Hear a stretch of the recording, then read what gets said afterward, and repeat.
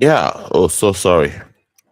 We're live and direct. Thank you so much, everybody, for joining us. You are welcome. I greet you powerfully, and I welcome you to our live stream. I welcome you to the live stream. Thank you so much. Thank you very much indeed.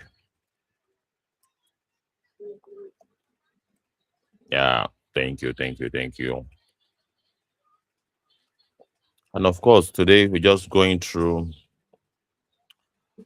just basically reacting to political developments today. We are going through developments that are happening today, and of course, we are also going over our bookmark, what we have seen on the internet today, and we are reacting to it.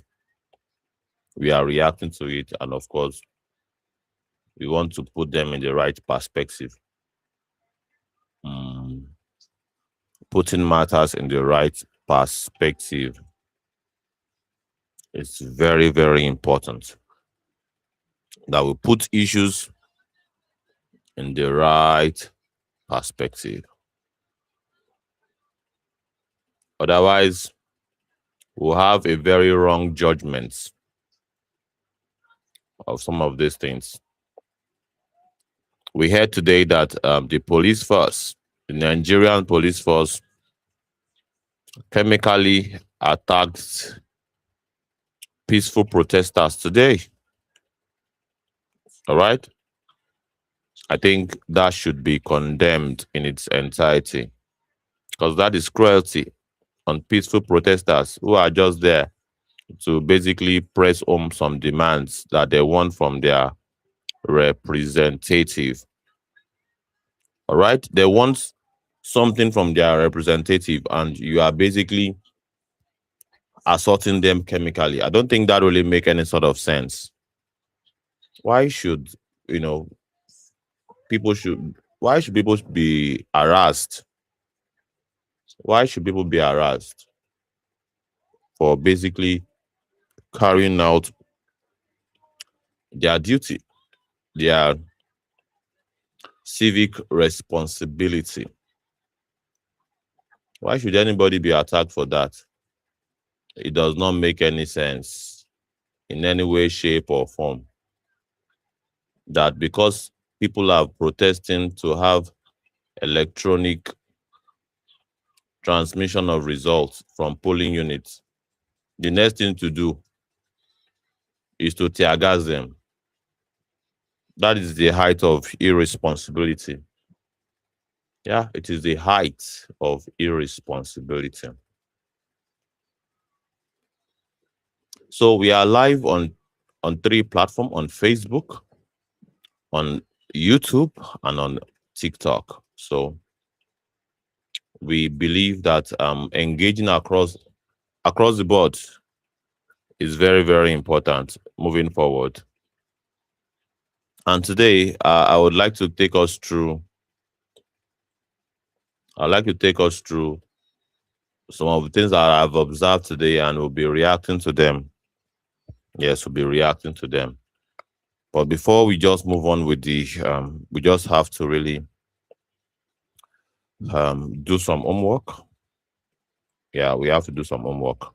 We want to send the link to this live to as many people as possible, really, so people can have access into the studio. Or perhaps let me even put it on the screen also for as many as those who want to come into the live stream. They will be able to have that.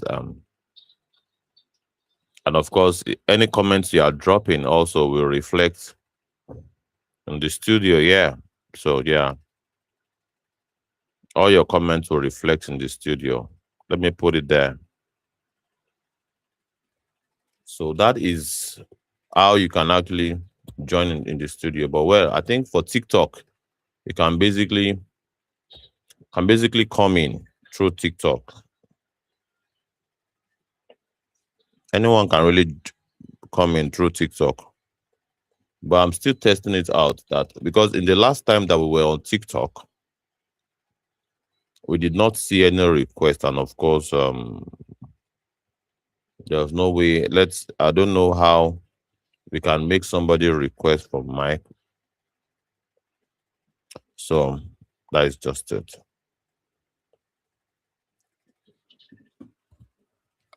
So yeah, you're welcome.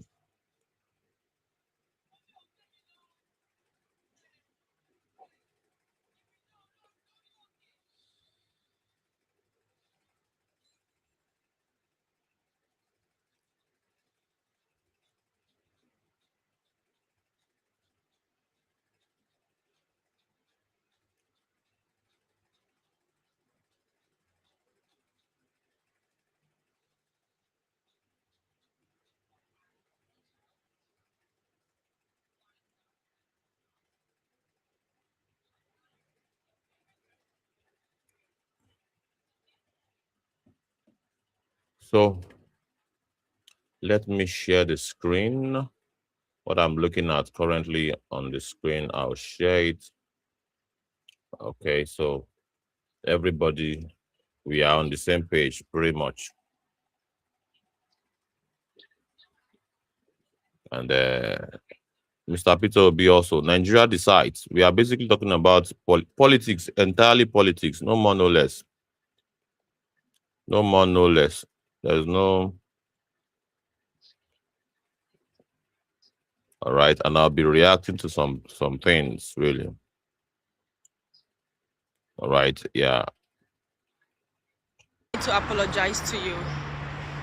I'm sorry that you do not know what it means to have a good government. I'm sorry that you have never experienced leadership, good leadership, and what it means to be protected. I'm sorry that you have to be the one to provide your own security, sometimes your own electricity, your own water, your own gas. I'm sorry that you do not have access to good roads like this. I'm sorry that education is a luxury for you. You have to work hard to send your children to school. You do not know what it means to enjoy good education for free. I'm so sorry that healthcare is a luxury made for only the rich. You are not able to access good and quality healthcare even when you need it the most. I'm sorry that you have to spend so much on food, housing and clothing without any support from the government. I'm really sorry. I'm so sorry that when there's an emergency, you have no one to run to, you have no government to run to or to call. Nobody comes to your aid. You have to figure everything out for yourself just because you live in Africa. I'm so sorry. I'm so sorry for the struggles, the pains, the burden that little children bear, hawking, selling on the streets, hunger, starvation, just because they are black African children. I am sorry from the depth of my heart. We have failed you. We have failed you. We have failed you. I do not know what else to do other than to apologize and to hope that someday you can experience what it means to be valued. You can experience what it means to be a citizen of a country that actually looks out for you.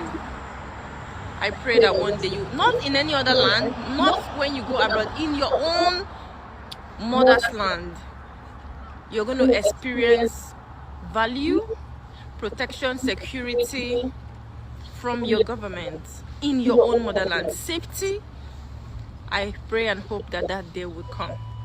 But for the meantime, I am really sorry. I'm sorry.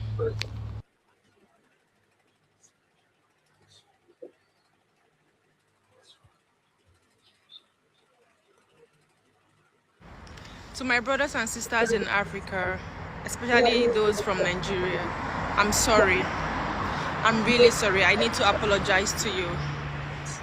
I'm sorry that you do not know what it means to have a good government. I'm sorry that you have never experienced leadership, good leadership, and what it means to be protected. I'm sorry that you have to be the one to provide your own security, sometimes your own electricity, your own water, your own gas. I'm sorry that you do not have access to good roads like this. I'm sorry that education is a luxury for you. You have to work hard to send your children to school. You do not know what it means to enjoy good education for free. I'm so sorry that healthcare is a luxury made for only the rich. You are not able to access good and quality healthcare even when you need it the most. I'm sorry that you have to spend so much on food, housing, and clothing without any support from the government. I'm really sorry. I'm so sorry that when there's an emergency, you have no one to run to, you have no government to run to or to call. Nobody comes to your aid. You have to figure everything out for yourself just because you live in Africa. I'm so sorry. I'm so sorry for the struggles, the pains, the burden that little children bear. Hawking, selling on the streets, hunger, starvation, just because they are black African children. I am sorry from the depth of my heart. And this is something that nobody should be sorry for, really. We have failed you. Nobody should be sorry about We have this, failed really. you. I do not know what else to do other than to apologize and to hope that someday you can experience what it means. Nobody should be sorry about this. To be valued. You can experience what it means to be a citizen of a country that actually looks out for you. I pray that one day you, not in any other land, not when you go abroad, in your own mother's land, you're going to experience value, protection, security from your government in your own motherland. Safety, I pray and hope that that day will come. But for the meantime, I am really sorry. I'm sorry. Well, the question is, should anybody be sorry, really? All right. Is it a matter of being sorry? I don't think this should be a matter of being sorry. Well, it's a sad state. You might argue that this is not something that should be the case in a sane country. This should not be the case in a sane country. But well, that is our reality that we have come to live with, really. All right, we have come to live with this kind of reality. And what do we do about it? should we keep saying sorry, or perhaps we'll find a solution? Yeah, I think I think I need to do some explanation, and that explanation is that we are unable to live stream on X for one reason or the other. Let me just put it like that. For one reason or the other, we are the X platform has decided to really pull a fast one on us today. But well, now them get today, now we get tomorrow. Let's just put it like that. Now them get today, now we get tomorrow. So, but it's a very sad situation. But well, you just have to just make do with it. All right.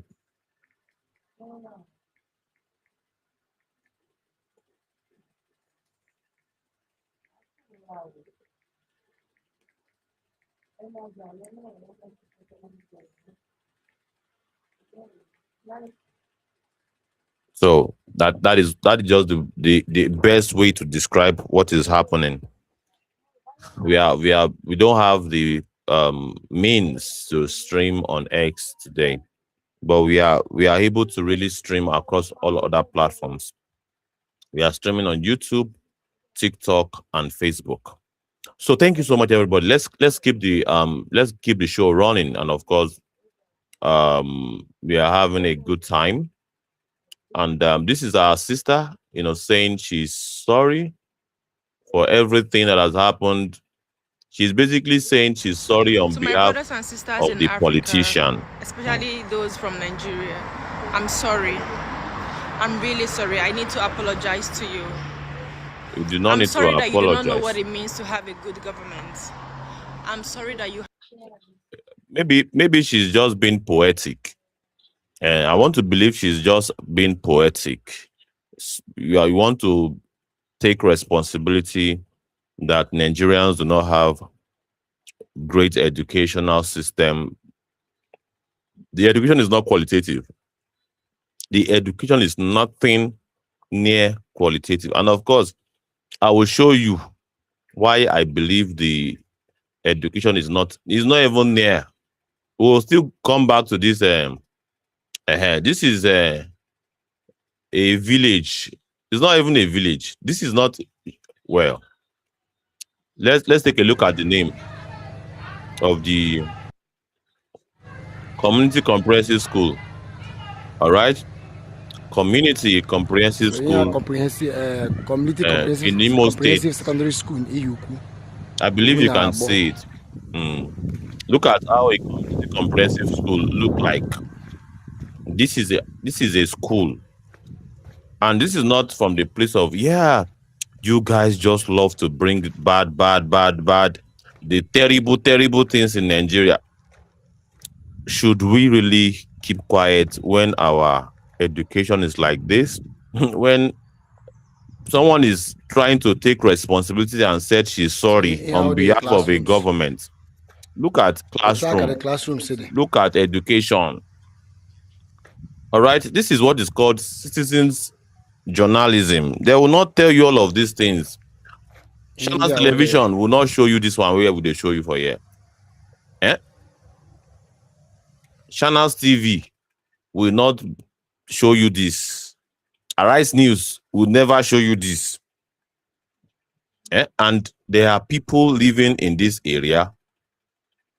There are people living in this area that they are forced to go to this kind of school. Right? They are forced to go to this kind of school, really.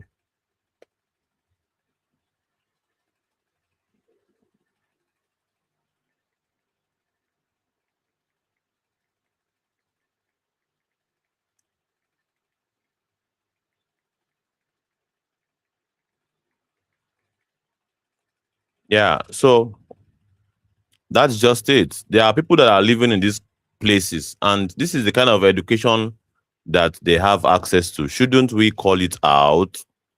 Even in the cities, if you take a look at how the classrooms, the learning environment is all about, you would but have to decide whether or not the current people in power needs to continue, or we need a new face, a new system, a new era. Let me put it that way. A new political era in Nigeria. Do we really need a new political era? We have summed it up. We have summed all the current and past politicians together into APC. All right? Just forget about it. There's not ADC, whatever you call it. It has no. They are the same. All right. So we have summed them up, and of course we have summed all of the parties that claim to be new. We have summed them up to AAC.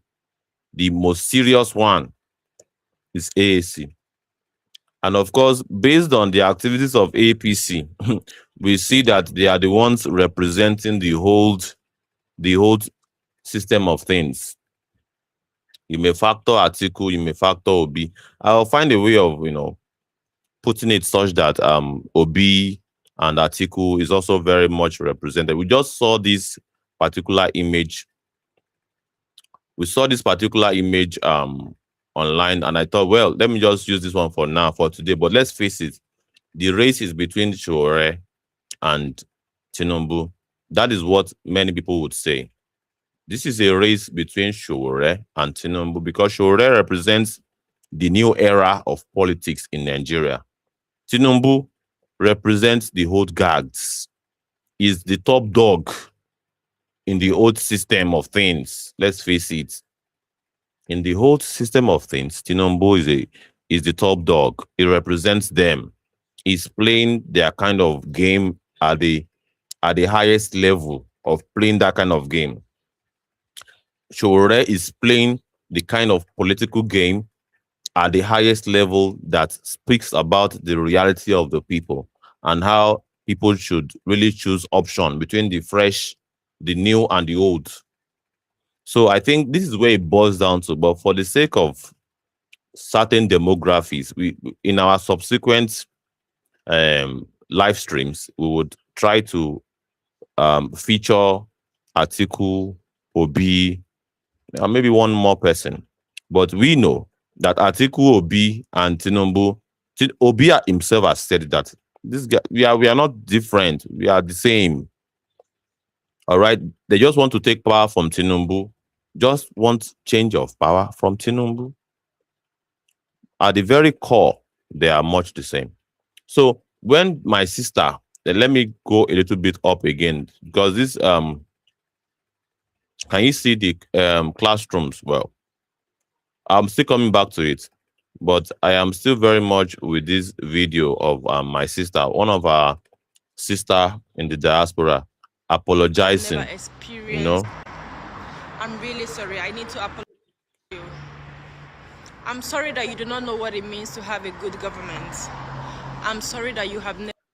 all right. You don't need to be sorry that we don't know what it means to have a good governance.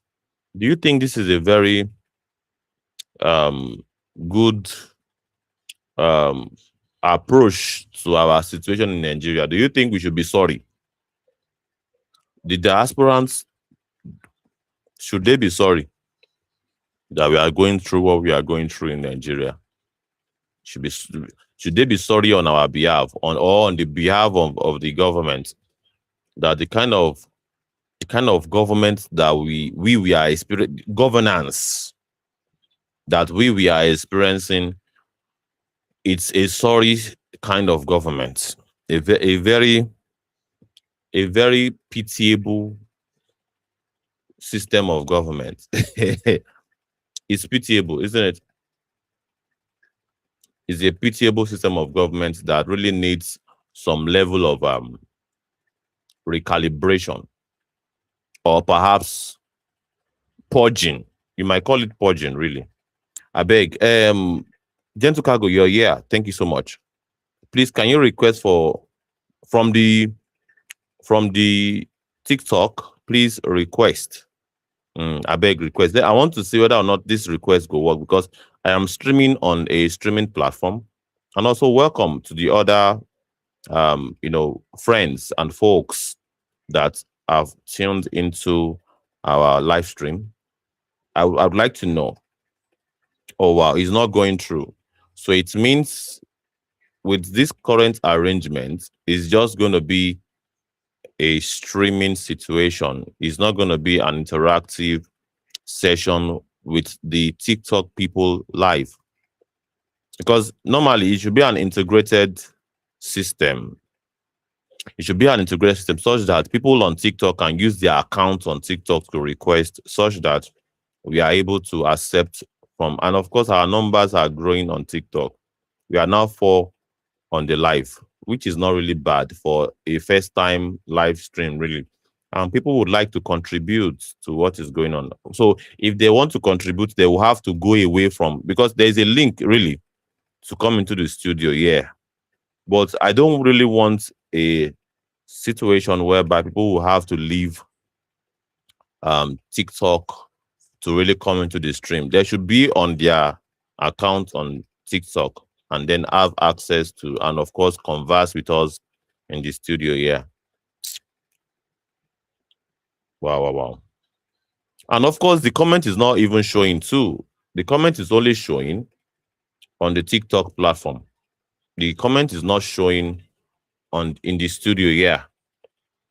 So I think the Restream platform, and of course we are four in Civic Space YouTube also. So for I think really the Restream platform should do something about this, such that people can request. All right, of course, people should be able to request directly. All right, I can see your comments, Gentle Cargo, loud. I can see it from a different device.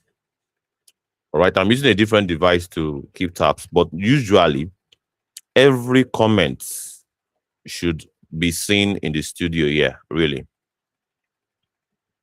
Normally, we should be seeing every comment from all destinations that we are streaming on Facebook, YouTube, and TikTok. So, but as it is now, the only comment that we can see is the comment from YouTube. We can't see the comment from Facebook because I have tried to also comment on Facebook. No show. Comments from TikTok. No show. All right. So thank you so much, B Man. B Man, big shout out to you.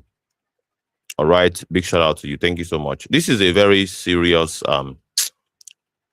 case that we have to really, use technical means to solve it. We have to use technical because we paid for this platform. It's not free. We paid for it. It is not free. And it should not, we should have all of the services that would make the usage of the platform as easy as possible. And it's not setting, it's not issue of setting.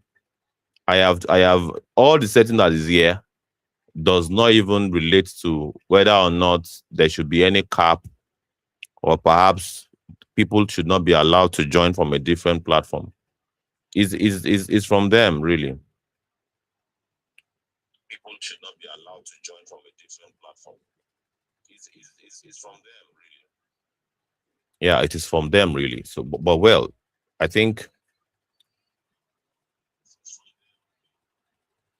Yeah, it is from them, really. So, but well, I think.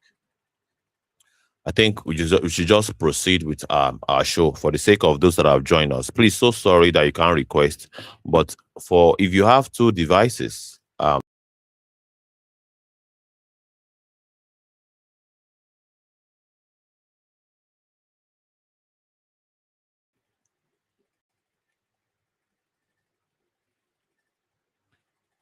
think we had network outage, but well, we are back. I believe we are back. Thank you so much for joining us. We are glad to be here, to be on TikTok. All right. We are happy to be here. We have been our major base is Twitter, really. But I think we we are happy to be here to engage with the TikTok family. We are so happy to be here. But we have been discussing really about the timeline situation, things that people are discussing on the timeline. And of course, if you have a different device, or perhaps you have two devices, that is the link that you can use to connect into the studio if you want to. I'm just leaving it out there, but I know it's not the ideal situation, but well. So this our sister she's basically apologizing on behalf of the government, and I think this is a very wrong stance to take, really. Never experienced leadership, good leadership, and what it means to be protected.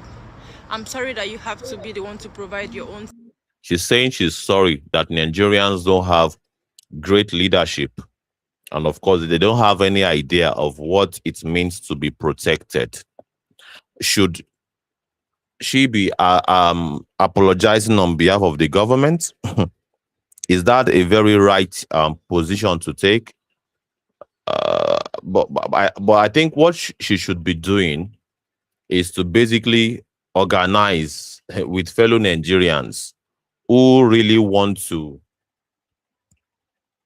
bring about the complete end to the bad governance. I think I think that is the most pragmatic and the the best position to take. We don't reach there. We don't there. We don't there already. Nigeria don't spoil it. Don't spoil. Abi, my brother, my sister. Nigeria don't spoil it. Don't spoil. They don't spoil them. They don't spoil them. So wailing and apologizing and regretting is not going to be our best strategy at freedom. Wailing and complaining, apologizing, and pitying ourselves is not going to help us wriggle our way out. That is what many analysts will say. But many analysts will also say, no, leave her alone. She's just been poetic. She's just been poetic. Why are you so hard on her? I am not really hard on her. I'm just giving my own analysis of her take, really. That let her complain. Let her, is it by force for her to organize with fellow Nigerians to solve the problem? It's not by force. You don't have to compel her to organize to solve the problem. You don't stop her from taking responsibility from what she had no idea how the thing up. Because if I were to ask you, dear listeners, she now you cause as Nigeria take be like this. Not be you, not be me, not be me destroy Nigeria. Not be you destroy Nigeria. Not be none of us destroyed Nigeria. All right? None of us destroyed Nigeria. So why should we take responsibility for it? Why should we be apologizing like this our sister? I will take the next 5 seconds to listen to her. Let's listen to her. Security, sometimes your own electricity, your own water, your own gas. I'm sorry that you do not have access to good roads like this. She's saying she's sorry that Nigerians do not have access to good roads like this. All right. Well, you may argue. Many people who are on the side of APC or on the side of the establishment politicians, they will say there are good roads like this in Nigeria. What do you mean that they are not good? Of course, yes, there are good roads like this in Nigeria. But in comparison with the scale of good roads that Nigeria needs, majority of the roads are in bad shape. And majority of the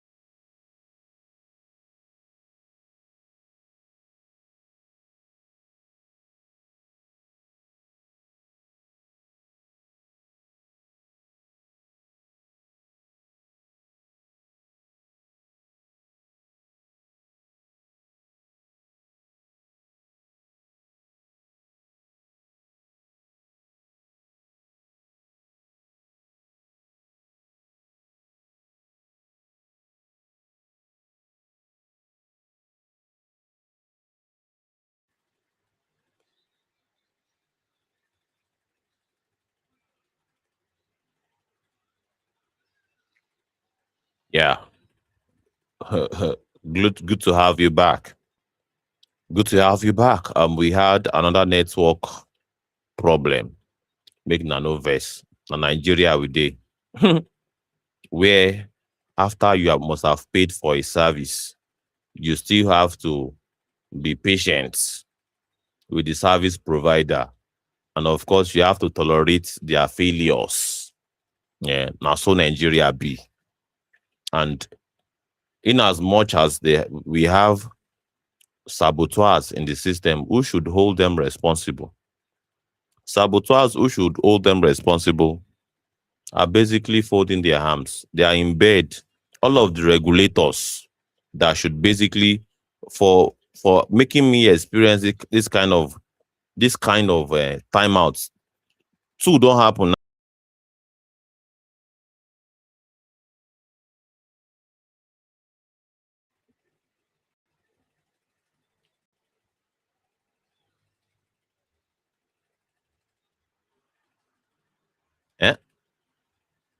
Another one don't happen. Eh? About 3 timeouts now within just 30 minutes of live stream. And the thing they make the live stream to lose steam because people wait there. Not be everybody go get patient. Wait. Not be everybody go fit get patient. Wait. 3 timeouts that has led to a drop in the numbers of people that should be on the stream. Now so it be. And some people still believe that, yeah, we should put up with this kind of situation.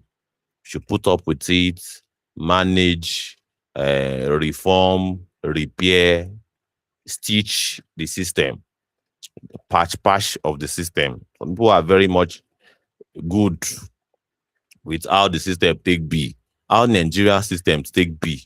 Some people are still very, very much okay with it.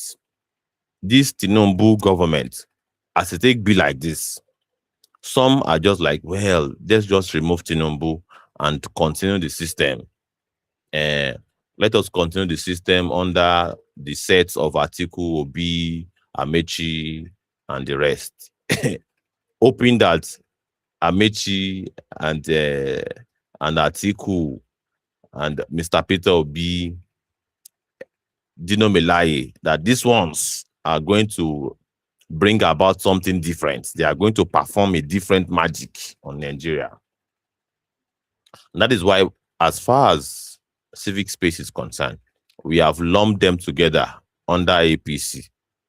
You may contend it. You may well, feel free. That's another thing about our platform. Feel free to contend with it, right? Thank you so very much. Wow. Thank you, B-Man. B-Man, you are such a wonderful soul. Thank you so very much. You are coming to our live for the first time and you are telling people to take it to 5,000 likes. Thank you so very much. You are such a wonderful soul. And we appreciate your support. Really do. Really do. We really do appreciate your support. And this is pure love, really. And of course, yeah, we are very much open to differing opinion, yeah. And that is what makes us really different from others. That we have noticed and we have been part and parcel of many live sessions on TikTok, but it seems as though, we want to do something quite differently. And as you can see, the way we are, our setup.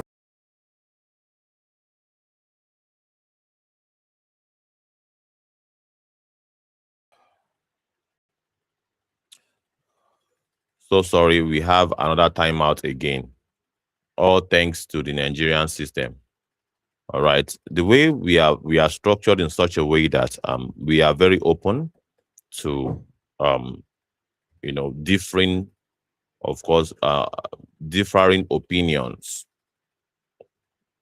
We are not a one-way traffic kind of, no. You can disagree with us. All right, disagree with us and express it the best way you can. And when we want to really disagree with you also, we do it as politely as possible. We do it as respectfully as possible. We basically mirror your energy, really. It's mirroring of energy that we do here, really.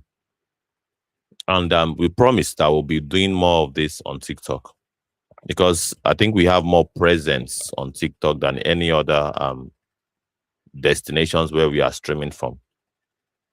So thank you so much, everybody, for joining us on this live session.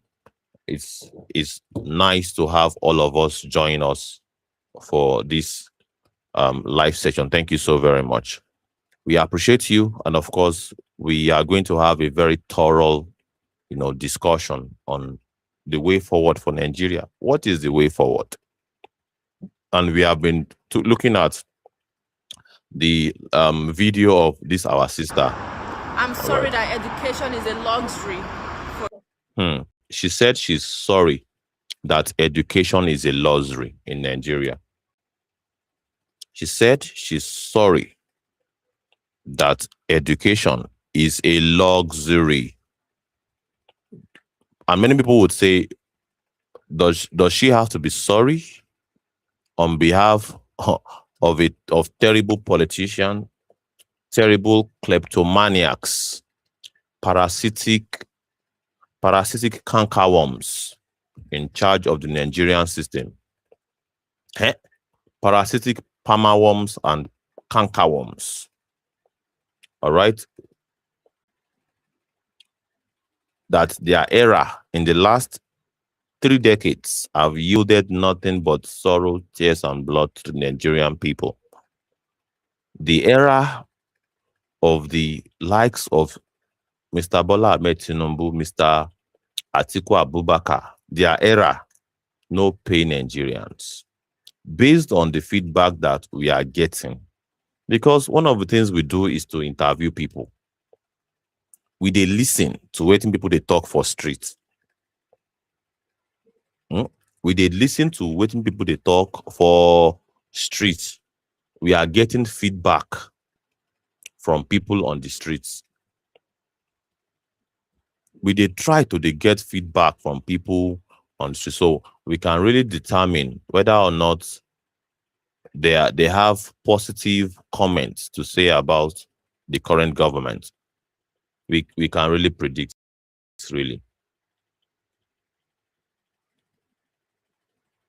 Don't have positive comments to say about the current administration. They don't have any positive comments. They just have condemnation. Condemnation, really. And so much complaints about the current government. So much complaints. Complain about the cost of foods, the cost of food prices have increased at an astronomical level. If you go and price the cost of fish, meat, rice, beans, granite oil, all of the basics that people cannot do without, they are at an all-time high. But well, they will tell us, because we know them, they'll come sell to us that, well, prices are dropping down, they are coming down. But compare it with how much they meet it. Eh? Even as just as recent as how much the price of rice when APC took over government, how much is the cost today? The other time we saw how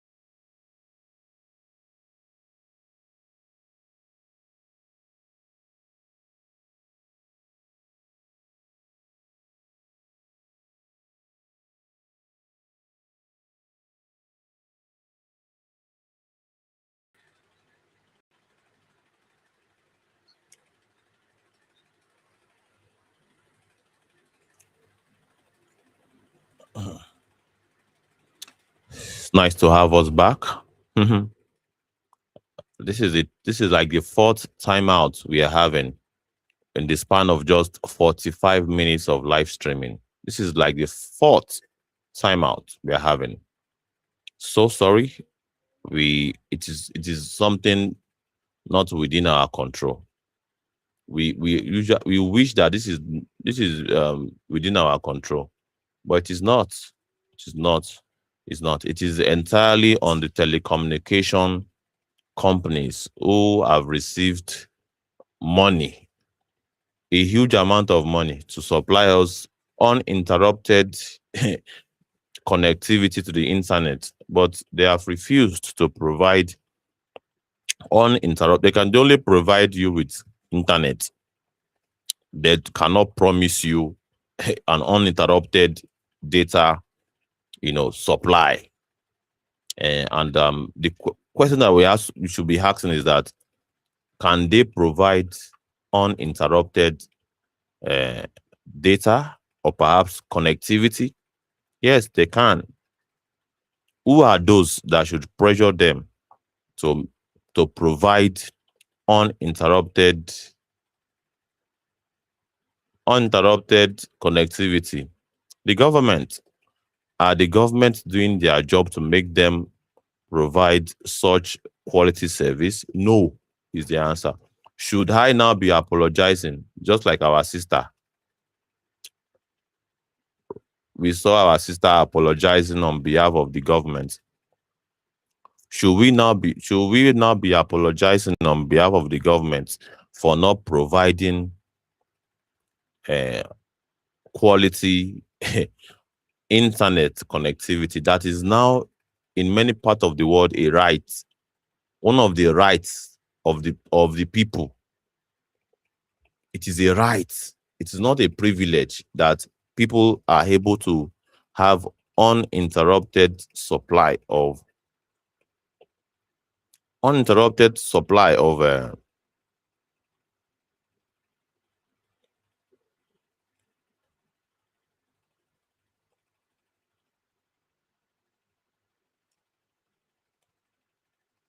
people should have uninterrupted supply of internet connectivity. But it seems as though what we have in Nigeria is just the supply and no promise of uninterrupted supply. But it is what it is.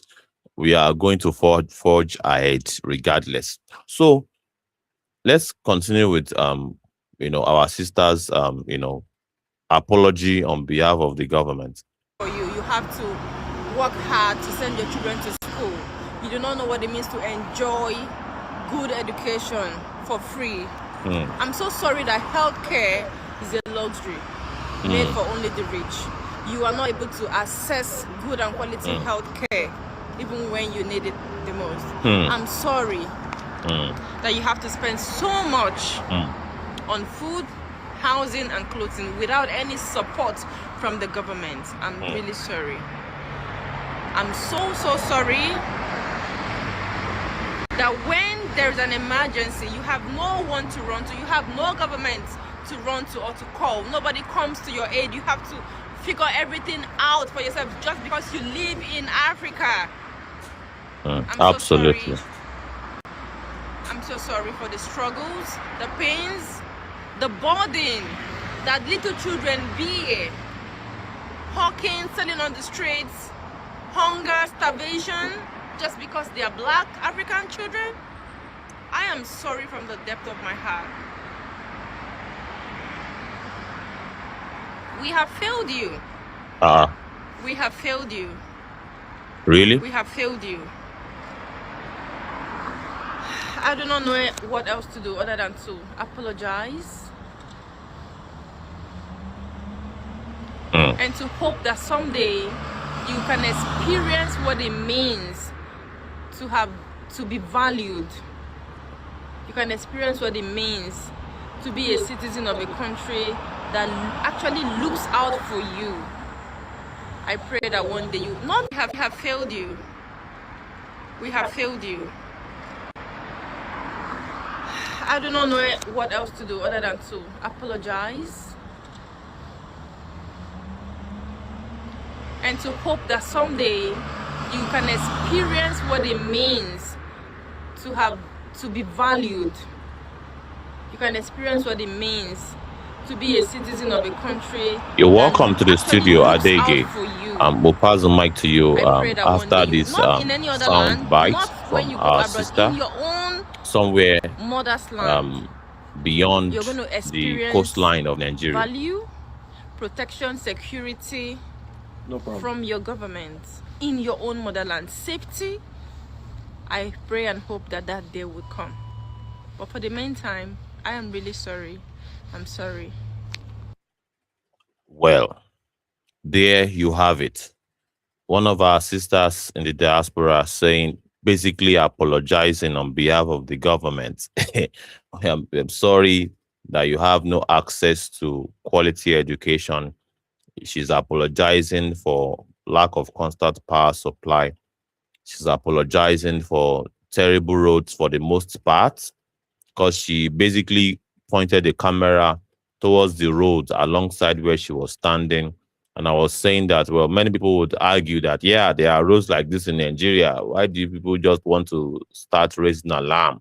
Yes, indeed, there are roads like this in Nigeria. But for the most part, no. In fact, there's so much shortage in Nigeria.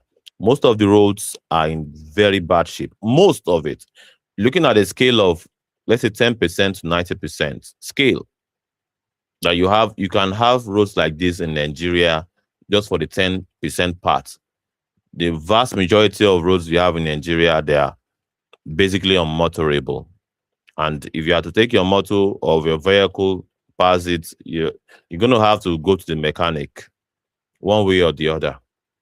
And there are some even areas where there's no even asphalt at all, no roads at all. It is still the way it is since when God declared, "Let there be lights," and there was lights. The road is still in its ancestral states. And that is how it is. I'm not just making this up. I'm not exaggerating. So for the most part, our roads are, I think, with the recent, what's it called?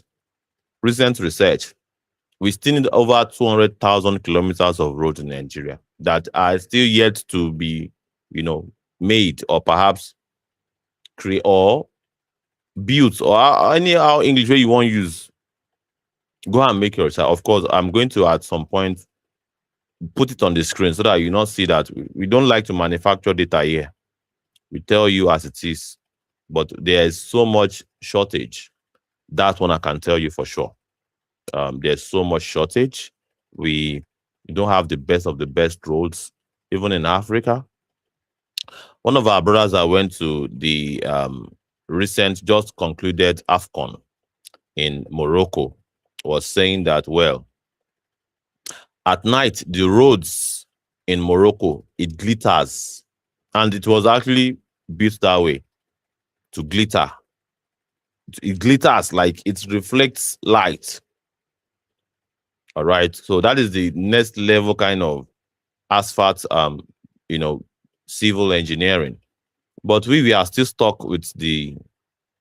In fact, we are moving to concrete paving, and of course, concrete paving. Many experts have really condemned the use of concrete road, making roads with concrete. The feeling while driving is quite different from asphalt. Asphalt is still the best.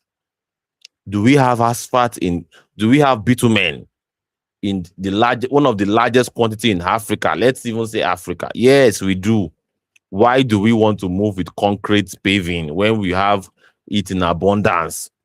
We are extracting crude oil, and part of the extracts or part of the products of crude oil is bitumen.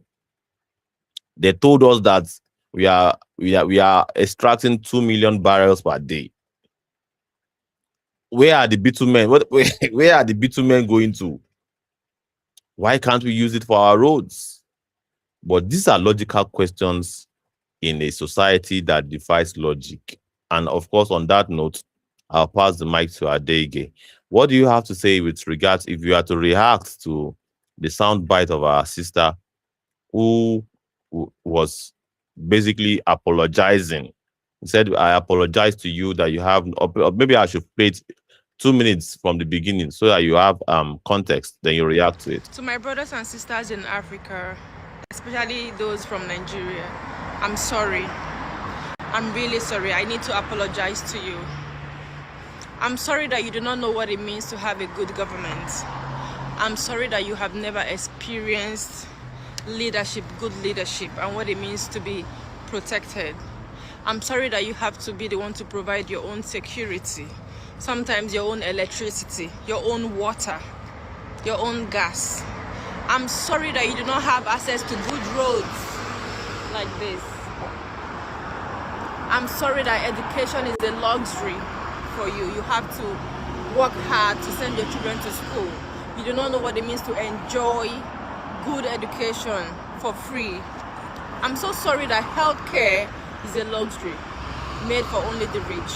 You are not able to access good and quality healthcare even when you need it the most. I'm sorry that you have to spend so much on food, housing, and clothing without any support from the government. And of course she went on and on and on. And of course you met speaking while you came into the studio. What will be your and of course we're just reacting to Mhm. posts online. And of course that is one of the things that's one of our mandates on Civic Space, to really set the record straight, on to look allow people to look at things from a very interesting perspective. All right. Mhm. So yeah, here we are. So what will be your reaction to this post? This post has thousands of likes, views, and comments. What will be Ah, your reaction to it? I don't know who this woman is, oh, but this one that she's apologizing, is she the one behind all the suffering that we're suffering in Nigeria? Because the way I she's wonder. apologizing, it's I as if she wonder. has something to do with it. Oh. Maybe she's connected to all of the Mama, political hegemonies. is it that some are you this I one that you are begging wonder. like this? Is it that and that will now lead us to ask, is it that you have not known that they have been oppressing us before and that Igbo is like this? Because I think she has or has she denied Nigeria and she's now referring to us as Nigerians. Una we dey Nigeria, oh sorry to now. Oh. Not Sorry, sorry. I don't Me, I, carry my own me, I don't, go. me, I don't escape. Make that the I don't battle am. escape. Oh. Sorry to una. That could Hey, be poor my pikin. Mama Bikini. Because he say I ain't do to you. Yeah. He said like she never believed this that Sorry, life could be sorry, sweet oh, like like this. Femi Kuti. I sorry for My brother. Nigeria. Sorry, sorry, oh. Ẹ gbà Booms. mí, oh. She she did she no fit believe her. And you see, this is it is ridiculous. It's one of the crazy things. You dey hear me, Abi? Yeah, yeah, absolutely. I'm here. I can One hear of the you. crazy things that happen in our society that we have to study, you know. We have to study these kind of things. It has to be exposed to the public. Look at that woman's expression. You can tell that that's coming from a place of genuine hurt. She feels so hurt in her heart that, Omo, so life can actually be like this. This is a great moment of epiphany for her. A great moment of epiphany. And I think you just took your time to ask some interesting questions. In a country, in a crude oil producing country, you know, in a crude oil producing country. Now, let's get something straight. A lot of countries produce crude oil, but there are some countries that produce more crude oil than most. Mm-hmm. Absolutely. Nigeria is one of those countries that produce some of the most crude oils in the world. In the world, Nigeria is one of the countries that produce some of the most crude oil in the world. Of In course. fact, our economy is heavily dependent on exportation of crude oil. Now, wait, as in this, you dey see the luxury where you dey see around you. You dey see all the big houses where you dey see around you right now. You dey see all the so-called you dey see all the big houses around you, all the fine car around you, right?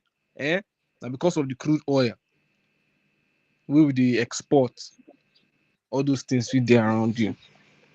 And we do not have bitumen.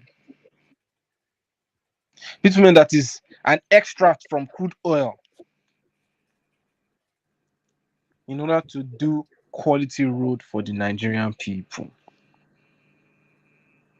Liberation Chat, you asked the question, you said, why are they still doing concrete? Why are they not doing asphalt? Liberation Chat, if you go to some of the houses of these politicians, they have asphalt roads inside their compound. Yeah, absolutely, absolutely.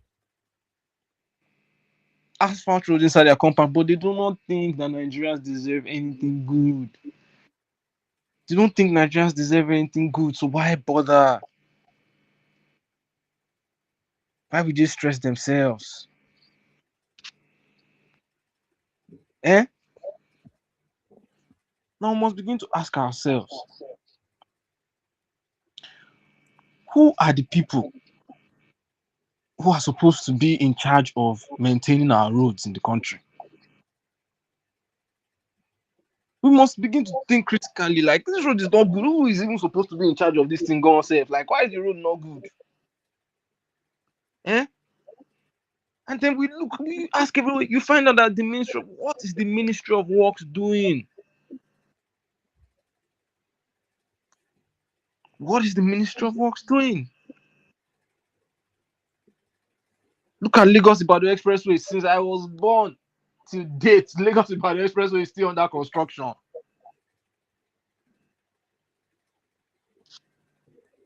It is still under construction as we speak. Accidents are still happening. People are still losing lives on that same road.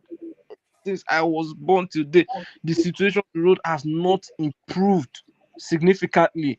This is how you see the corruption in society.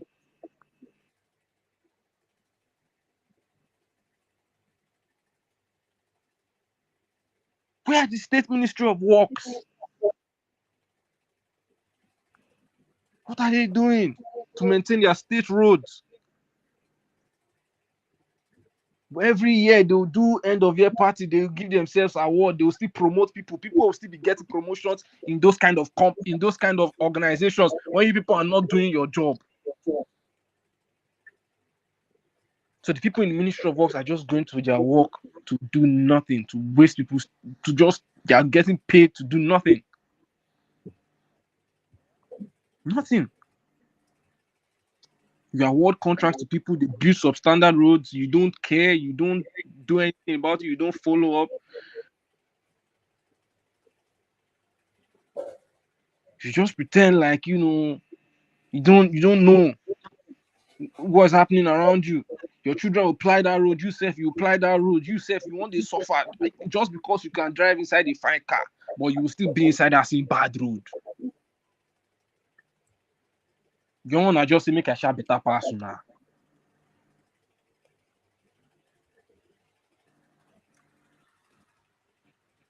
It's ridiculous.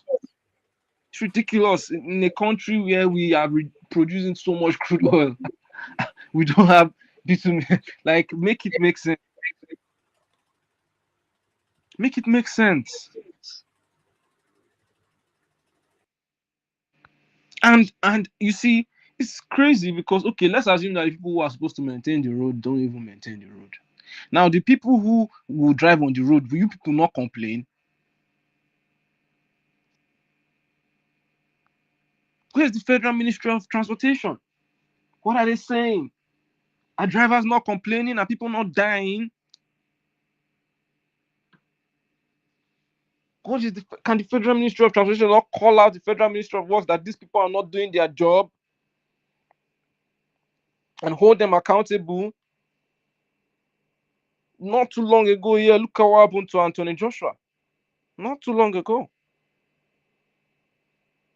The man must still be traumatized right now.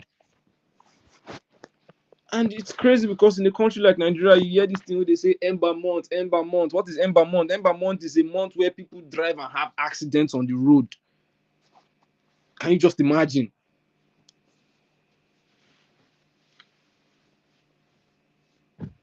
Road accident has now become part of our culture.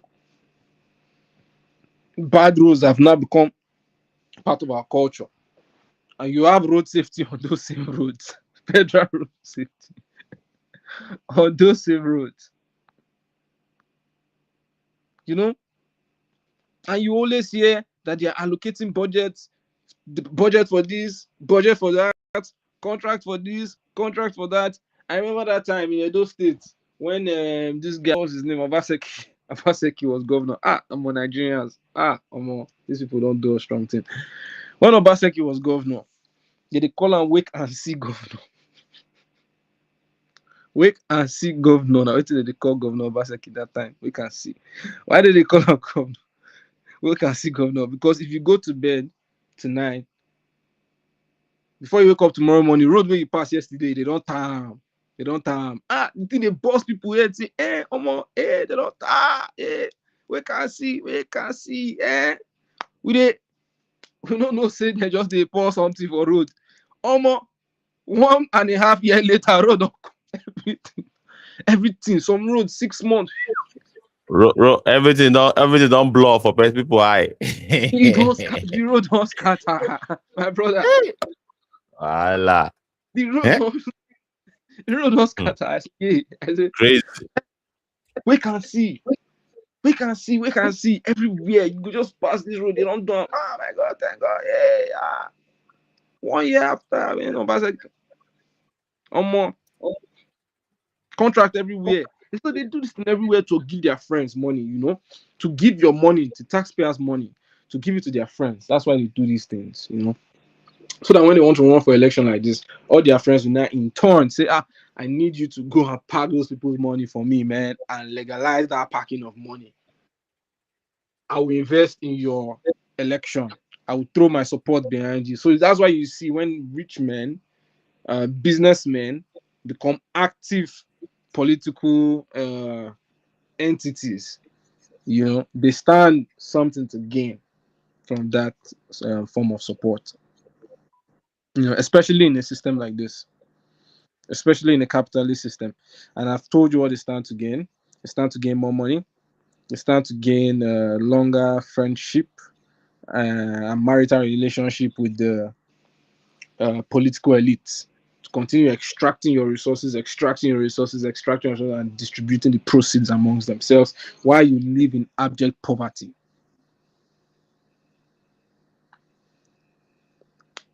You understand? So it's crazy. It's crazy. That woman they talk say she's sorry for Nigeria people. Mama, I'm suspecting you first of all, because if you are one of these oppressors, and now that you are sorry, anyway, let's assume that you are really sorry. Have you now done something about it? Are you part of a revolutionary organization? Hmm? Are you part of a revolutionary organization? Have you done something about it? Now that you are sorry, now that you pity us, because now it is not as if you cannot do anything about it. So You've done yeah, anything about comprehensive it. community Because you can't be continue to say you are sorry, because this is the same thing all these politicians they do. They say they are sorry too, but they will never change anything. They will never be a part of the change. And they will make you look as if there are people that are not doing anything or trying to do anything about it. So it's crazy. Liberation. That woman don't check out of this country. Make una make una dey alright. And that woman don't go. Hmm. That one don't go. It's crazy. It's crazy. And of course, well, the need for our people to now, for the need for her to even apologize on behalf of the government is what I find very, very interesting. That a Nigerian mind, maybe she's just been poetic anyway. Many people will argue that, yeah, you just cut her some slacks. She's just been poetic. She just wants to express herself in such a way that would really make people in Nigeria, that will wake up their emotion, basically, that will make them think. So she had to go through that route to present the issue. Maybe that is fair enough.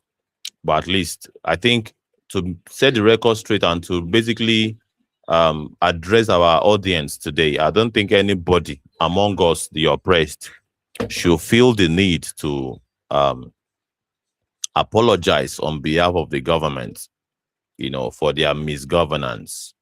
All right. And of course, that will take us to our the next, what we want to observe next. I saw that post. I'm basically going through my bookmark of the day. And I saw that post, the post of Pastor Okezie Atani. This is a APC, one of the most prominent APC Comprehensive Secondary School in EUK. propaganda machine. Ogunabo. So I'll be playing videos that somebody actually posted that video. And of course, he's saying is it not shameful? Why would Alex Oti supporters open? I'm coming. I'm finding difficult to read this thing. Let me read down very well. Why would Alex Otis supporters open their mouth and say he's the best governor in the Southeast? Evidence full ground. And of course, he went ahead to post the evidence, the so-called evidence. And of course, I'll be playing the evidence to you. This is a school in Imo State. This is Ali Community Senior Secondary School. Can you see what is the gate? This school is at Umug. That is gate. So you can see school gate. And there you have it, the school environment. See the environment. Largely still in the state of backwardness. Throughout the signboard. No windows. This is classroom. No doors, nothing. All right. This is Southeast, ladies and gentlemen. All right. So this is classroom. You would almost be you almost be thinking that they fight war inside this classroom. I'll be waiting to happen for you. This is our classrooms. What is happening? What is going on? Don't they collect maintenance fees to maintain these schools? They are still using chalkboard. No, I said it. I used to say this thing on all our programs, that schools in Nigeria are still using chalk. A 1960 Albert Einstein kind of still pattern of education is still what is still very much obtainable in Nigeria. But it seems as though I am exaggerating. People are saying that we are alarmist. We just like to blow alarm. We just try to exaggerate things beyond proportion. But this is the reality that Nigerians are going through. Our students are going through. All right, chalkboard. This is Imo State. This is Imo State. And this is in a state where many Nigerians on X, they are telling us that Alex Oti is the best governor. And this is very, very sad when the internet has now turned to a PR arena that anybody can come and push PR. And of course, it's where social engineering is happening. And it's the reason why we have also taken upon ourselves, with the support of conscientious Nigerians, to basically venture into this social media space. We were not able to really stream on X today. I know I've not given you that update a day ago. It turned out that our normal blue tick subscription on X have expired. And it was within the time that we were trying to prepare to start coming online to live stream that I discovered it. And immediately from the resources that is with me, I subscribed with the X blue tick to return. And of course, this particular Restream said it. I'll post all of the evidence. They said if we don't have blue tick, we cannot stream. That is why it is necessary for us to forcefully do it. I had initially deactivated every subscription from X due to waiting they do me last week, not knowing that another one is still waiting for me that I have to do. So, but well, as it turns out, even after you must have paid for the subscription, it is still not instantaneous. You still have to wait for hours before they can activate it. So hence the reason why we are largely, and of course, if you look at the orientation of our live stream. It is not in landscape, it is in portrait mode. It's because we are streaming on TikTok, YouTube, and Facebook. That is why it is like this. But if we were to be streaming on X, this is not how it will most likely look like. It will be in landscape mode, and of course, all of these things that we are sharing on the screen will be better displayed. But it is now we have a very limited space to feature all this. No, and we know how our own broadcast as they roll now. We they always show evidence. They have beer parlor conversation where there is no evidence. People in this same X, and I say X, this same TikTok, people will just be talking they'll just pull out statistics from their ass. They'll just pull out statistics, no evidence, nothing. And it is indeed what we want to do differently. That is why we are here.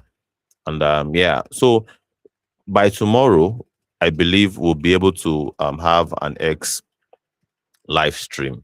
And of course, that will mean we have to sacrifice one of the other destinations because based on the plans on Restream, so many subscription, so many sacrifices that the capitalistic system want to take from us. But so we have to saturate everywhere with our message. Otherwise, those that are doing the propaganda, they are trying to whitewash the image of the politicians that are destroying Nigeria. It is the same thing they did with Obaseki, as you have rightly said. They are doing the same thing now to Okpobolo, the current governor of Edo State. They say, governor, where they walk inside gutter, because he was inspecting a road and there's a drainage beside that road. So he decides to work on that drainage, construction, just to test it, how qualitative it is. So the video went viral, and there was an hype man. So I've never seen a governor that have a hype man before, or except Wiki, that has a band, a music band that really served him when he was a governor. I thought he even admitted on camera that he is going to increase their pay. When they sang something, we swelling head, where increased their salary, their pay on camera. And of course, talking about hype man. So the hype man of Governor Okpablo of Edo State was just saying, governor, where they enter Gota, governor, where they enter the supervised project. So this is the kind of acceptance and perception they want our people to have. People still believe that Alex Oti is doing a wonderful job, when in actual fact, well, let's see how it turns out. He has already used 2 years already.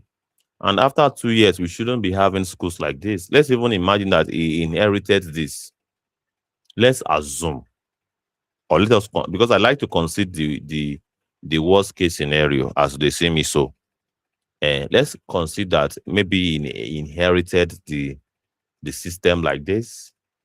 And of course, 2 years have passed. 2 years, two budgets in billions of naira. And the classrooms are still like this. What are the systems put in place to basically investigate, supervise the maintenance of, or perhaps the actualization of the budget? Because you don't just sign papers and release money to people without you monitoring it. That will make you a very terrible leader. And that is not even an excuse, because on social media, that is also flying that, what do you want him to do? Maybe he has released the budget, he has released the money. They are making such excuse for Tinubu now. Now, what do you want Tinubu to do? Shebi is giving governors ×3. Is giving governors ×3 of their allocations. Why should they complain? Why should we complain?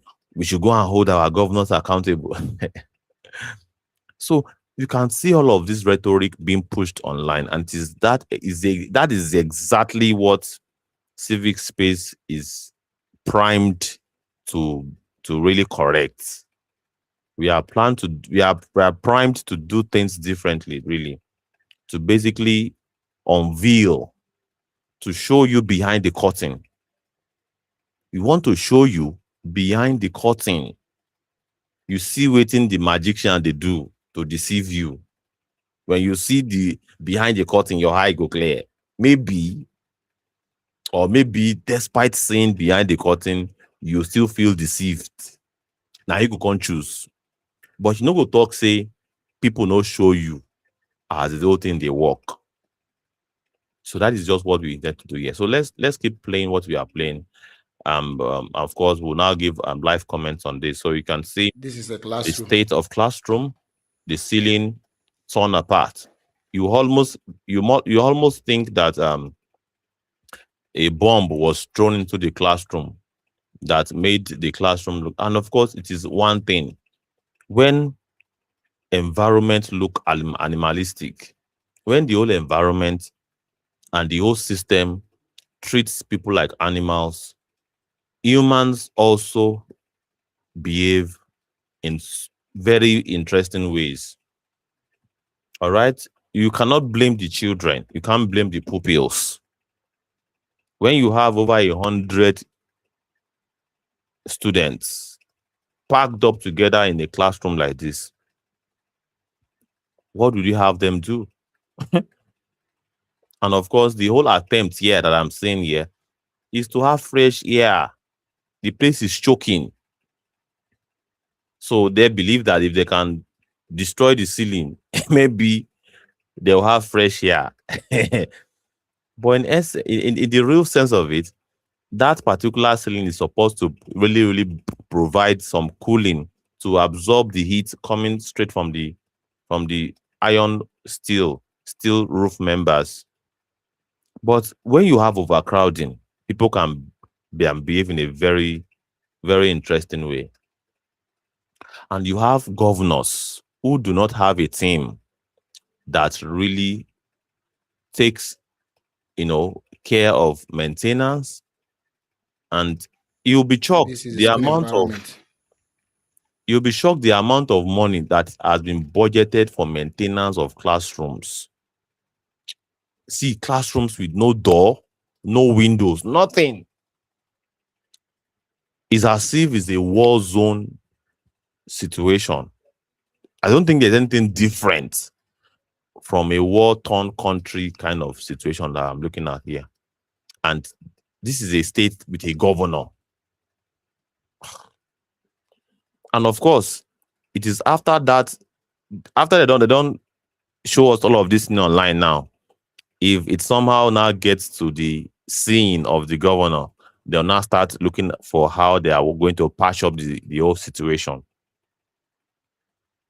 And of course, in one hand, it may seem to be like, well, I think that is a plus that social media can actually bring about change if there's enough noise or there's enough traffic around a particular post. And it also highlights the fact that it highlights a very terrible system, a reactionary system. And I think the kind of system that any government should work towards is a proactive. Abi no be so, Adege. Abi, I no get am well.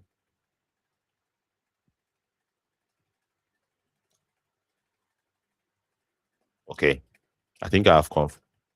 I think Adege is very busy. Can, can you hear Yeah, me? I can hear you. Yeah, I can hear you I've loud and tried. clear. I Can can you hear hear you me? loud and clear. I was just, Okay, yeah, yeah. yeah, I can hear you. Can you hear me too? I've been talking, yeah, but you've not been hearing me. Oh, wow. But you heard what I said last. Yeah. Of course, yeah, yeah, yeah. You said the government should not be progressive. It should not be progressive. I don't No, think you you heard me well. like you're I asking. You said should the government not be progressive? Should the government not be progressive? That's the question no, you asked. that means you did not know that's a validation that you did not hear my question. I said Or what did you? this kind of situation now that has happened in Imo State. This is Imo State. Two things will Mhm. happen. the governor would most likely say this as a result of the whole noise around it, because because we have showcased it, or some of us have showcased it, that this is the state of things in Imo State. They will be forced to basically to adjust. Basically, they will go to the place that what happened. They'll act as if they don't know, or the system is not designed to be like that in terms of maintenance culture. That is one of the things they can do. They'll quickly touch up the place, bring about emergency development. Many people will call that a win. That at least that is a win for social media. Social media have a way of shining light or focusing attention on ills of society.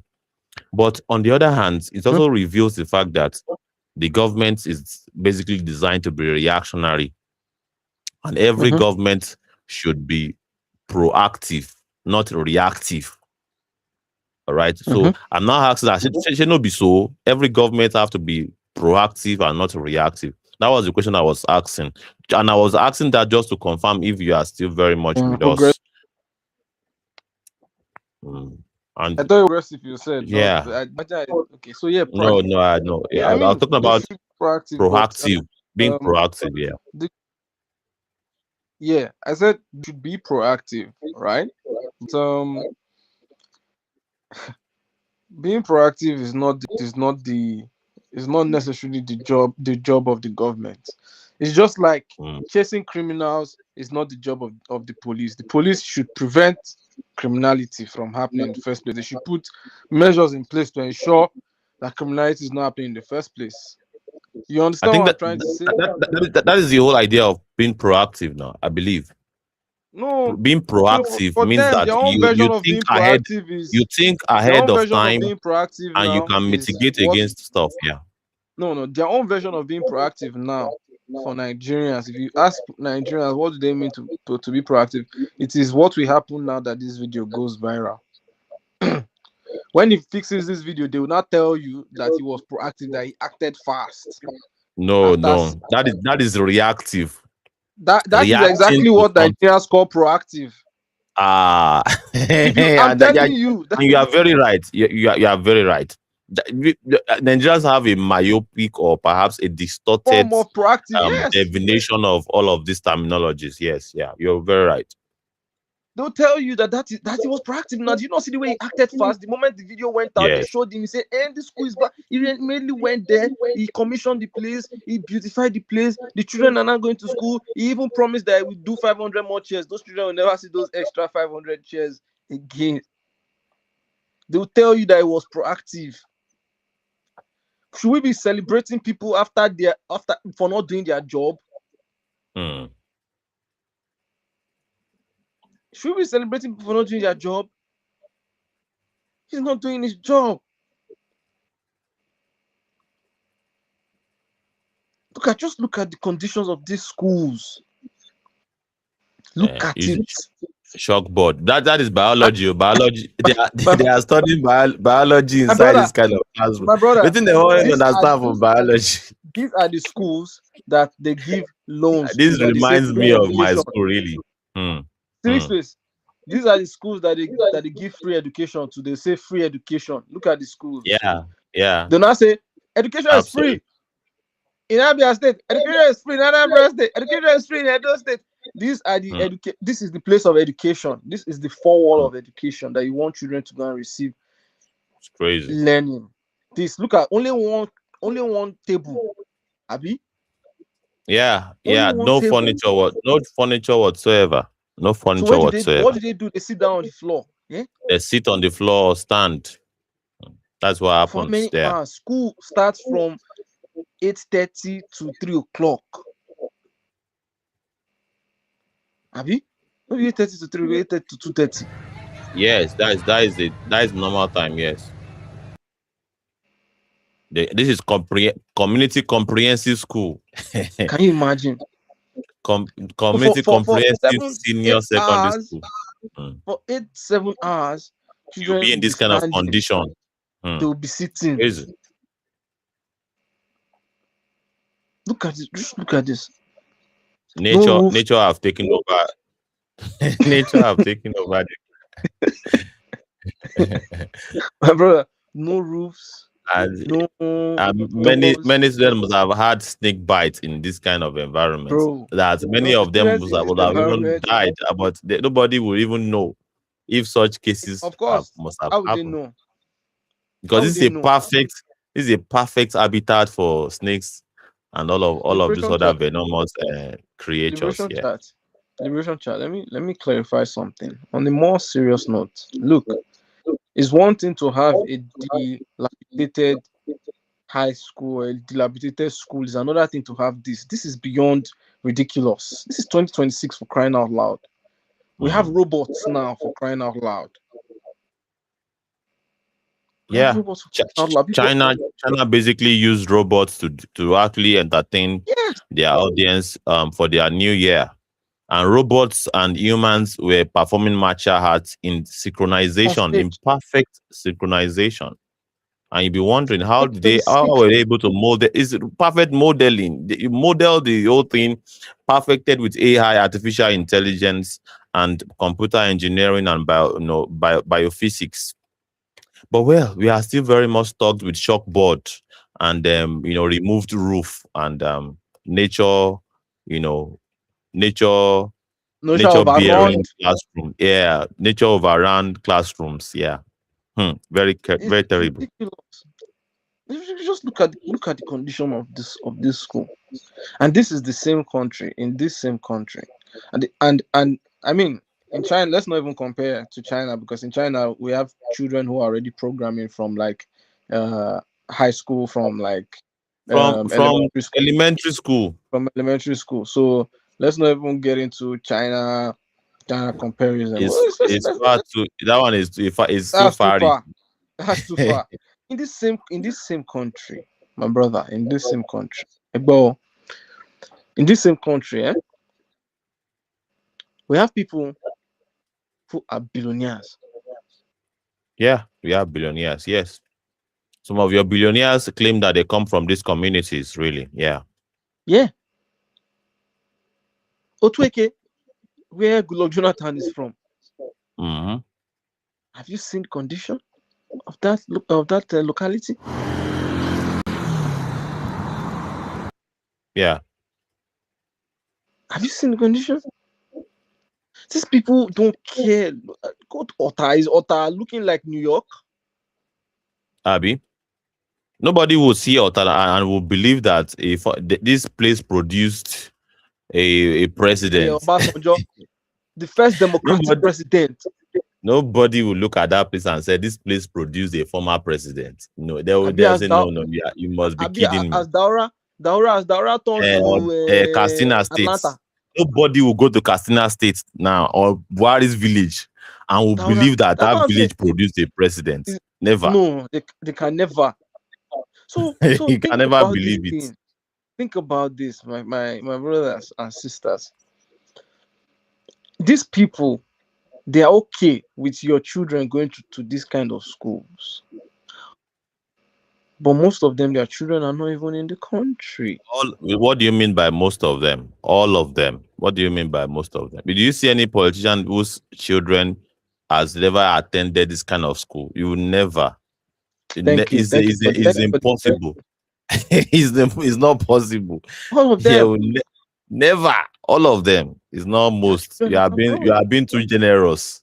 I'm sorry for that. My apologies. My apologies. No, it's normal. Many Nigerians still believe that now. Although most of them know anyway.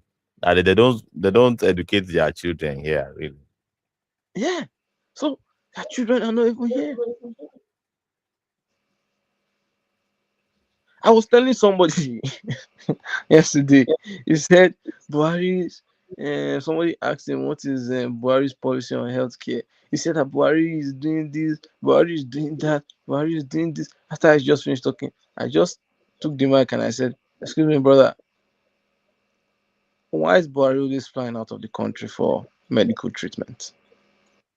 Abby, very I simple said, question. Shebi is doing healthcare. Mhm. You know, trust what they do. Does he not Mm. trust what he's doing? I said, I think So Um, this is one of this one is Oza Umebupu. Sorry, my brother. Please continue. No verse. Yeah, I said I think Tinubu should do something for us. Let us have a little experiment. Tinubu should spend the next 1.5 year in Nigeria without flying out. I said we're not sure if Tinubu will make it. If we're being honest with ourselves, if Tinubu should spend the next 1.5 year in this country where he doesn't go for his regular medical treatment and he decides to relinquish his healthcare into the hands of this Nigeria medical system, he might not make it. Hmm. And you tell me that he's doing well for healthcare? If Tinubu had done is doing well and has clamped down on insecurity, he will not need all these 10,000 bodyguards that he carries around. Hmm. Why is the man of the people trying to protect himself from the people? Don't you love the people?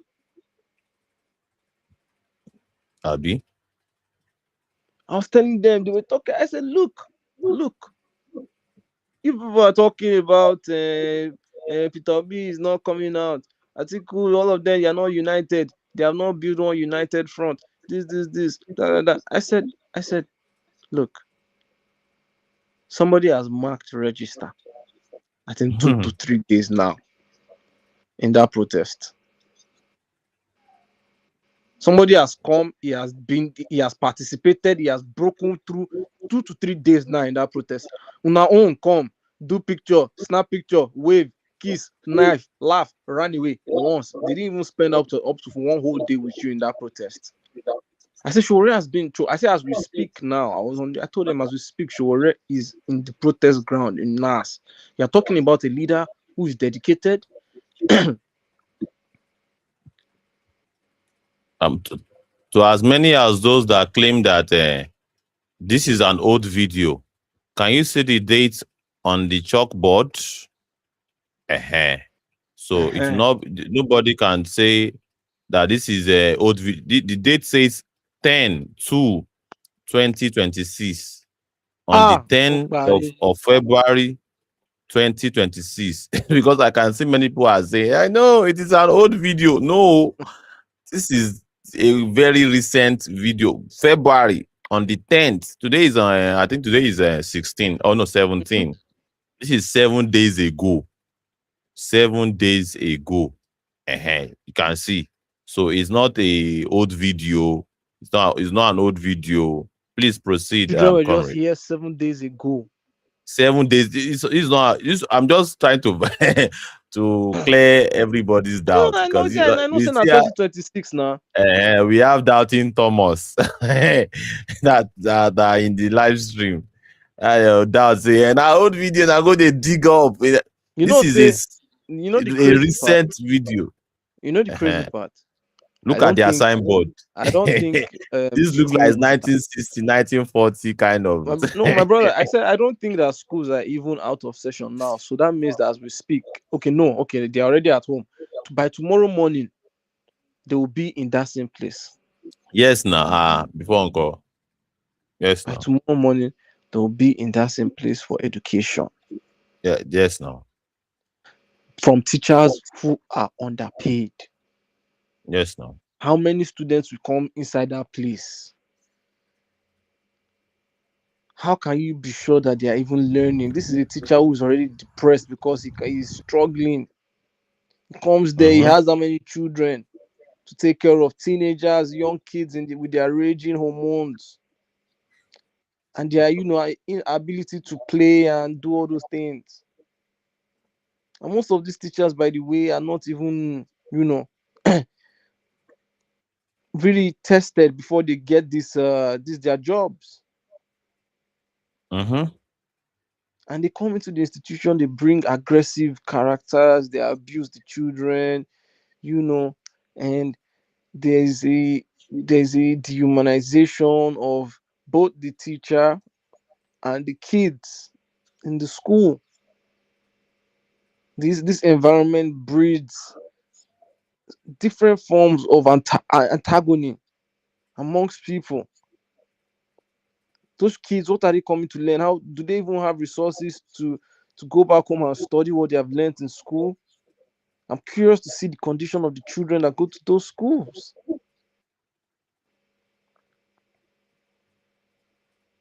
And if you ask him, the governor, what schools do your children go to?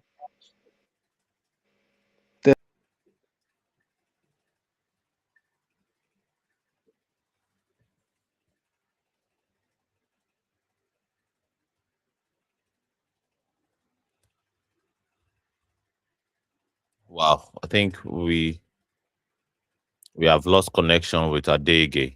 Adege, are you with me? Hmm. I think we have lost connection with Adege, and we'll be glad to have him back. But before we have him back, we'll move to the next story on our timeline. The next area of concentration, because usually we are basically going through what is happening across board. We are going through everything, and of course, pointing to the need to do something quite differently. To it's all of it points to the reason why Nigerians should now decide whether or not they want to stay with the old guards or they really want to approach matters in a different way such that they bring about a revolutionary leadership, a fresh revolutionary leadership. And as Nigeria decides 2027, we believe it is between the old system of things, and this does not have to do with age. This does not have to do with age, with the old system of things and the new system of things. The whole system of things, Tinubu is a representative of the old system of things. Shore is a representative of the new system of things. I think that is just the whole thing.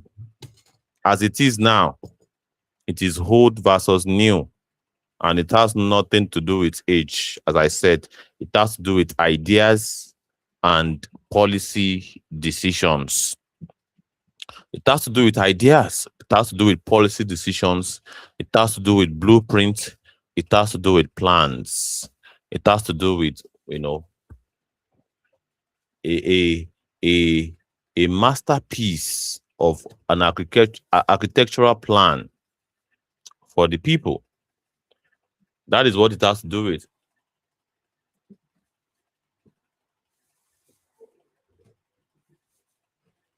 Hmm? I look forward to it, an era where people don't have to drink sachet water.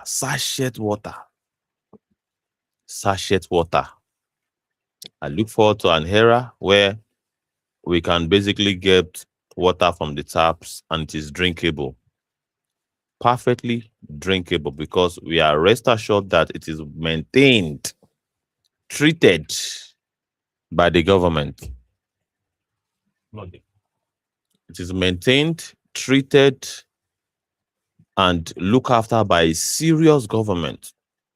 That is what is called systems put in place. There's no way you have a good system put in place and our school will be like that. And of course, we have proven beyond every reasonable doubt that that was a recent video on the 10th of February 2026 is recent. It is not old school. It's very, very what? Recent. So there's no any form of manufacturing of data. Yeah. We basically highlight it as it. And this is in a state where they said the governor is the best governor in Nigeria. I think the Nigerian people really needs so much introspection. Mm. It seems as though, based on many people's analysis, many people will believe that, well, we are on serious set of people in Nigeria.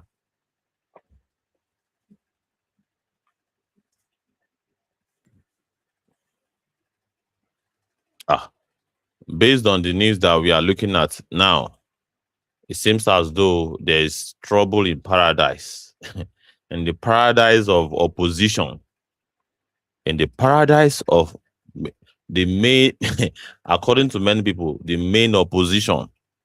There is trouble in paradise, and of course, seems as though the federal government of a federal high court want to look into a case. The Federal High Court in Abuja has fixed February 24th to begin hearing a suit seeking the deregistration of the African Democratic Congress and three other political parties ahead of 2027 general election. Hmm. All right. This is trouble for the opposition in Nigeria because, as far as some people's concerned, ADC is indeed an opposition. And according to the report, I would try to bring it up now. Right, I'll bring it up now. According to that report, it also says that two other parties are involved, like pretty much. All right, I think it's on Nigeria story. It's on Nigeria story, and let's see if we can pull it up so that all of us can see it together. No be say na go come. Nigeria stories. So let's see what it's all about. Mhm.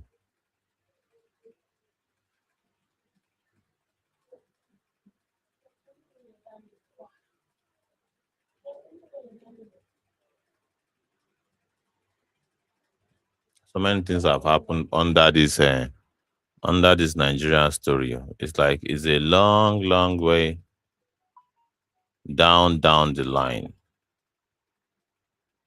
Long way down the line. 5 hours ago.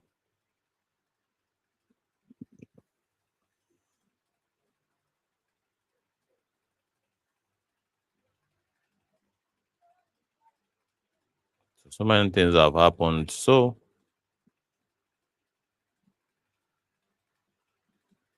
I think this is it. That is it. I'll put it up on the jumbo.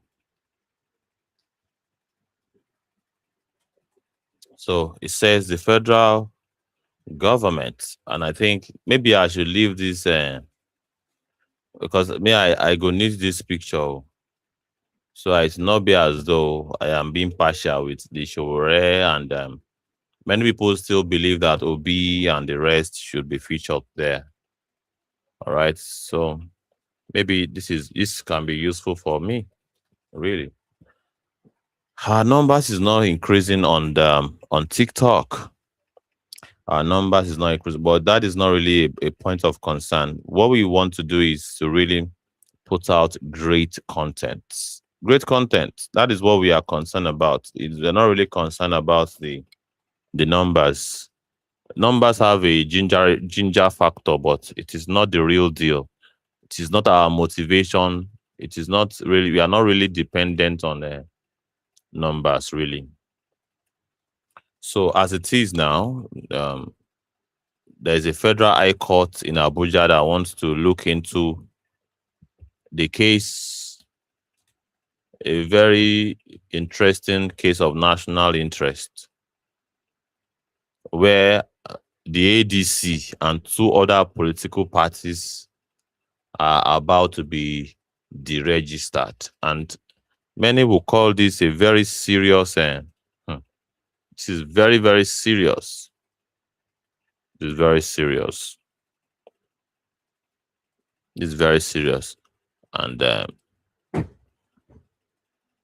it's a cause for concern. Don't you think so? Don't you think it is indeed a cause for concern that ADC is about to be deregistered? ADC is about to be deregistered. based on, well, let's see what the court would say on February 24th. What do you think will be the permutation? If ADC gets deregistered, what do you think will happen, really? Oh, Adege, you back. Wahala go dey o. Adege up. Yeah, you back. Wahala go dey. You're welcome. You're welcome. Adege, I, welcome back. I Thank say you so much. wahala go dey o. Ah, wala go really deal. No be Wahala go small. dey o. Wahala wa o. Wahala wa level. If E if go they go bad o. deregister ADC, If you go they yes go everywhere. the Just register mm. ADC, you no go funny o. You no go funny at all for people will be Well, say, we and this is it. You me, see, I feel predict wetin go happen, sha, if they deregister ADC, sha. And I no, believe that will most likely be your own prediction too. see, make I tell you, this is why none of them have been able to really put their foot forward inside the ADC Mm, because they don't want to invest in anything yet in case something like this happens. mm,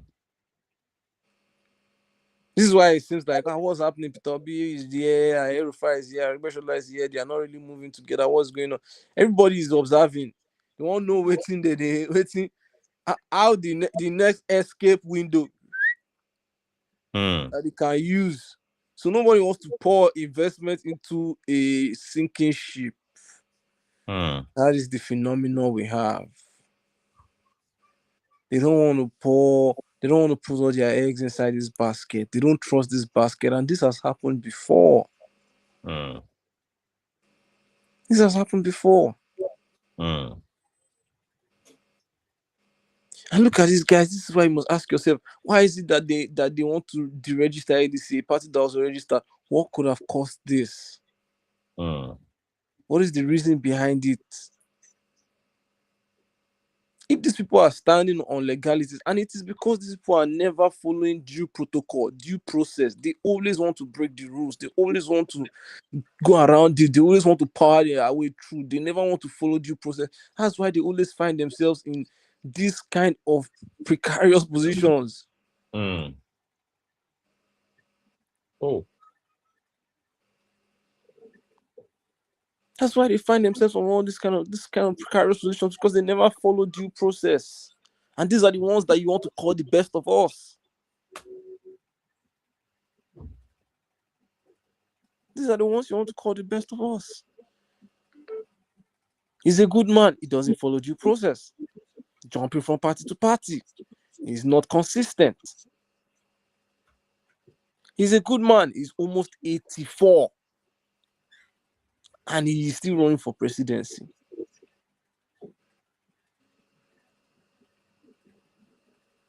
In a country where there are young, vibrant men like Omoyele Sowore, mm, where people like them should sit down and throw their hearts in the ring and mm, apologize to Nigerians for failing us for so long mm, and let people who know how to do the work get the job done. mm, These old men are still striking, they're still fighting with the youth, they're still fighting with the youth. That's why they don't want to let all these small girls rest. Look at Oshomole. mm. It's crazy. And it seems as though somebody put it very, very accurately. I think Shore was the one that said it, that these guys, they have had a very, very good youthful life. And now that they are old, they are the youthful life that others like us should enjoy. They are now enjoying it. Mm-hmm. They are stealing that enjoyment from the youth and adding it to their when they should It's be their own retiring. enjoyment. All right, they are they are These are stealing people the that enjoyment these that are youth people should that enjoy. see. Hmm. First of all, these are people that should be persecuted, jailed, and probably sentenced. Really, really. But let's assume that we just decide that let's not even go that route. Let's just assume that there were people who had honor and we could and these people they are just I didn't know these are grandparents. Yes, yes, they are grandpas now, really. This is not a Sure. person grandpa or person Yes, now, grandpa yes. be this so. Yeah, some of them are even having great grandchildren. Like Atiku now Like Atiku, is, I believe he will have one or two great grandchildren, great grand, not just grand. and people Like don't have Aregbeshola also would almost most likely have yes. great grandchildren. Yes, So these people don't do. They have already produced three generations. Some of these people have produced three generations, yes, absolutely, yes, and you are just lining up. You have no respect for yourself as a youth. You are there shouting, "I'm articulated. I'm pacified. I'm obedient. I'm a renewed hope, publicity boy. I'm a village boy." You just embarrassing yourself as a youth. You were supposed to stand talk say, "Oh, but I'm gonna come off for road now." You guys have been the one doing it since time immemorial. You still want to be doing it in 2026. And we call ourselves intellectual people with all the knowledge, with all the access to information, the phones, ChatGPT, all the AI, all the books, all the news outlets that are there really pulling out the truth. We're still confused as a people.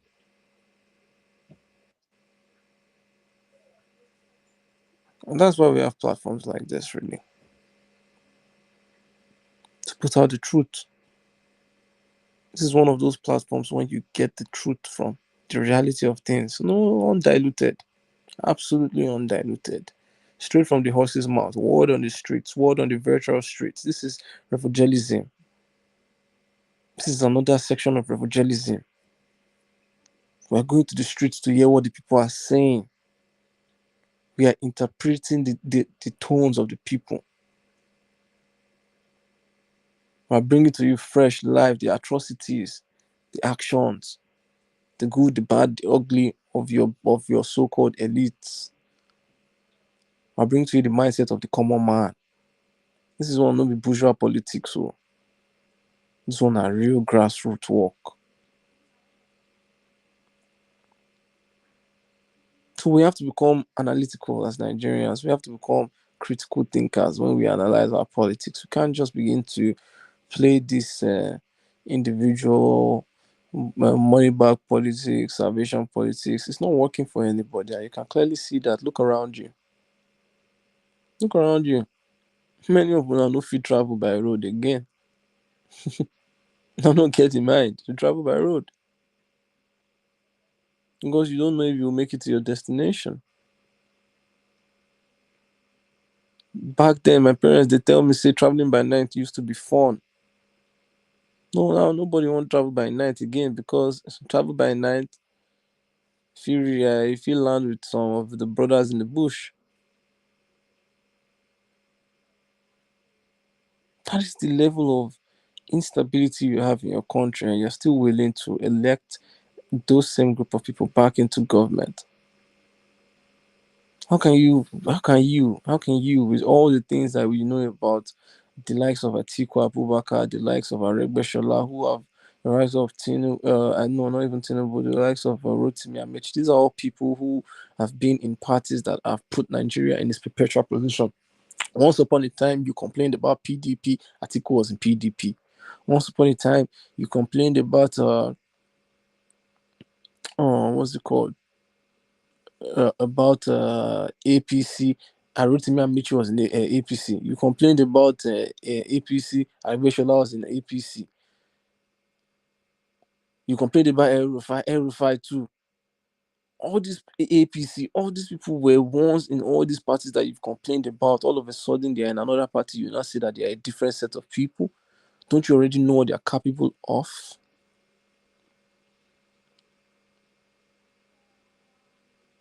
Don't you already know what they're capable of? We have realized the problem and we have put ourselves forward to fix it. You have realized the problem and you're begging the person causing the problem to stop causing the problem. That is the fundamental difference between you and people like I and revolutionaries in the AAC. Everybody sees the problem. We all see the problem around us. Some of us have said, you know what, we'll fix this problem by ourselves. We'll be responsible, we'll be disciplined, we'll organize with ourselves to get this problem fixed. Some of you have said, I beg you, we don't have that time, it's too much. I beg you, we just want to Let the people that are doing the problem, we'll beg them to stop. We'll beg them to stop. For what interest? It is of their best interest that they continue exploiting you. So there's no stopping anytime soon. Bruce Rogers, over to you.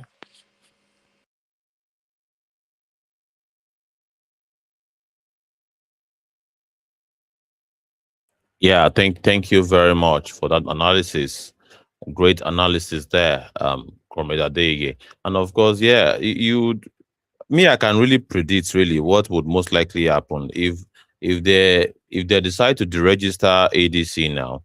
What would most likely happen is that Atiku Abubakar, Peter Obi, and the regular PDP guys will return back to PDP. All of them.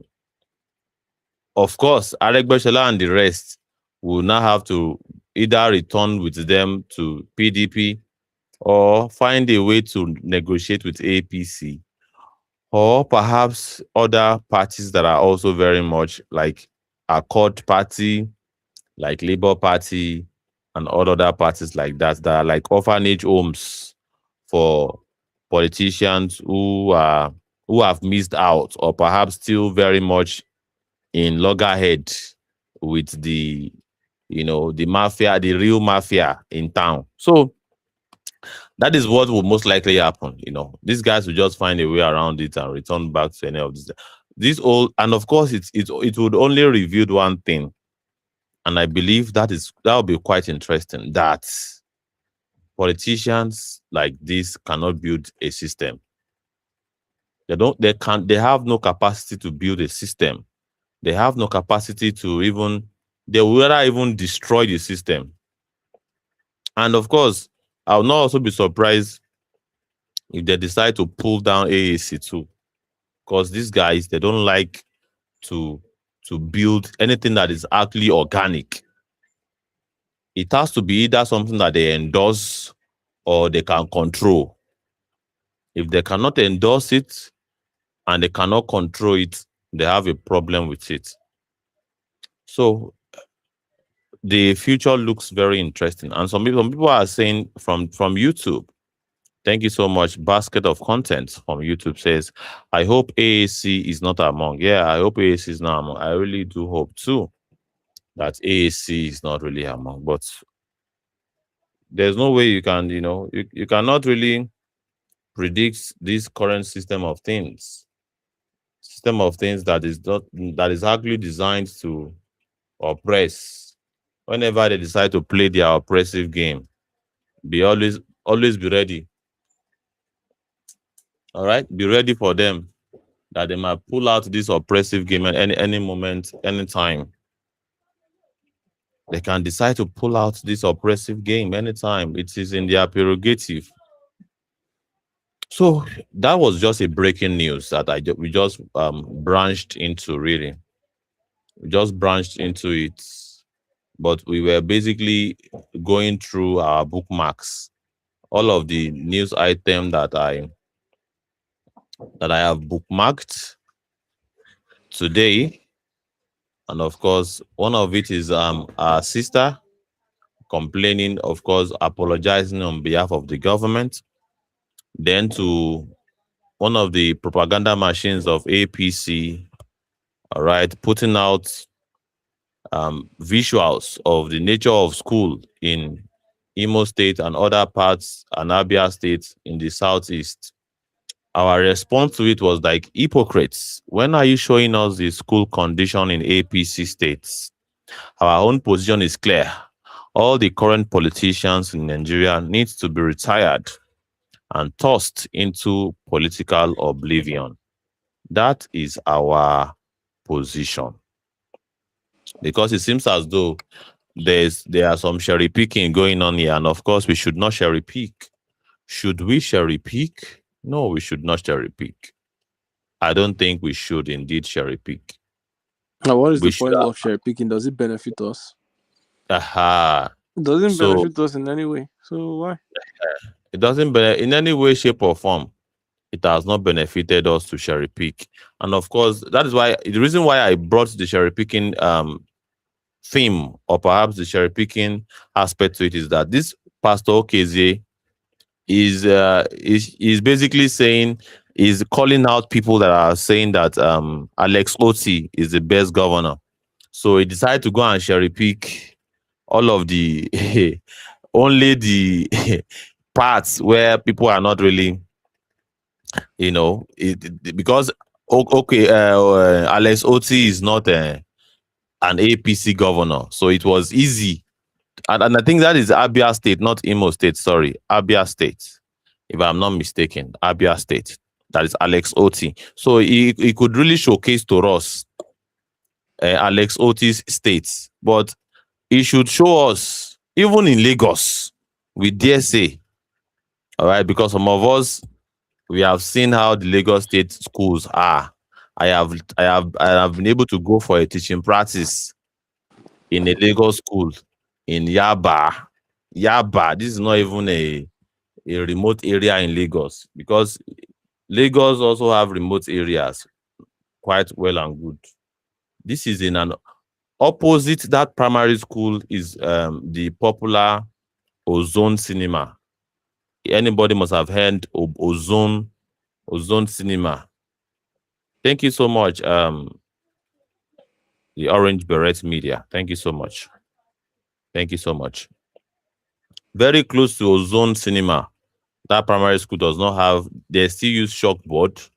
They don't have furniture. The students, most of these students, sits on the floor during teaching sessions. It breaks my heart. And this is in a center of excellence. And I'm talking about 8 9 years ago. It's not even in the last 2 decades. Something fairly recent. So I have a full-time experience of it. If you just want to doubt, go to any of these our schools in Lagos and go and look for yourself. The sanitary situation, the environment, the curriculum, everything. Just take a look at it. It is still in the condition of the early 60s and 70s. Nothing close to anything modern or anything recent or up to par with the current standard of education. So nobody should be deceived to believe that, well, these guys are doing it. And of course, why did I even go to that arena is the fact that Pastor Okeze, who calls himself a pastor, is being cherry picking. You should go and look for all other APC states. They are the same thing with this Alex Oti Abia State situation. It's the same thing, no different. So it's hypocrisy. That is why many people will say, well, it's time to let go. So it's time to let go of the current politicians. The current politicians, we need fresh, new, revolutionary politicians, all right, to really mount Nigerian, political system. Moving on to the next bookmarked, post that I saw today was from EFCC, and the post says, "See something, say something, and EFCC will do something." That is the post. It says, "See something, say something, and EFCC will do something." And I'll be going through the comment Why section me of that EFCC? particular, and they put up a cartoon, and it's very sad that I'm not able to, feature the whole, the fullness of that this particular sharing of the screen. Is because we are not on landscape mode. If we are on live scale mode, I'll be able to showcase this thing very well. But we are on portrait mode, so please bear with us. So, but I'll try my best to showcase it. And of course, there's a cartoon where you have a very obese politician cutting away with looted the right loot on it. Let me try and see if I believe you can see to a large extent. Oh my God, I think it has gone again. I'm coming. So you can see a politician looting away something, and of course, that poor man is saying, "Of course, I will tell EFCC about it." And our own statement is that explain in clear terms, despite getting funding in billions of naira, it's still difficult in having a system where you see every transaction within certain magnitude and trace its source and recipients such that you don't need anybody to blow any whistle. All right? Because this is very, very hypocritical for EFC to say, if you see something, say something. How many poor persons self, based on this, their cartoon, will even see how big men are stealing money? Because it doesn't make any sense. How many ordinary Nigerians would see or know that, that, or will have really even be able to prove that Emefiele was the owner of that estate with over 400 and something houses in it? There's no way. It has to take a system that is able that will have a bird's eye view of every transaction, especially the ones in some certain magnitude, because most of the money are in the computer. They are inside the computer, and if anybody that wants to really make transaction, if monies are being approved and it is within the realms of billions or perhaps hundreds of millions, EFCC should be robust enough to to have a bird's eye view of it and able to trace it to where it's going to, as it is leaving the TSA, single treasury account of the federation, into contractors or perhaps banks and names of banks, names of organization that the money is going into. And that is how you trace whether the money is being laundered or looted, or if there is cash withdrawals in some certain magnitude. So nobody will have to blow any whistle. Any poor man no go even know how all of these things they happen. So EFCC, I think they are being disingenuous here, really. They whine us, really. I think, Adege, your mic is unmuted. Would you like to respond Do you know how to it? many? Yeah. My comment. Do you know Yeah. how many corrupt politicians have walked in and out of EFCC? Yeah. After they said they have investigated and invited, Yeah. I'm not wondering. You say you don't investigate them, and that investigation must have led you to a particular interesting arena in your Mm-hmm. investigation that will have necessitated you to call on the person. So after calling the person, you see, you said, well, you do. There's no other thing. You just want to call him to come and explain. Explain what? Anything that has to do with money, with funds. Explain what? And it seems as though they are giving us the impression that it is they are coming for negotiation, not really investigation, really. No, you see, that's the thing, my comrade. The Economic Financial Crime Commission, they should be able to investigate economic crime in the country. But we kind of look, we must ask ourselves a few questions. Are there economic crimes in the country? That is one of the questions we ask ourselves. Are there economic crimes in the country? And if we look at the news headlines for the past few months, we realize that there are economic crimes in the country. 210 trillion just went missing the other day. 456 billion went missing the other day. 160 million US dollars going missing the other day.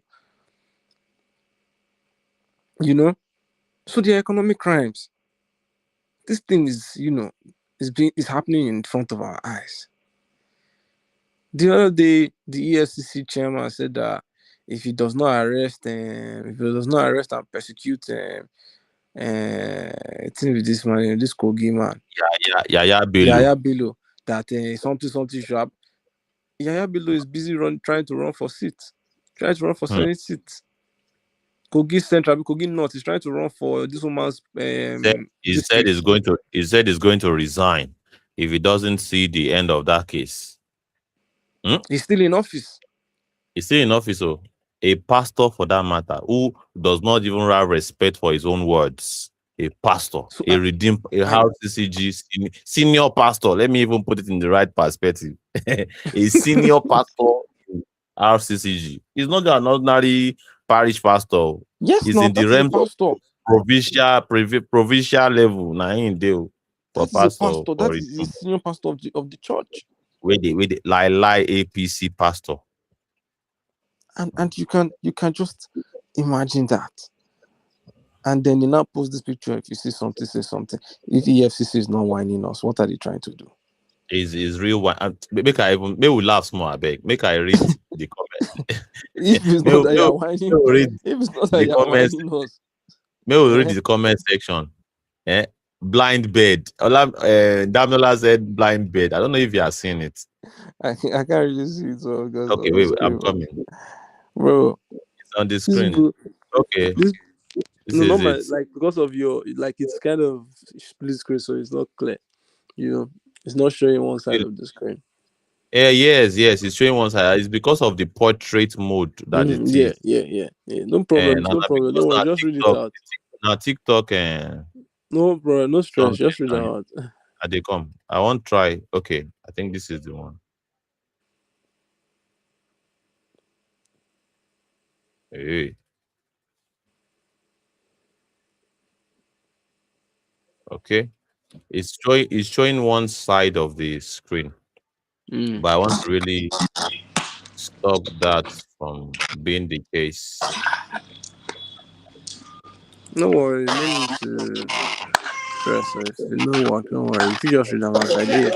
Okay, make I read them out. Damnola Olamide says blind bed. Another person says the EFCC criminal organization. Another person said when EFCC saw Yaya Bello, and you can see the bed picturing a blind eagle, basically. That is what some other persons are saying. Another commentator says, we saw this wrongdoing and many people tagged you, but you don't do anything. Another Mm. person says, corruption na water. Right? And another person called Saint says, be like on see style they mock us. Now they use style they mock us. The ones we don't tell honor, waiting honor do. Yaya You see Bello, him? Oji Uzokalu, Theodore Oji, Okeze Ikpazu, Willie Obiano, Dan Guje, Bello Metawale, Babagana Zulum. What's up with these cases? Abi APC members are forgiven. That is what people are saying in the comment section. And I think Gentle Cargo is in the studio. Let me bring him up. Or is he already up? I believe No, he's I don't already see up. him up. Okay, 1 minute. I think it is from my side. Let me remove one of these.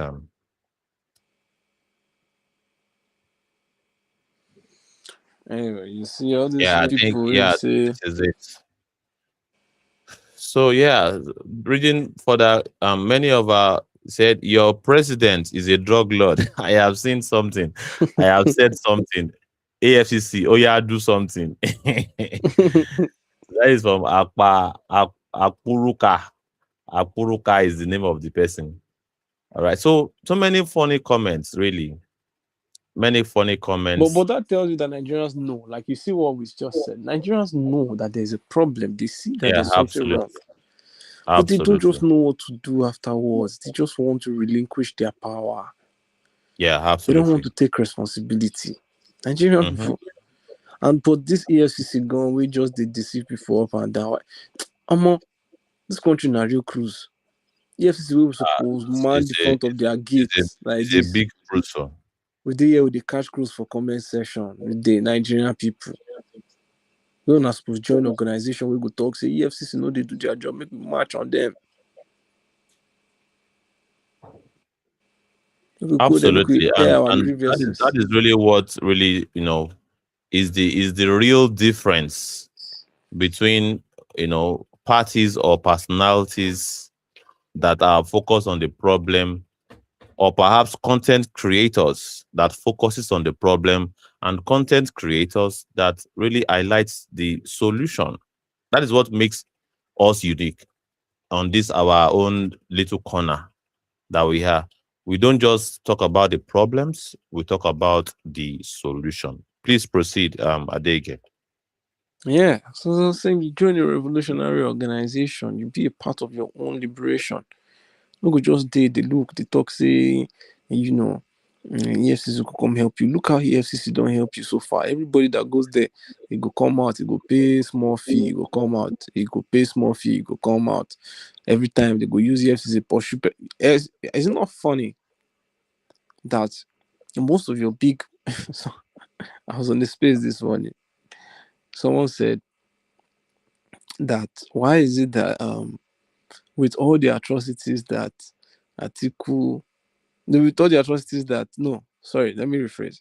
The person said, why is it that with all the atrocities that Tinubu administration has done, with every bad thing that they have done, why is it that the opposition have not used it to, push narratives? Why have they not capitalized on or on everything? The way Buhari did, the way he organized protests, and till with that time, Buhari and Tinubu, what they did with Chibok girls, they capitalized on Chibok girls. They organized protests for the for subsidy or different things that time.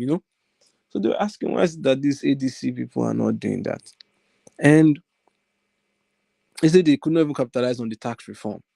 That they can't even capitalize on this National Assembly voting e-transmission thing. That they should have shown up together as one happy family and they should have energized their people and all that. I say, and I said, maybe because they are trying to avoid what is happening to El Rufai right now. Maybe many of them don't want to like El Rufai right now. They don't want to be summoned to the principal's office.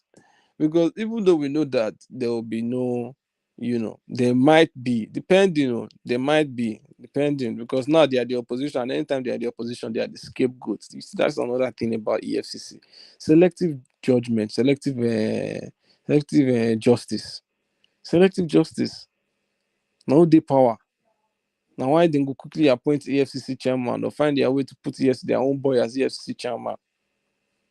You understand?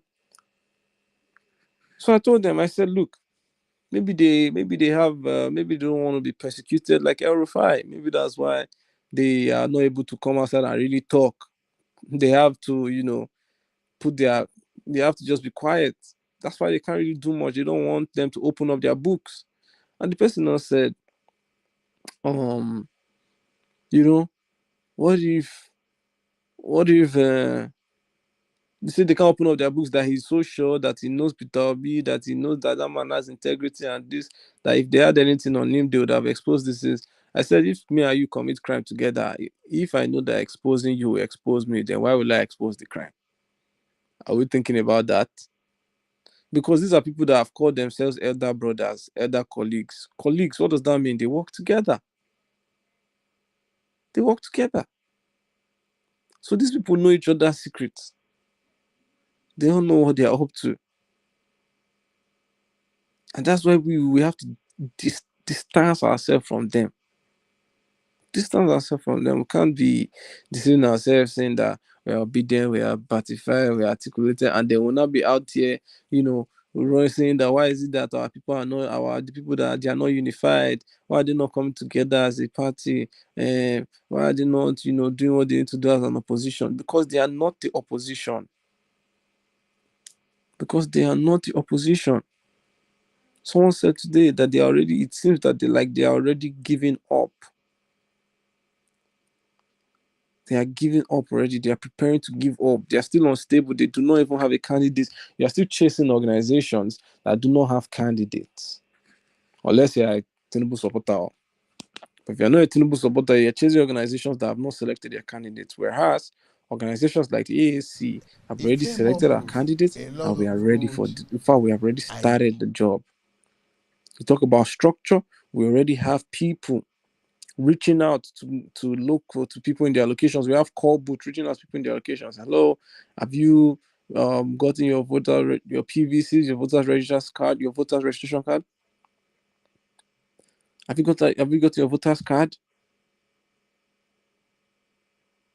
Have you got your PVCs? We are calling them, we're reaching out to them. Please get your voters card. We are getting them sensitized towards the next election. We are doing that already. You're talking about grassroots. That is what we are doing. The AAC, your party has not even chosen a candidate yet. In the AAC, we are helping people register their PVCs. We're helping them secure their PVCs. Even when we encounter pushback in localities like Kwali locality in Abuja, we still resist the system and we get them their PVCs, get them ready. We're talking to the people about liberating themselves, getting the people of those local communities. That is grassroots influence. As of yesterday, we still put out a what's it called? A memo for people to register to become members of our volunteer team to secure our mandate during the election. That is the grassroots work we are doing. People will make it look like you people are not doing anything. You don't have structure. You don't have this. Okay, now you're in a place where they have not started anything. Other people have started something. What is your goal? Is your goal for Peter Obi to win? Is your goal for Nigeria to be liberated? Because if it's your goal for Nigeria to be liberated, then AAC is already doing the job. Be a part of the job. If your goal is for Peter Obi to win, then you have misplaced priorities. If your goal is for Atiku to win, you have misplaced priorities. If your goal is for El-Rufai to win, you have misplaced priorities. If your goal is for just the individual to win, you have, because individuals have won. Individuals have been winning. It hasn't done any good for us in any way. So yeah, thank you. I don't add my own liberation chat. Thank you very much. Thank you so much. And it's a very great question, saying that, do you really want Nigeria to win? Are you very much interested in the Nigerian project? Or you are very much interested in the project of making politicians win? That is what constitutes, winning for you. All right. If any of the establishment politicians are not really in the front, or they are not really, as far as that is concerned, you have still not considered the fact that that is a win. Nigerian politicians, established parasitic ones, they are the ones that you want to really make, relevant by force, by fire. All right. This is very concerning, really. But it is the wish of the people. But maybe perhaps people want to prove us wrong, that they are really a very significant structure of the Nigerian society that really, really wants Nigeria to win, not the politicians. I think it is those strata of the people that Adege's party, AAC, is very much calling on. If you belong in that part of society that believes that it is Nigeria that should win, the Nigerian people that should win, not the Nigerian politicians that should win, then it's your choice to really make whether or not you want the continuation of this system of things, or you want the discontinuation of this system of things that has not worked. It has not worked. That is what people are telling us on the streets, isn't it? In it, in it, yes. You understand me? in it. Harvey, you know what I'm saying? That's what people are saying on the street. So if you are saying that the system is not working in every area, both housing, infrastructure, agriculture, electricity, medical care, everything is broken. If that is what you now they tell us, if not the conversation where you they get with your husband on top bed, they say eat day, light no day, your husband no get money to buy fuel, or the money wey dey oga hand na the one wey una go take manage for the night, and the one wey una go spend for breakfast tomorrow morning to manage. Say how we wan go use this one take buy fuel? Eh?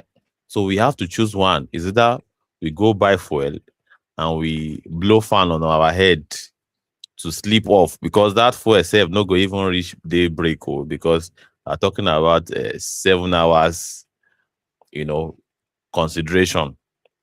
So for you to buy a fuel of 7 hours, if per liter now is 850, 870, some filling station 900. So you have to factor in about 8 to 9 liters.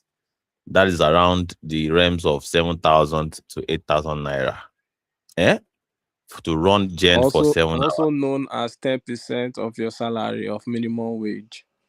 10% of your salary Ten of percent minimum don't wage. go one day. 10% don't go Now the one kind night. calculation wey your guy go dey do be that to explain to him wife say, madam, Mama, now we why have this to time I endure go this. fit us for 2 weeks? Now one we go choose. Say we go chop tomorrow morning and this night. Abi I may we say we go, go may sleep we for no chop. inside darkness. May we go buy fuel. Hello, Joe. Nigeria. I am, of course. The reason why I'm able to reenact this very accurately is because that is the sort of discussion that happens in my own household too. That's why I'm able to reenact it accurately. Sometimes we might even need to choose whether we want to go outside for fresh air with mosquito or you stay indoor with less mosquito but eat. So you have to choose. So what a choice for the Nigerian people to make in 2026. And this is in a not in the village, in Lagos. So this is the reality of the Nigerian people. It is the reality of the Nigerian people. And this is, let me even bust your head. This is the reality of someone that makes times two of the Nigerian minimum wage. Eh? Oh yeah. Someone that Oh makes yeah now. times two Oh yeah. of the Nigerian minimum wage. Oh yeah. And you know what's crazy? People are earning 50,000, 30,000, 35,000 in Nigeria. It's I'm talking crazy. about full-time job. People It's earning crazy. 35,000, 50,000 in Nigeria now as we Crazy. speak. It's So crazy. you can imagine, and you can imagine someone defending such, saying that it's okay that the president is working while you're president. At the same time, when people are going to that level of crazy poverty and disenfranchisement, your president is balling. People are buying private jets. People are buying you wearing wristwatch of over 120,000 US dollars. These people are stealing money. These people are living in the biggest houses. They don't pour asphalt for their own road. These people have the finest cars, carry girls inside private jet. And some of these people that are going through this level of poverty we've just described will say they've not have enough time. Let's give them more time. Nigerians, I feel now. I feel now. In Gege voice, I feel now. Absolutely. Nigerians need to be feared, really. And before I move to, and of course, that will lead us to the next bookmark because I have bookmarked just a great deal of posts for today because so many things are happening. All of these things I'm showing us on this live stream is not a whole something. No, I am I'm dealing with recent. No, I'm not. I don't deal with stale news. We don't deal with stale news here. We deal with it as they hot because, and sometimes also you cannot just come up with a topic. You just have to deal with everything because many things. Tomorrow now, we are going to see another recent development in the Nigerian scheme of things. So you just have to highlight it as it comes, really. But before I really proceed, because this might even take more time, let's pass the mic to Gentle Cargo. Are you there, Gentle Cargo? You're welcome to the studio. So sorry that the TikTok, of course, not to forget that we were able to bypass this live streaming on TikTok because we are subscribed on Restream. So I guess what was the deterrence, or perhaps why we are unable to have that request session on TikTok is because we are not up to 1,000 followers. Now, because we don't subscribe to a higher package, that is why that one override the TikTok platform rules. Because ordinarily, if we were to use a smartphone, we can't go live. But because of Restream, we are able to go live on TikTok since we have an account on TikTok. So, but now it bothers me that people cannot really request directly from TikTok from their account. They will have to go out of TikTok, go and look for our link before they can access the studio. It should not be like that. I think the system should be built such that it is all, incorporated or synchronized such that people on TikTok can request. And of course, I think YouTube also have a process of requesting for, to speak with the content creator, to speak with the hosts pretty much. But it is what it is. So let's just keep it rolling. Gentle Cargo, are you there? Please let's have your submission before we move to the next item that we have to discuss about. Are you there, Gentle Cargo?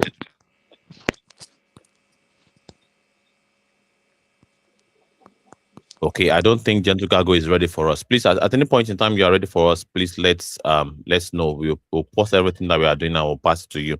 So talking about what Ideige is saying, all right, about the excesses of the government. And of course, I came across this very post on X and I bookmarked it.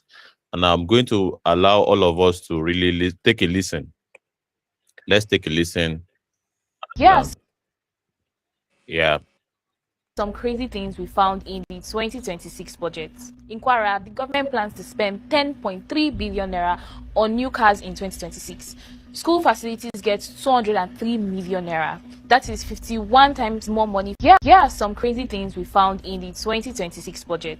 In Kwara, the government plans to spend 10.3 billion naira on new cars in 2026. School facilities get 203 million naira. That is 51 times more money for vehicles than for classrooms in a state ranked 34th out of 37 in WAEC performance.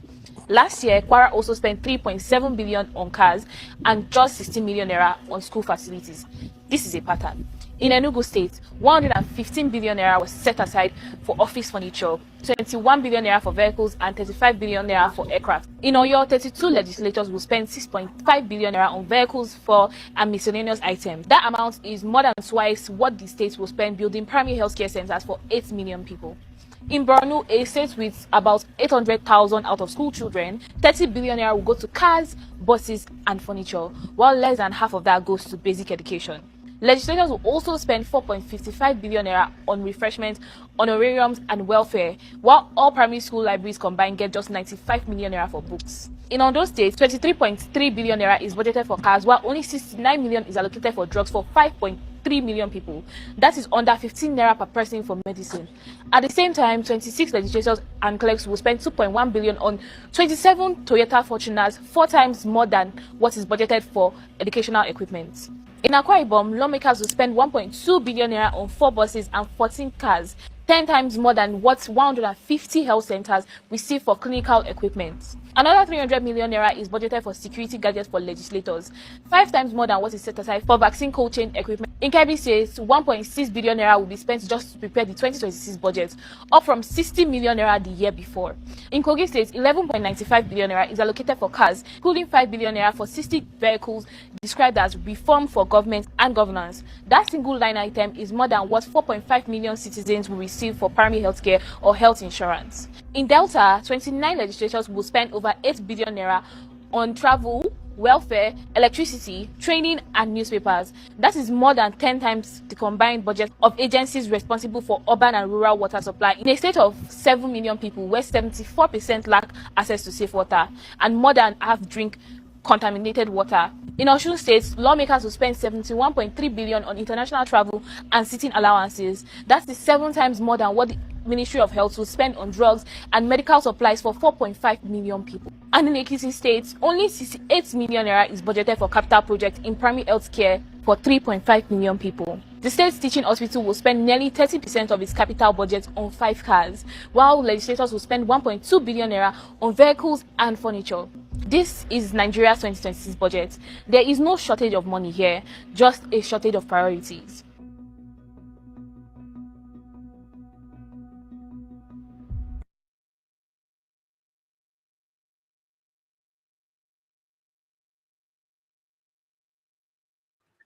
Well, there's a lot to unpack from here. In the I am Nigeria having that we my live dinner. in. Make no verse. I dey have my dinner. It's 8 minutes to the top of the hour of 9 p.m. So I beg. I know I make my food cold. Make I no go hard insult upon injury. Um na asaro na him we cook for my house. So I dey use tie they take the asaro. So we don't know what's called asaro is yam porridge. Or perhaps I think in this case now it is potato porridge. So now potato na at the chop. So there's a lot to unpack in what this my sister has engaged in a very detailed Here are some crazy investigative things we found in the journalism. 2026 budget. In Kwara, the government plans to spend 10.3 billion naira on new cars in 2026. Kwara state government, the government intends to spend 10 point what? 2026 budget. In Kwara, the government plans to spend 10.3 billion naira on new cars in 2026. School facilities get 203 million naira. Let's unpack that one. That is in Kwara State. If your state is in Kwara, I think you are a subject of our discussion today, based on this our sisters, investigative journalism, and of course that is all of the legacy media. They don't highlight this thing. They don't want NBC to ban them. Or they don't want to miss their envelope at the end of the month for basically managing the public space, because they get it. I think we have heard of it that they have this package from the federal government for being in control of the public space, to control the polity, such that the polity is not heated and the rhetoric are toned down. All right, but let's get into it. 10 billion naira by the Kwara State lawmakers for new vehicles. 10 billion, and they are budgeting 203 million naira for all the educational system in Kwara State. And of course, that is times 50. I think there's a perspective that this my sister used to describe that. That is 51 times more money for vehicles than for classrooms in a state ranked 34th out of 37 in WAEC performance. Did you get that? Hey God, oh, did you get that? That is 51 times the amount of money that was budgeted for classrooms and education in a state that is ranked 34th in WAEC. In the past, that means that they are not doing well in WAEC. Instead of the lawmakers to invest more in education, they rather decided to invest more in brand new vehicles. Take note, no be say they don't get cars, no be say they don't get cars. They just needed the brand new ones. And of course, the brand new ones also have to be of a certain species of cars. And of course, each of them will have to cost over 100 million naira. No be say cars wey dey below that price no dey. Cars wey dey below that price dey, but they don't want that type. In a country, in a state where we say they have other things to settle, they just want, and of course, it is worth looking into that it seems as though, because the obsession to change cars to a certain variety of a certain brand, certain varieties, it has to be SUV. It seems as though this buying of car is a strategy to actually siphon money, and is a symbiotic relationship between them and the contractor. It seems as though, apart from the fact that they are getting new vehicles, it seems as though they have a very rapport with the contractors of the producers of this vehicle. That like a back end transaction that we're not aware of. Because this is not really logical. It's not really logic. I don't think this is within the realms of logic.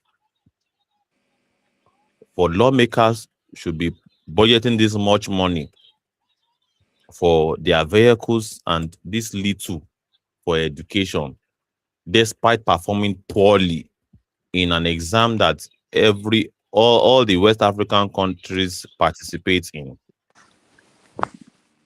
So what do you have to say about that before we move to the next one, Adege? My comrade, we must first ask ourselves.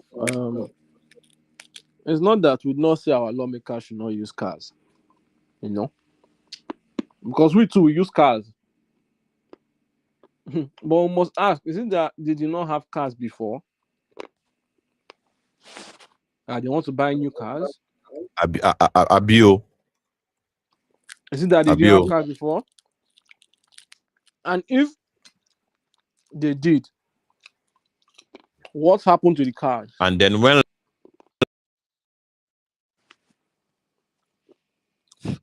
Hello, can you hear me? Civil space, can you hear me? Hmm?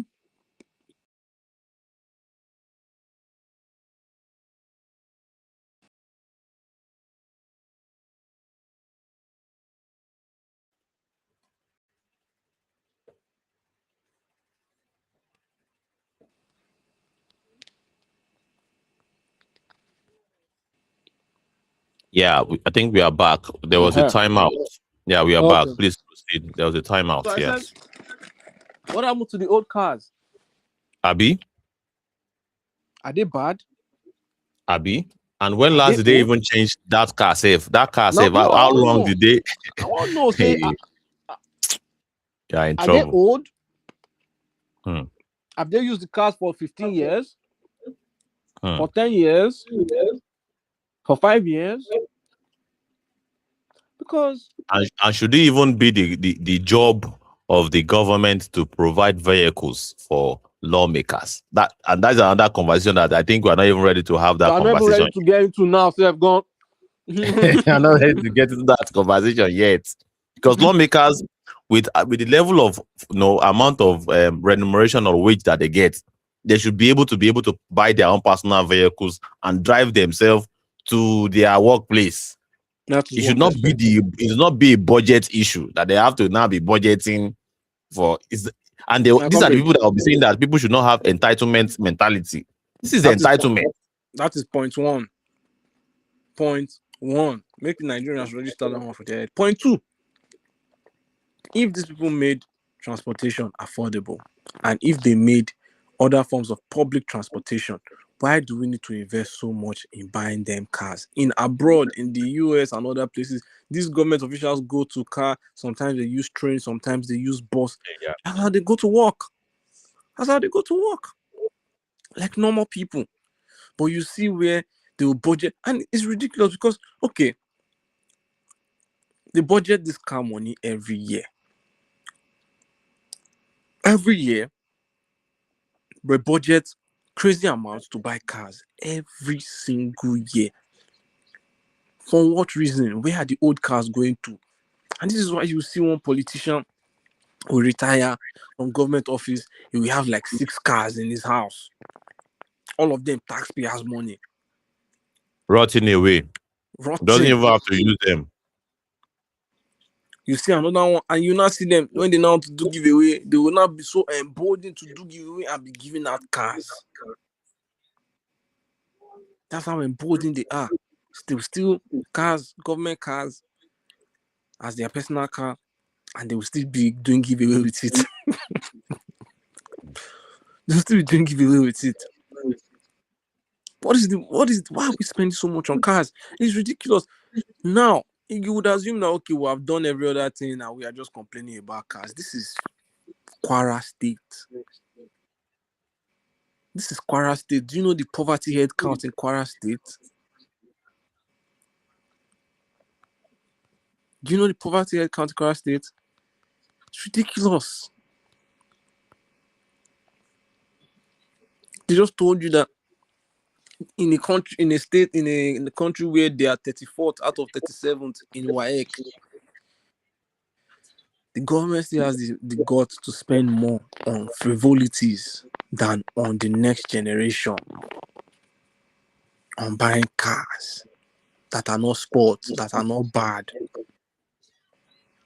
that are not even necessary, that are not even due for change. You are changing cars that are not even due for change, while people cannot even afford basic education. People do not even have basic health care. There's insecurity in your state. It's ridiculous. It's ridiculous. And people will come out and people will defend the governor of that state. And those senators are living in those they are driving. You see, and it's, I mean, these are people that don't really stay in their localities. They're always in Abuja anyway. So when they are in Abuja anyway, they don't really even know what's happening in their localities. I mean, we just saw, and mind you, in case you are wondering why we are talking about this education, maybe you feel like they've invested so much in education in the past. I'm sure you saw the last video that was shown here about that school in Alexoti State. You saw that video. That is the condition of most schools in Nigeria, most public schools in Nigeria. That is the condition.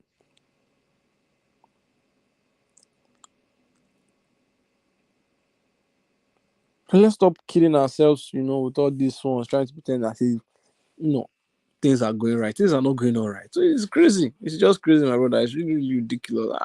Billion, 51 times more. That's crazy. That is ridiculous, my brother. Bishop, chat over to you. Let's go on to the other ones. Let's see. All right. Let's continue to the other ones. Of course, for you to see the school that we are talking about, and that is the the average the condition of the average Nigerian school, and our lawmakers are buying brand new vehicles. They want the people. Let's put it in the right perspective.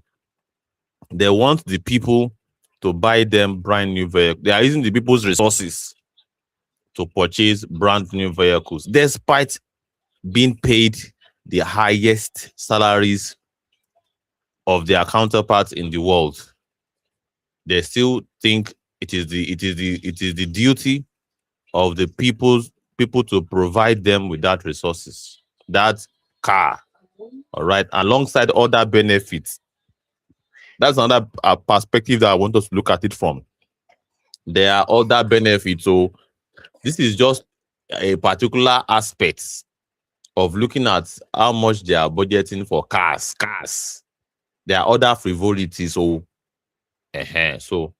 let us put it in perspective. So let's continue. In Kwara, the government plans to spend 10.3 billion naira on new cars in 2026.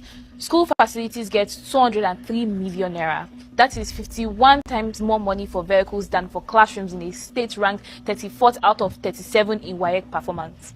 Last year, Kwara also spent 3.7 billion on cars and just 60 million naira. Last year, they spent 3.7 billion on cars. Just last year. Just last year. So this is a validation that their cars are not outdated. They still bought a brand new vehicles with 3.7 billion last year. And they gave schools 16 million. This is just a fraction. Please proceed, Adege. I want to do a quick search. How much is a Toyota Highlander 2022? It was 2025. Okay. I want to do a quick search. I'm coming. Let's put it in perspective. Cost of what? Toyota Highlander 2025. Toyota Highlander.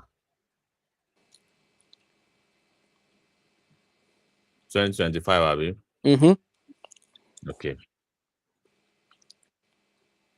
They said, I'm coming. Let me put it on the screen so that all our they no go to say with The the life. cook propaganda. Mm-hmm.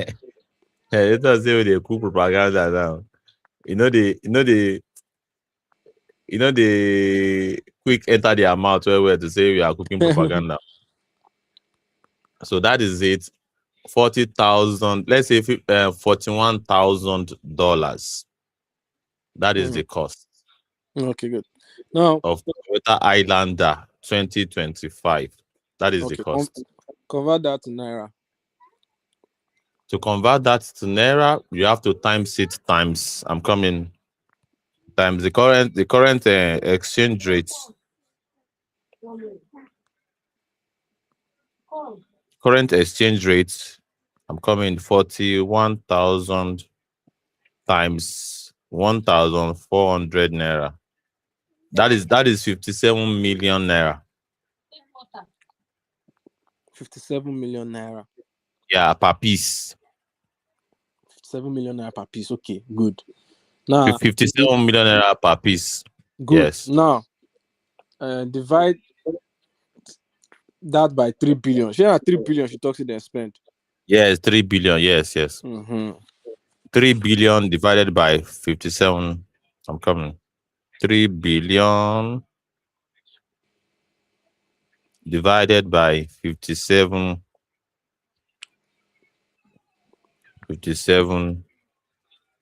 million.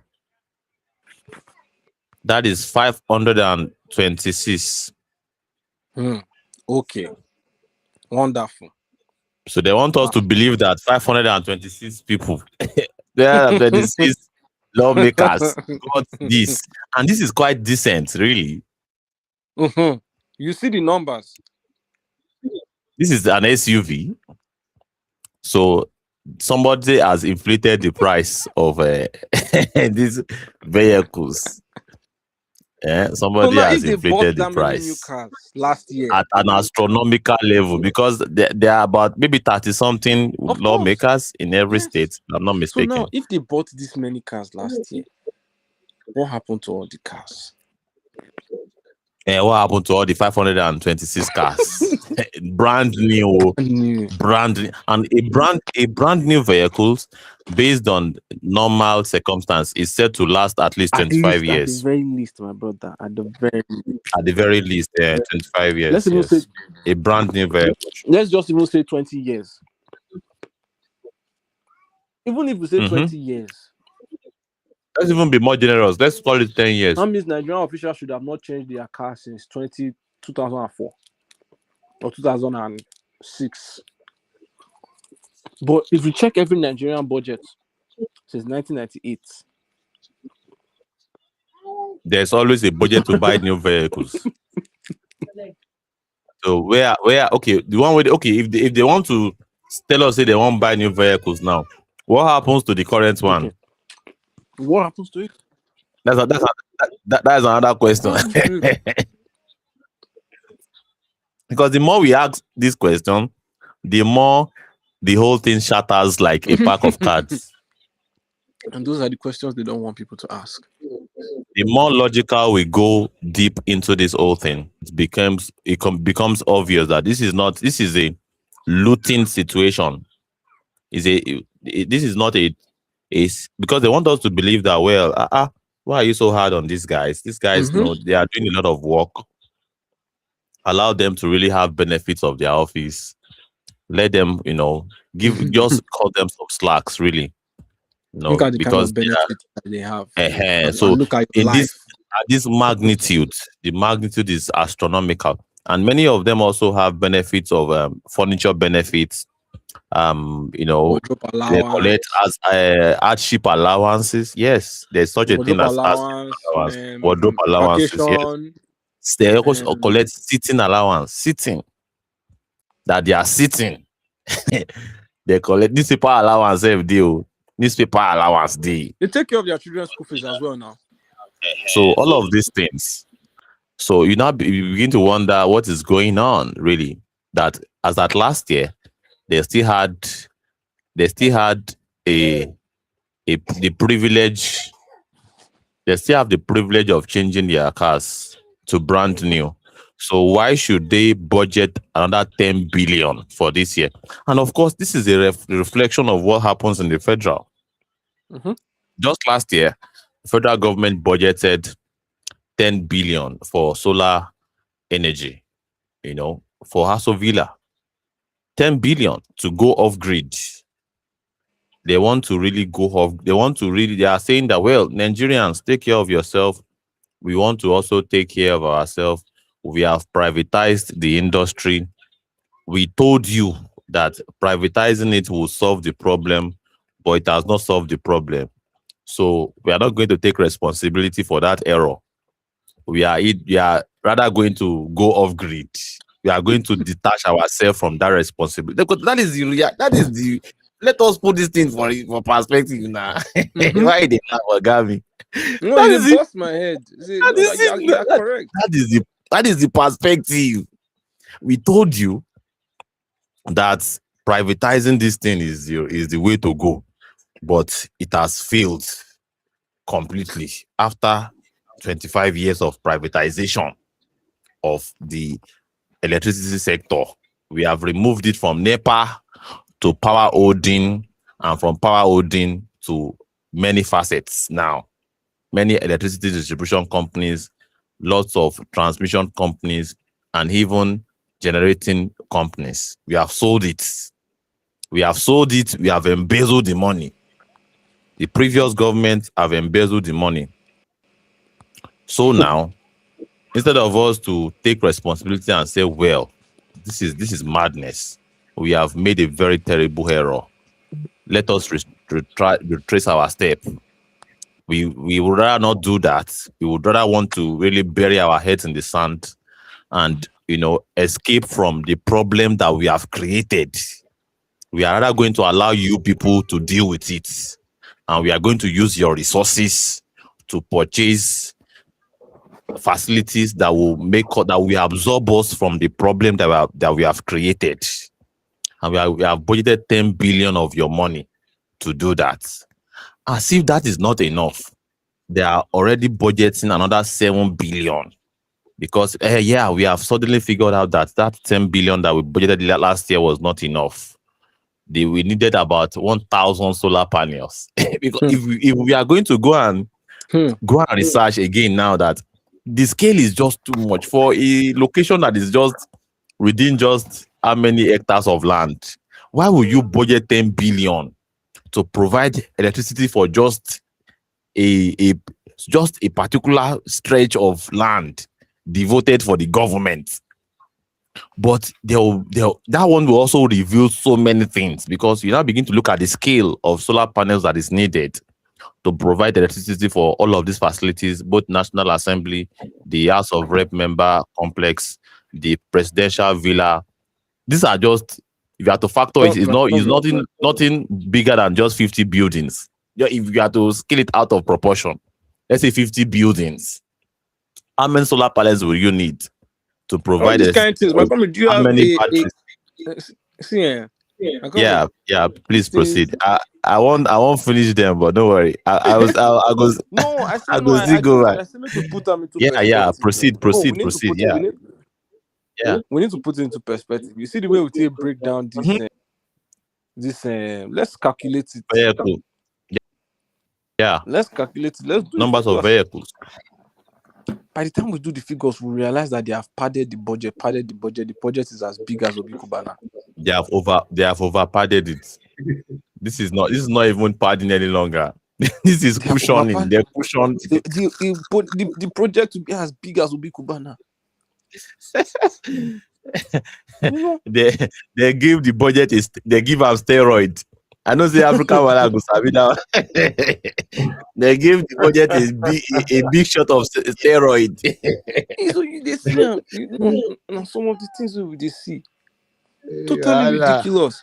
How much you go, and the crazy thing is, out of this entire power generation, something from the generation to the distribution to the transmission.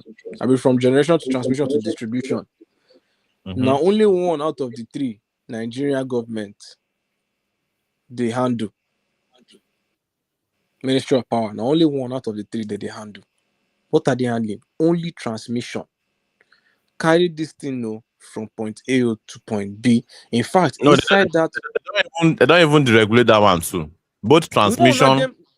generation, and distribution. They don't deregulate everything. In fact, they have even put it into law that states can generate their own power now. They have deregulated. They have removed it from No, what I'm saying is like everything. no, generation is privatized. Generation of electricity is privatized, Everything and has been privatized. Everything. this transmission as well.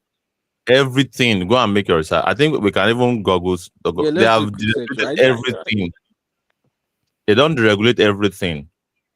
Let me bring it out Yeah, as pull it a up. So, matter of gentlemen, fact. I greet you, my Yeah, comrades. I just wanted yeah. to, Greetings, I'm ready Sagam. now. yeah, yes, sir, my brothers. While you're pulling up that information about the privatization, I just wanted to quickly respond to a question about their cars. That lady was speaking about cars and how they've budgeted money to buy 30 cars. So the problem is those cars, each one 50 million naira. By the time they budget it, each one will probably be like 100 million because they are thieves. Now, after those cars have been used for a few years, the cars get stolen by the politicians. For example, the current Minister for State for Defense, Minister of State for Defense, Matawale.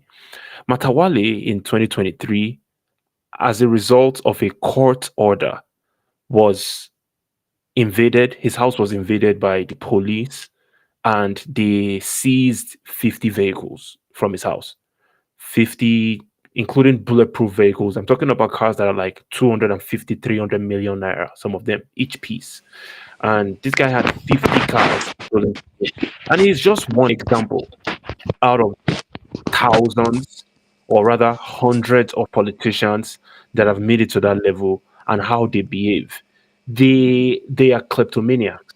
Okay, these guys, they simply want to acquire as much wealth as possible so that they have a poverty mentality. So they just want to escape poverty, even though they've escaped poverty already, technically, but they are still afraid of falling back into it. So they steal everything that they can steal. These people can steal things as small as pencils. They can steal eraser. You'll be surprised what these guys can steal. They can steal anything. You might think they only steal billions and things that are worth very expensive, but they steal even the smallest things because they are kleptomaniacs. These people are irredeemable. And that's just my response. I just wanted people to have an understanding of an example of how they behave using Bilo Matawale as an example. And that's my contribution. The thing is, for every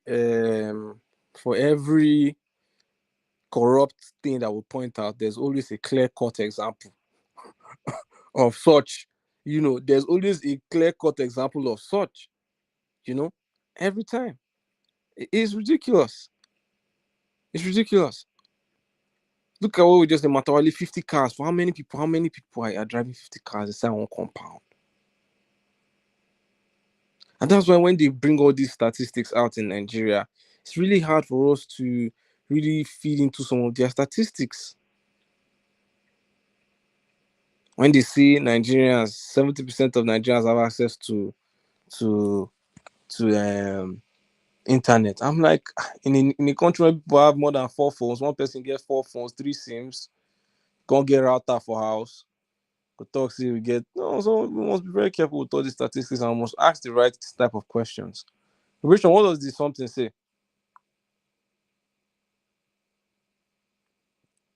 I can't hear you, Liberation. Yeah, I never unmute my mic before. So let me quickly read what he's saying. All right, let me read it. It's saying, just 1 minute. Oh wow. Which one of these am I? Where is the tab again? Oh wow. The tab don't disappear. But let me just enlarge it from the screen and read it directly. Oh wow. It's not even coming out clear if I enlarge it. You Yeah, I'm can read it coming. out now. Can hear you. No. I'm not seeing it properly. And there's a way I used to read from the tab. I'm coming. Oh, just 1 minute. I don't go to press some other things. So, oh my God.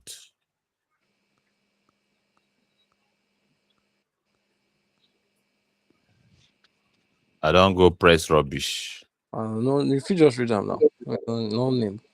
Sorry. I've even lost the tab. Now I they talk. Let me go to history. I'm coming. Think I should find it in history. Aha. Okay. So yeah, the Electricity Act 2023 signed into law on June 9, 2023 marks a significant shift in Nigeria's electricity sector. It decentralizes governance, empowers states to create and regulate their own electricity markets, and encourages private investment and renewable integration.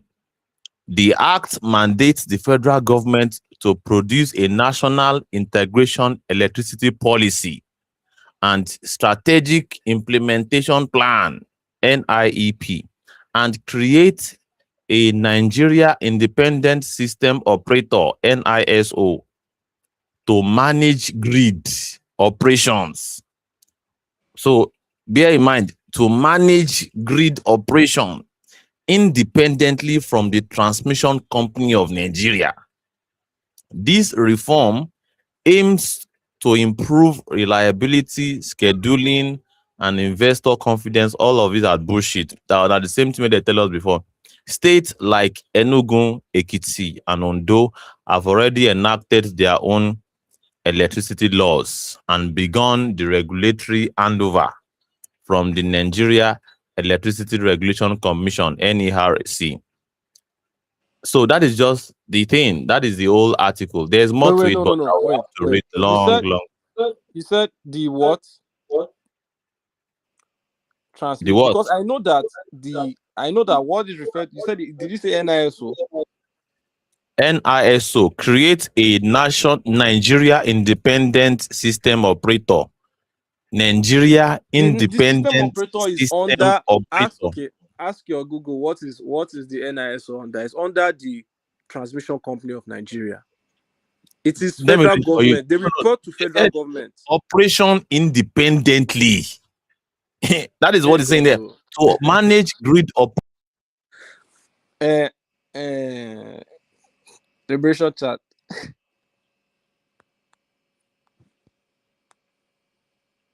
It happened. the screen Welcome to again. liberation chat. I don't go. Liberation. Yeah, Oh, I don't go I know. press. All of a sudden, everywhere went silent. I was like, "What's happened?" Oh, you can hear. You can still hear me. I can hear you now. I can hear you now. Okay, so they are saying they want to give they have given them independent to run grid operation independently. That is the current law in Nigeria. They made this law the Electricity Act 2023. It's just barely No. 3 years ago Liberation chat. that they Liberation did chat. this. Yeah, Liberation chat. yeah, I'm with you, bros. The NISO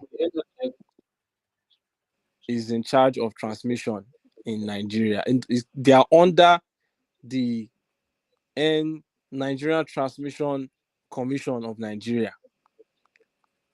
Transmission Company of Nigeria, the TCN.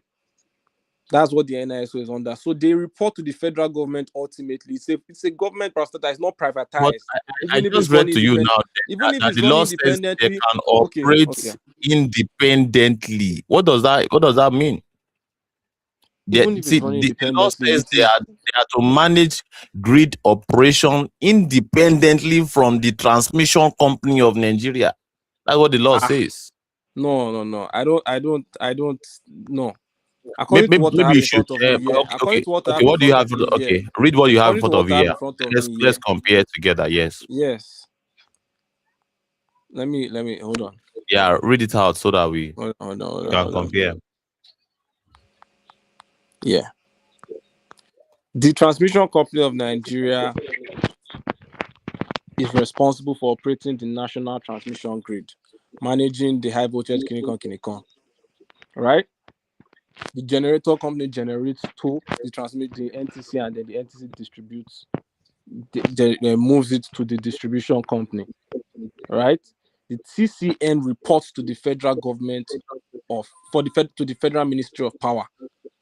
The Federal Ministry of Power is part of the federal government. Transmission is not privatized like Genco and Disco are privatized in Nigeria. TCN is under the federal government. That's what I have in front of me here.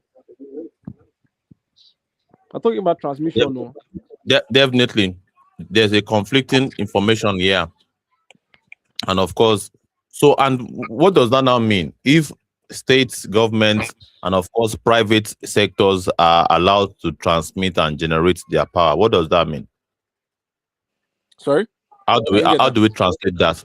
I said, how do we now translate the fact that private sectors are allowed to generate and transmit the power?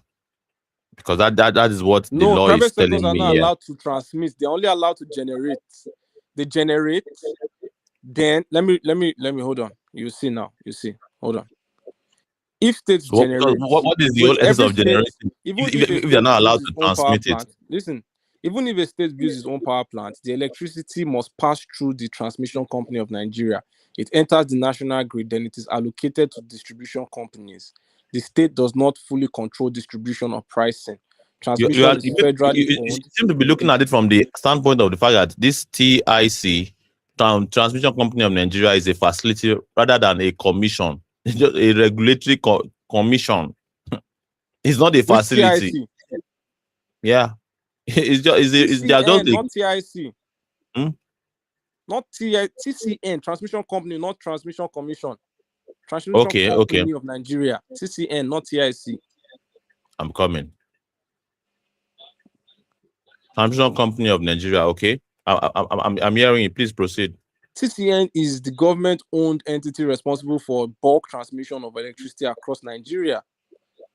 That is, So see, all you are saying is that if you are setting on a facility that is generating power, you have to first connect it to the TCN.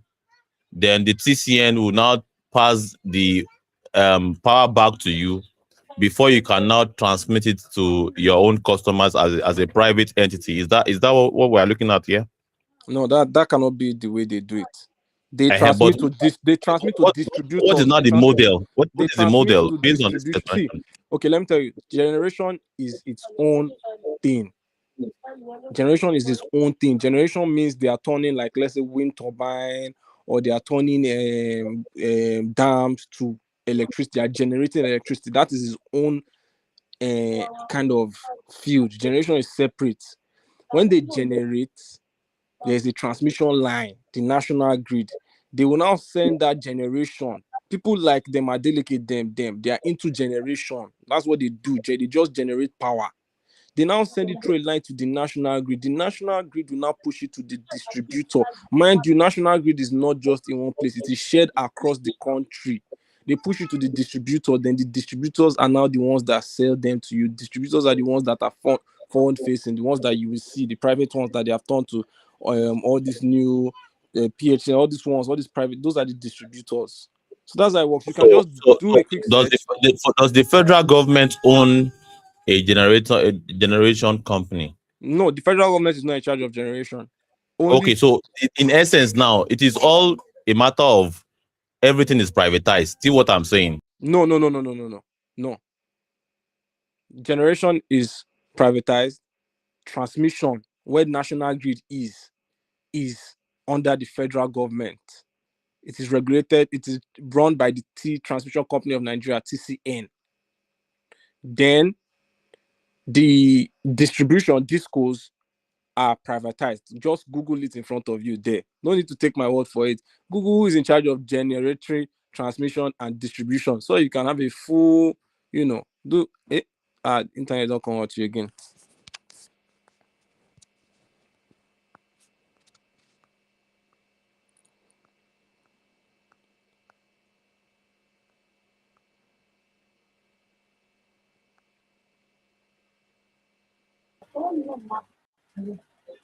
Aha! I think I am back now, right? These people just they do it now. Yeah, we have another timeout. The network connection company situation. Yeah, Oh. please bear with us. So, It's a network transmission something. yeah. So So yeah, I my said just question do is a quick search in this front of now. you. Since we don't have, are we looking at this? Whereby the federal governments have their own generation company. Yeah, that's it. The federal government has TCN, Transmission Company of Nigeria. Yes. No, as in terms of, because what we're talking about is electricity, how it gets from point A to point B, Mm-hmm. from the producer to the consumer. I Yeah, think that is the basic. I just want to yes. also simplify it so that I go understand, because me, I still never get them Okay, let me give you seriously. an example. Let me give you an example. Let me give you an Because example. initially it Let me used to give you an be a example. NEPA, situation where we say it is National Electricity Power Authority. That is, the whole thing belongs to the federal government, and it is run by the federal government. But eventually they told us that they have privatized it. That Mm-hmm. is, the federal government is removing their hands from the whole system. That the federal government, even now, they are telling us that federal government is owing money for the distribution company. They are owing the distribution company in Abuja, because that news also came out last year. Mm-hmm. That news also came out last year. That is not really usually the case before.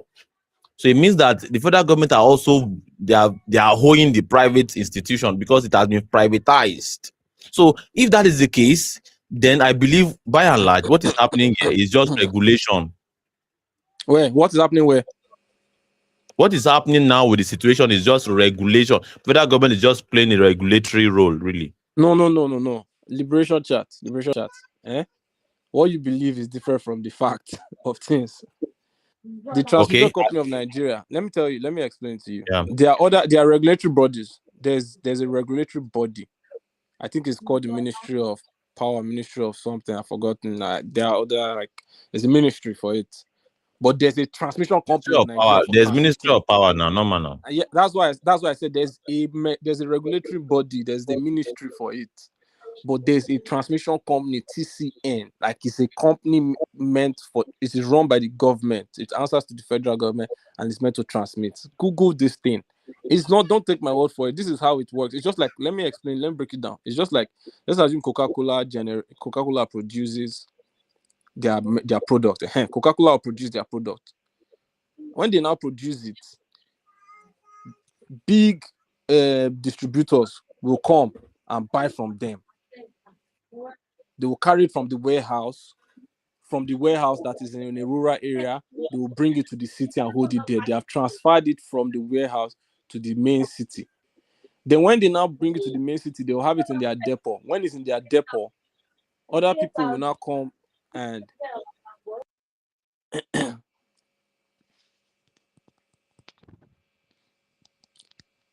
can you hear me? Other people will now come and pick up from there, distribution. Then they will now bring it to their store. When they get to their individual small stores, that's where we now go and buy from them. That is how it is. So federal government is basically buying from the private sector. Yes, exactly. No, they are So collecting it from the private sector and then they are distributing it. no. You are saying federal government is transmitting the power to them and also Yes, buying it from them too, from right? the generators. Yes, from the generators. There are different people. From The the private companies that are generators are different from the private companies that are distributors, by the way. So which okay. Some facilities are owned by the government, right?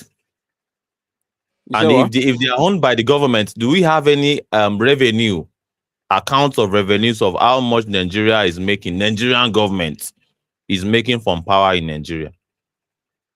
Wait, sorry, Because Liberation Chat. Sorry, I was replying the message. What did you say? no, I said if there's a company that actually, as you have said, that the other companies, private sector is actually, getting power from in any way, shape, or form, that is like, let's say, transmission. That means the federal government is getting revenue from it one way or the other. From the transmission company? Yes, yes, yes. Yes, most likely, definitely, Okay, because the okay, company, yes. okay. So is a partially, it's not a complete deregulation according to you, right? That No, I'm they not are talking parts about. owned by the there's a facility owned by the government and there are facilities owned by private sector. In what? Did you can you You hear said me? their facilities owned by private sector. The facilities owned Sector by and private sector. their Yeah. facility in terms of hardware infrastructure Mm. owned by the government. There are some owned by the private sector, right? Is that what you're saying? Okay. Yeah. No. See, oh, the pressure charge. You have complicated this thing. There is generation, there's distribution, and transmission. Mm. In the generation, their generation company. Generation company is different. I give you an example. Generation company can be Coca-Cola. They produce Coke and Seven Up and Sprite and whatever. They produce it in their factory, right? You know Coca-Cola, and then they produce Seven Up as well, and then they produce Yes, yes, Coke. yes, yes. Good. Yeah. Now they produce it in their factory. They have generated it there, right? Another company will not. They will not call another company that we have generated this batch of, Coca-Cola, or come and carry, or okay, that company will not come and say, okay, take, or we are paying you for this thing that we are collecting, or we are buying it from your hand. When they buy it from Coca-Cola, now this is now what we have bought from Coca-Cola. Then now we are going to take it from the warehouse, Coca-Cola warehouse, to our own warehouse in the main city. We have transmitted it from Coca-Cola. Now we're a different company entirely, a different company. We have transmitted it from the warehouse to our own place, to our own location. Now, when we are there, we have transmitted it here.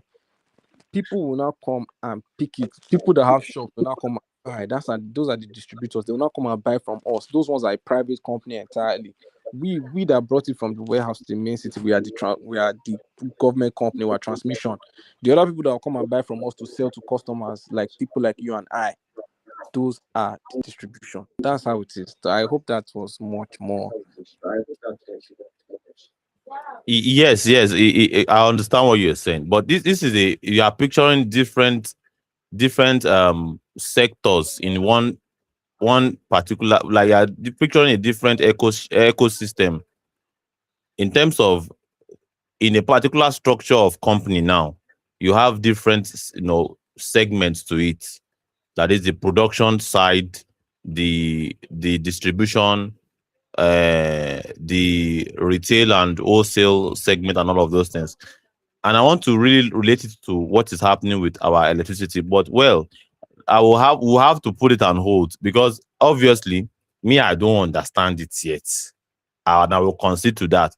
But it is in the middle of all this understanding and not understanding is what is actually the Nigerian people's benefit on all of this old situation, this current arrangements now that they are saying states also can take over it. And that to mean that if state is generating power, they will have to transmit it, or they will have to either surrender the facility because this is talking about Mhm. electricity.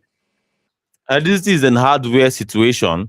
Let's say in Lagos State now, and where is the TCN?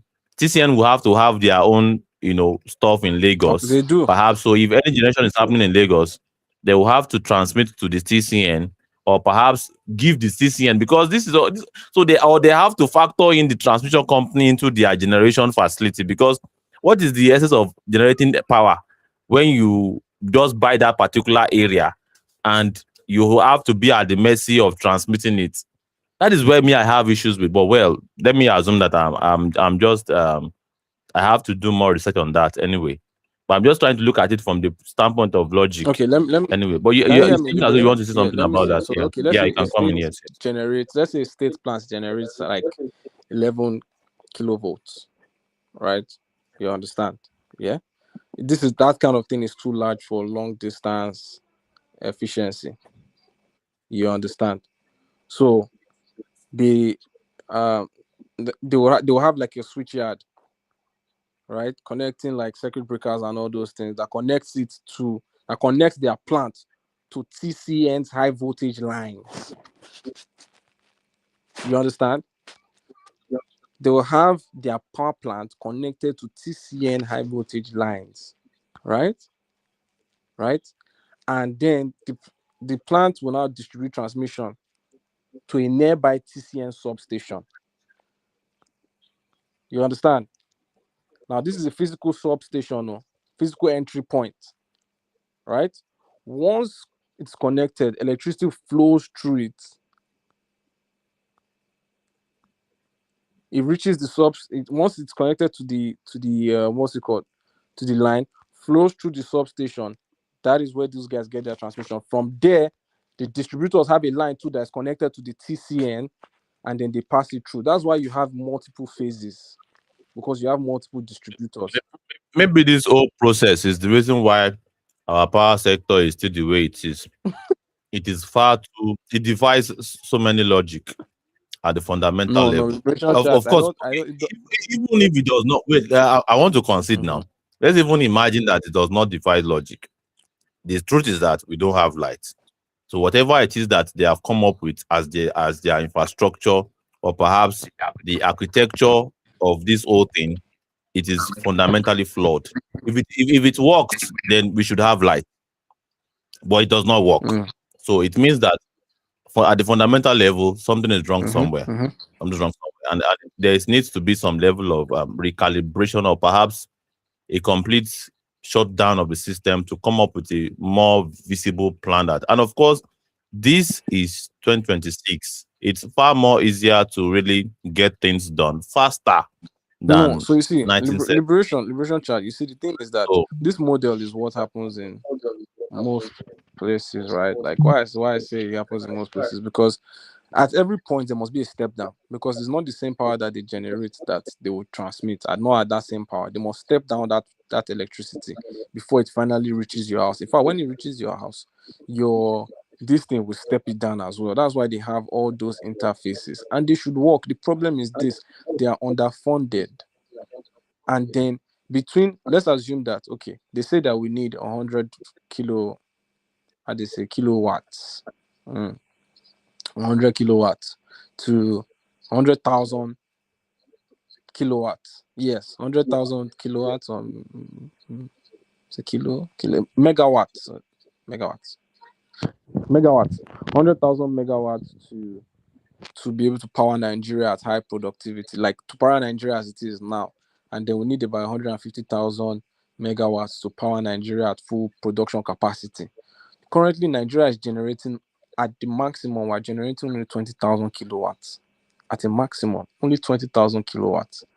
By the time we generate 20,000 kilowatts, because of how inefficient and how outdated some of our um, transmission materials are, from the point of generation to the point of reception of transmission, we lose part of that 20,000 megawatts. They probably generate like 15,000.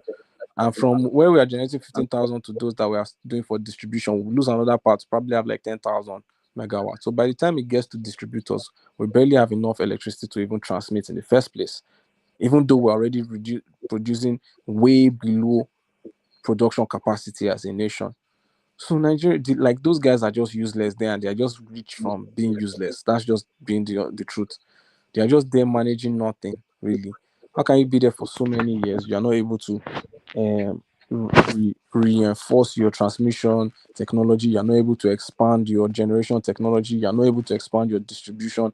We're still going through the same mess. We're not able to diversify our power, distribution in the country. It's ridiculous. Very, very ridiculous, my comrade.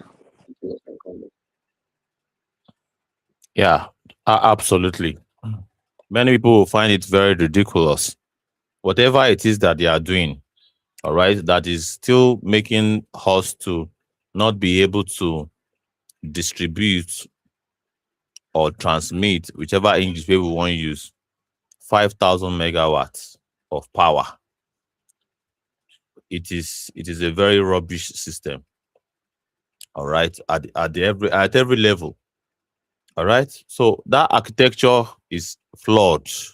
It's flawed, and this year alone, we have had national grid shut down for at least 5 times.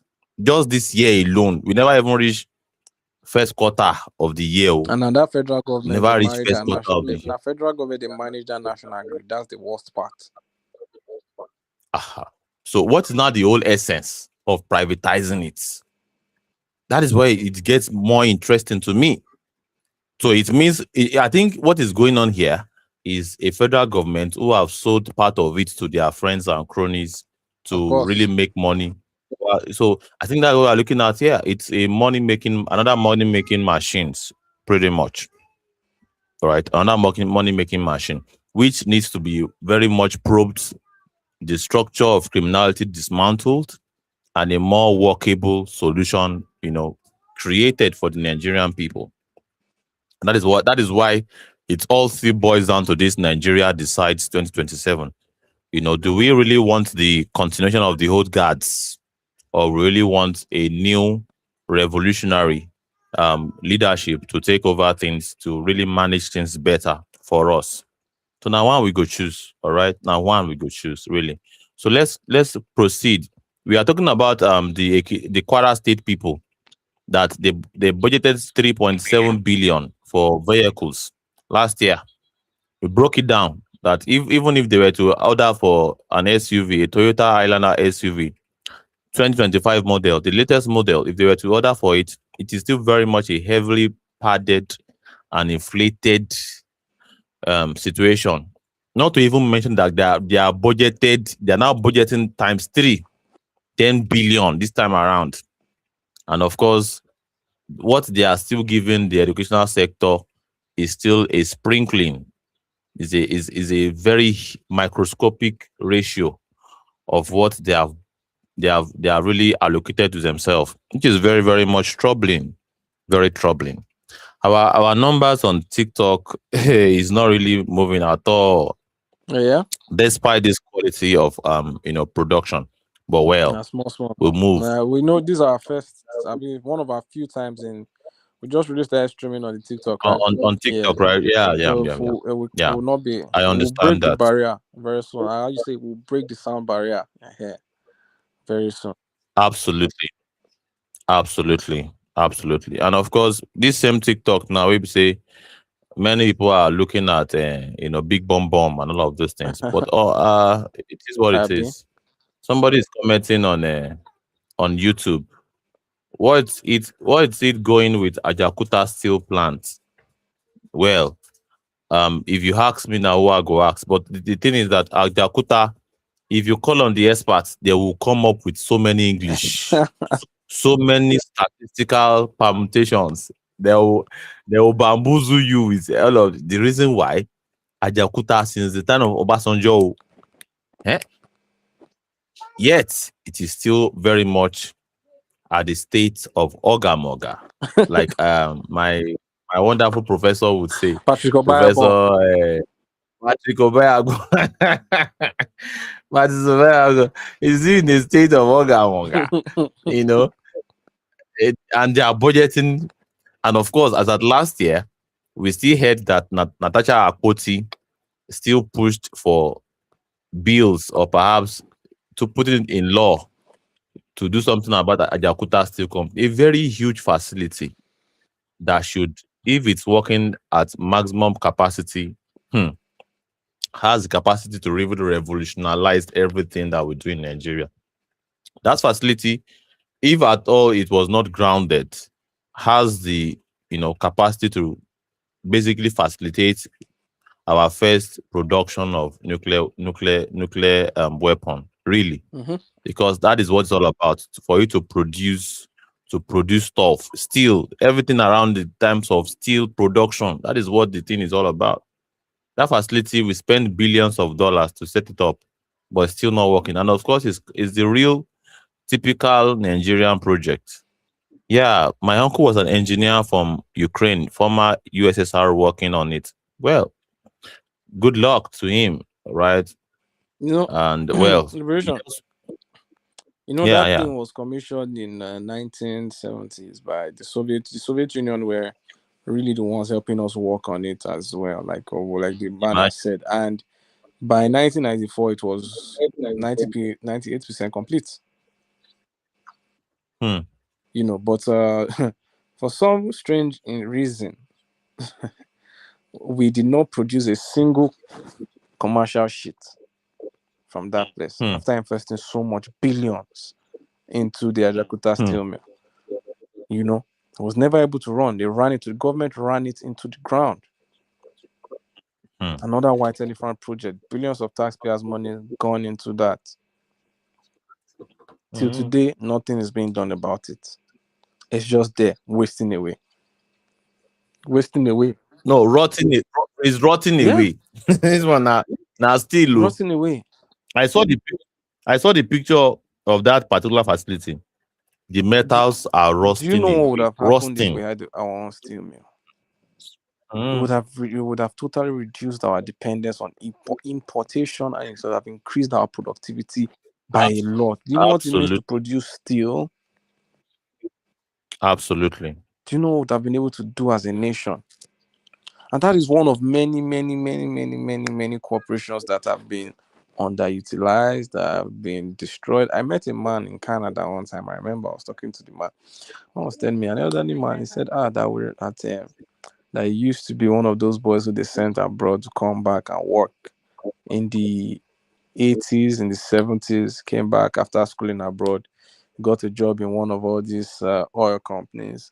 He said he was sent to one refinery in one village that time or one then. And when he got there, young engineering boy got back feeling fresh. Mm. They gave him position Mm. manager. He reached there, what's going on here? He said, Mm. oh, this equipment is bad. One of their major equipment says it's bad that they've Mm. sent for new one to be bought and all those kind of things. The guy said, a new one to be bought. He said, why do we need to buy a new one? Got himself 3 technicians. Said they sit down together, they finish and they repaired it back. He repaired Mm. it back, the thing was working, right? Say when he now finished, because he was living, I think he said he was living in Port Harcourt, but he was working Mm. in one of the localities, one of the modular refineries or something in Port Harcourt, in one of the localities. So when he comes back to the main city now, after that entire period of being in the workplace, those you go to work on Monday, come back to your family on Friday type of thing. So he comes back now, and when he gets back to work on Friday, he said he's blowing his horn. He enters inside. As he was entering inside, someone told him, Oga is looking for you. Then in his mind, it's like, Mm. Oga must have heard about what we did, and Oga is, going to give us some Mm. commendation for taking up that task. He gets to Oga's office. So Oga first asked him, young man, are you married? He said no, that is not married. Oga said, that must be why you're very jobless. Now, who sent you to go and fix that thing? Now, why did you fix it? I think we don't know that it cannot be fixed. I'm paraphrasing now, but basically, the man chastised him for fixing it. I told him to go and destroy it. They're waiting for a new one. But the man was trying to explain to me that is how they keep spending money on fixing and buying and buying and buying and buying. That some people will deliberately not just allow some things work so that they can spend money buying and buying, padding. That is how they run companies into the ground. The company will not produce anything. They'll go days. They'll be collecting salary for doing nothing.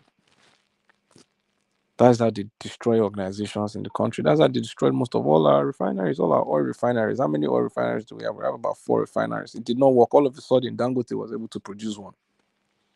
With which money? Federal government money. We were never able to do it ourselves, but all of a sudden, Dangote said he wants to do it and did it in less than how many years. And he did not just do a small thing, he built the biggest oil refinery in the world. The biggest oil refinery in the world, the biggest fractional distillation column in the world. Bigger than the refinery in China. Bigger than the one in Venezuela. So who are they trying to deceive? That we cannot do common generation, common distribution, common transmission of power. That we cannot run a steel mill by ourselves. Because that's what they try to play on Nigerian intelligence when come with Liberation Charles. Over to you. Sorry, do you mind if I add to that conversation? Yeah, Feel free, please my do. comment. Please do. Okay, so you made excellent points. We can't continue deceiving ourselves that we don't have the capacity to do anything for ourselves. For example, using that same car analogy, where the current minister of state for the rather minister of defense for state, whatever however they call it, it's a useless position anyway. So it's not even important to know what it is. Bello Matawale is a minister of defense in some capacity. He stole 50 cars and then he got rewarded with being a minister after stealing 50 cars. He stole those 50 cars when he was a governor for 8 years. And at the end of his tenure as a governor, they had to use documents to collect 50 stolen vehicles from his house. Now, those vehicles are all manufactured in United States, Asia, mostly United States of America, because these are Japanese vehicles for the most part. These Japanese cars, they have their plants in different parts of North America, right? Now, in Nigeria, over the last 5 decades, there have been multiple companies that have emerged claiming that they can make vehicles. Some during the process of their operations, they were able to make vehicles that met international safety standards, and many others they didn't meet those standards, but there was room for improvement, especially if they were supported. So looking at these, if a country is really serious, the Nigerian government, which we all know that they are not serious, and that's why we are revolutionaries, the Nigerian government wants cars. You want your officials to have cars. That's why you buy them official cars. Then you have some Nigerians that have come up with the technique to make their own cars. Those cars are not perfect, but it's supposed to be the job of the government to create an enabling environment whereby those made in Nigerian vehicles would be possible to be consumed by the people. But that's not what the government does. The government steals Nigerian money, goes and buy vehicles from America, brings them to Nigeria and steals the vehicles. Meanwhile, the local manufacturers, they never get any support. Like Innosuns, for example, that's one of the latest manufacturers out of Nigeria. There is no reason why the Nigerian government, they are thieves. We understand these guys are criminals, but they have no excuse not to be buying innocent vehicles, for example. That's just an example. But they wouldn't do that. And assuming they had been buying innocent vehicles for the last 10 years, by now, on year 11, Innosun would have improved on its R&D. The products that they are creating, the cars, would have significantly improved because they have government support. But these Nigerian guys, politicians, they know all these things that I'm talking about. Trust me. Not like they are so dumb and they don't know these things. Trust me, some of these guys, they are smart. Some of them have higher level of education. They've lived around the world. They know all these things. But once they get into that cult of being in Nigerian politics, they have to throw away any possibility of developing Nigeria. They have to continue collaborating with any external force that wants to keep Nigeria the way Nigeria is. I shared one report with Liberation Chat this morning. I don't know. I believe I shared it with you, bro. The Kissinger report on what their plan as at in 1970 in the 70s, what the plan of the US government was for Nigeria specifically. And their plan was simply, listen, we have to make sure that these people, we kill their ability to manufacture locally, and we have to make sure that they are reliant on us. And we also have to make sure that their natural resources is beneficial to us first. And success, they make sure that that Kissinger report, and that's part of why we are where we are. You see, and these guys that are in power in Nigeria, they are collaborating with imperialists to make sure that we remain where we are. There is no excuse for them not to be funding and supporting so that there can be made in Nigeria vehicles that are exported around the world. That's what China today, the Chinese government is signing some of the most lucrative deals with some of the most wealthy countries of the world. You see, The Chinese government, for example, with Canada, they've signed an agreement where they're going to be, because Canada too is trying to protect its local manufacturing industry in the automotive industry. So the Chinese government, one of its private companies, produces electric vehicles. They've signed an agreement with Canada. We are going to export, I can't remember the number now, maybe 500, maybe 50, but there was a cap. We are going to export a certain number of vehicles into Canada so that Canadian consumers can have access to Chinese manufactured electric vehicles, not only having access to Teslas or the Hyundais. You see, because the Chinese government intentionally funds and supports local manufacturing. But what do we get in Nigeria? You have a government that will steal money from Nigeria, go to America, buy vehicles with that stolen money, bring those expensive vehicles back to Nigeria, then steal them again.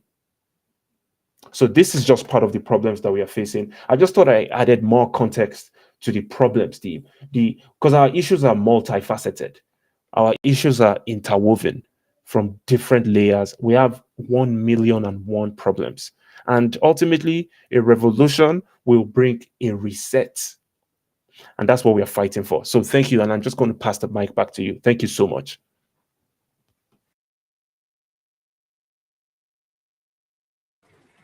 Thank you very much indeed. Thank you very much. The African Wahala. Hmm. Our problem is multifaceted.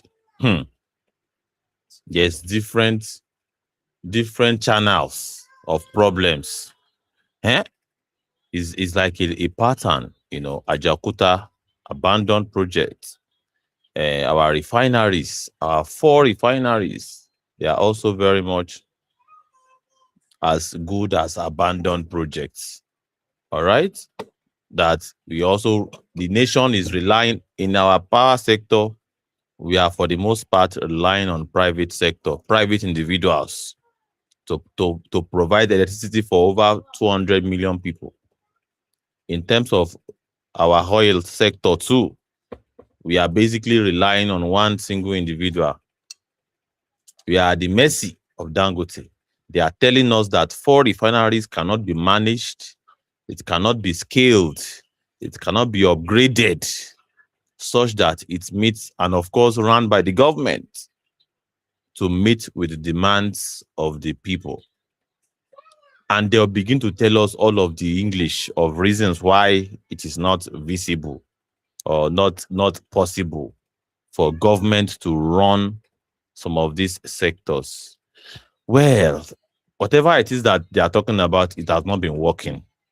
And of course, the Nigerian people will have to decide whether or not they want to, go down that rabbit hole or they want something different. And going into 2027 elections, Nigerian people will have to decide whether they want to go into the rabbit hole again, they want to engage in the rat race again, or they really want a different result this time around. Of course, it will not be a matter of whether they want to abandon this political hegemony that has produced this kind of system that has not made infrastructure that should serve the people to work, or they want to try a new hand that has a blueprint, that also want to do something not just to continue the broken system, but to dismantle and build a system that works. And of course, in this era, if you know exactly what you are doing, you can get things done faster and even more effectively. We all know the difference between analog and digital. Analog is far, far more, is a very outdated system of things. How do you imagine a manual, car compared to an automatic? Can you compare a Lexus with a Peugeot 504? You cannot do it's incomparable. Put two of them in a race and see who gets to the destination faster. And it tells you all you need to know about modern tech. And of course, technology doesn't even wait.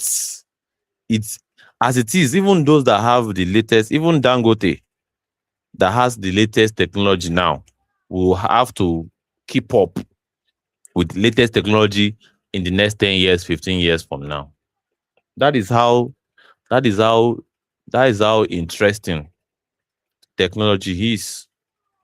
That is how interesting technology is. It is evolving at at an astronomical, speed. But are we keeping up? Even our education in Nigeria, are we keeping up? When business admin students are still using typewriter? Typewriter is a part of their course in 2026. You understand me? Typewriter as a course, a 3-unit course in 2026. Typewriter that some people in their country is already in the museum. Is in the museum. That is a distance historical Artifact. It's an artifact. artifact. It's an artifact. Is a fossil. And we will carry as you buy typewriting book. You It, don't it suffer is for this it country. is it's a pity. And of course, that's why we talk about the solution every single time. And the solution of this whole thing lies with the people, really. The people are the solution. Are they willing to be the solution to their problem? That is a question that they have to tell us. They have to answer to us. All right? Whether or not they want solution or they want the continuation of the problem. Let's keep listening to this because there's a lot to unpack from what is being said by this sister. On school facilities. This is a pattern. In Enugu State, 115 billion naira was set aside for office furniture, 21 billion naira for vehicles, and 35 billion naira for aircraft. In Oyo, 32 legislators will spend 6.5 billion naira on vehicles for and miscellaneous items. That amount is more than twice what the state will spend building primary healthcare centers for 8 million people. In Borno, a state with That was too fast. 0.5 billion naira on vehicles for and miscellaneous aircraft. In Oyo, 32 legislators will spend 32 Oyo legislators we spent 6.5 billion naira on vehicles, fuel, and miscellaneous items. They intend to spend 2.5 billion on generator fuel. Hey, 2.5 billion on fuel. Why wouldn't they spend 2.5 million on fuel? And of course, if we have to go into the nitty-gritty of that permutation of okay, let's even do it in a day. Okay, let's take our calculators, ladies and gentlemen. Calculate how there are 365 days in a year, isn't it? Okay, 365 days in a year. They want us to believe that. Well, let me not even go to that first. 2.5 billion, Abi. 2.5 billion for fueling diesel generator. All right. 0.5 billion. This is from Oyo State, one of the poorest states in Nigeria, really. All right. Divided by 365 days in a year. So the Oyo State legislators want us to believe that they are spending 7.1 million naira every day for generator to provide fuel. Google, ask Google how much is 7.5 million in diesel. How much diesel in Nigeria can 7.5 million buy? Wait, what are you want to carry us go where we don't know? Which generator in Nigeria we consume this much fuel? 7 point, and of course, okay, let us divide it because by some Nigerians can believe it. how many liters of fuel can Some Nigerians can believe 7.1 it. million? How many liters? Diesel is sold for 2,000 naira or 1.8 thereabout. Let's even say 1.8. Let's even say 1.8, 1,800 naira. 7.1 million. Omo, you don't me control it now. 7 million, right? Divided by 1/8. That is 3,800 liters of fuel. As soon as they see Oyo State government want us to believe that they are using 3,800. And see, these people, they think that people are, and of course, Nigerians don't do calculations. It's the reason why they are more emboldened. They are emboldened to come up with this kind of calculation and submit it to the House, and it gets approved by the governor.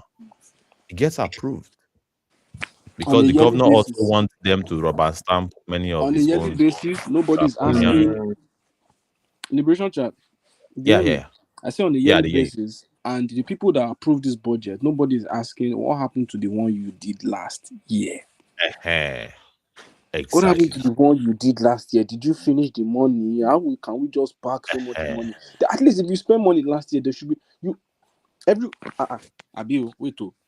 When you go out, the aim is to spend as little as possible, is it not? Abby, Is it not? That's why you do absolutely, a budget. That's why it's called a budget. The aim is to spend as little as possible because it is a budget. You are on a budget. You are not on a budget. free Yes, spree. yes, absolutely. So when you are Abs- spending all this money, they allocate this money that okay, this is what we are allocating. You know, at least at the end of the year, we expect you to budget that same money and have this is how much is left. Oh, Absolutely. Abi, go do that one. They know they give us Ab- account of the one way they spent before. Straight to new billing. Straight to new billing. that one don't go. That previous one don't go. You have to So you so have it's to as if forget about the past and look forward to the future. so it's as And if that's why they say Nigerian politicians are the luckiest politicians in the world In because to fact, they them it's cannot just they free cannot believe their money. luck. As in, they just now, now come in. See, that's why it's obvious why as soon as anybody enter any governor position in 4 years in life go change. How your life no go change when they are spending billions on you every year? If that means that my life go change, later they come and they say they are successful, God has blessed them. Now me, God no go bless if they make me commissioner of police. Hmm? Where they spend billions on every year. And when they are spending these billions, you don't see any of your favorite governors, you don't see any of your favorite senators saying, okay, you know what? I already have a car. Because the point is, most of the people who run for position in Nigeria are rich people already. Most of these people already have cars. Not one, not two. Most of these people already have cars. So why can't they just say no? I already have my own car. They spent 4 years approving budget to buy new cars. It's not as if every year that's the another thing we must factor. It's not as if every year the people in the Senate House change or the presidency changes or the governor changes. No, this is every 4 years, and every year they get new budget to buy new cars. Every year they get new budget to buy new cars. And Nigerian people don't have pipe on water. Nigerian people don't have health care. Snake is still killing somebody in the country. Snake bite, still killing somebody. No anti-venom. Let's look at the classroom that we just looked at just now, that liberation, just civil space just showed to us. Look at the classroom. In the so-called best performing governor state. That is what the best performing governor can produce in the state. That is the state of the current best performing governor in the country. Imagine what the worst performing governor is now doing.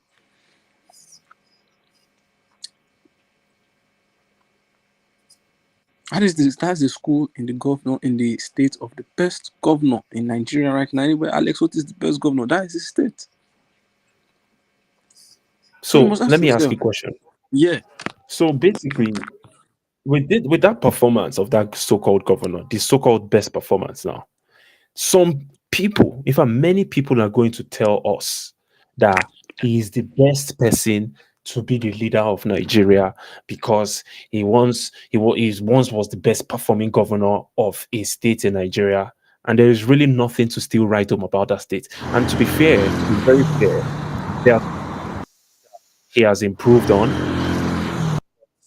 It's not enough. It's far from enough. And for that reason, people like me will never put my support, sorry, behind such an individual unless I see him do more in a revolutionary style. But I just wanted to know what you thought about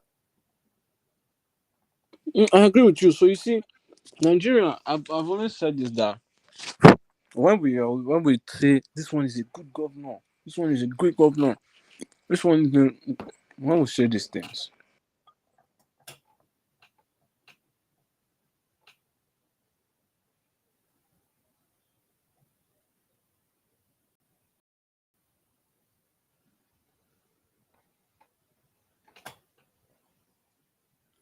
So this is one of this one is I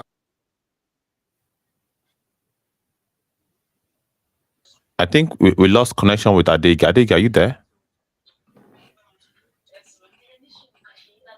Oh, Adegi has stopped speaking. And I don't think it's from my. Is it from my side?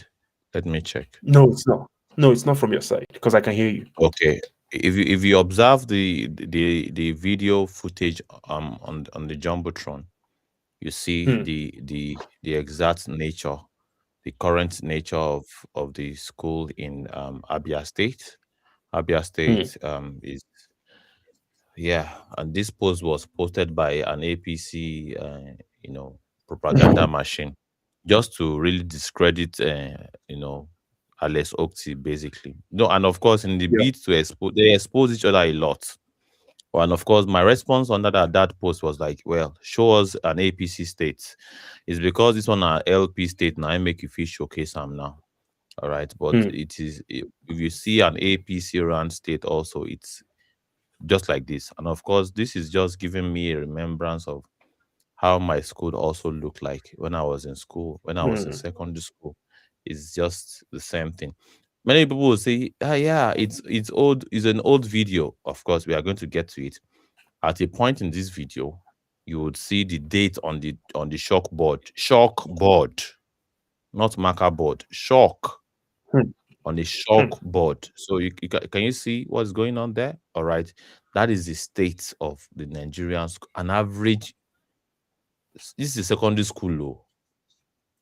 An average school in Nigeria looks like this, and you can see I believe those colorful furniture you are seeing on this video at this point was basically donated to the school, not really perhaps the product of maintenance or perhaps upgrade of the state. No, it was donated. It's most likely some of these things are donated by the NYSC guys that saw how hmm, dilapidated the whole thing is, and they start, well, let us intervene in one way or the other.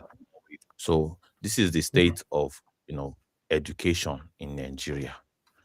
It is what it is, and they will tell us the reason why they are outstretched or why it is impossible for them to really. And of course, look at their budget, and we are looking at their budget now, and we are calculating it that the Oyo State celebration. Parliament. Yeah, I can hear you. Can you hear me too? Oh, yeah, I can hear Yeah, you you're now. audible. Yeah, Okay. please proceed, proceed, proceed. Yeah, so I was saying that you know, we have to ask ourselves a question. This is one of the main problems we have as Nigerian people. When we say this governor is the best that they have had, what exactly is he doing that makes him the best? What exactly is he doing? He's fixing road. That's what makes him the best. We just dissected how we had a vacancy governor in Edo State say that before you wake up from bed, you see that they have tarred the road. Those roads did not last for up to 1.5 years. hmm. Those roads did not last. So all Comrade, this, Ade, yes, I hear you. okay. I need to give Nigerians a perspective because I'm one of the fortunate ones that has had the opportunity to live in so-called developed countries for a long time. And I can just give you an example of how road building and maintenance works, especially in a country that has severe weather, extreme heating and drying that erodes the quality of the road. And I'm talking about the top quality of asphalt, of that's what we bitumen, that material that they use. I'm talking about they add concrete, bitumen, and metal in some cases just to reinforce the material used in building the roads. Every single year, these roads are scraped because there is harsh climate that makes the road require maintenance on a regular basis. Every single year, you find hundreds and hundreds of kilometers of roads that are scraped and repurposed. They scrape the top layer and they pour a brand new layer of bitumen every year. And then you now realize that what we know as life in Nigeria is below humane.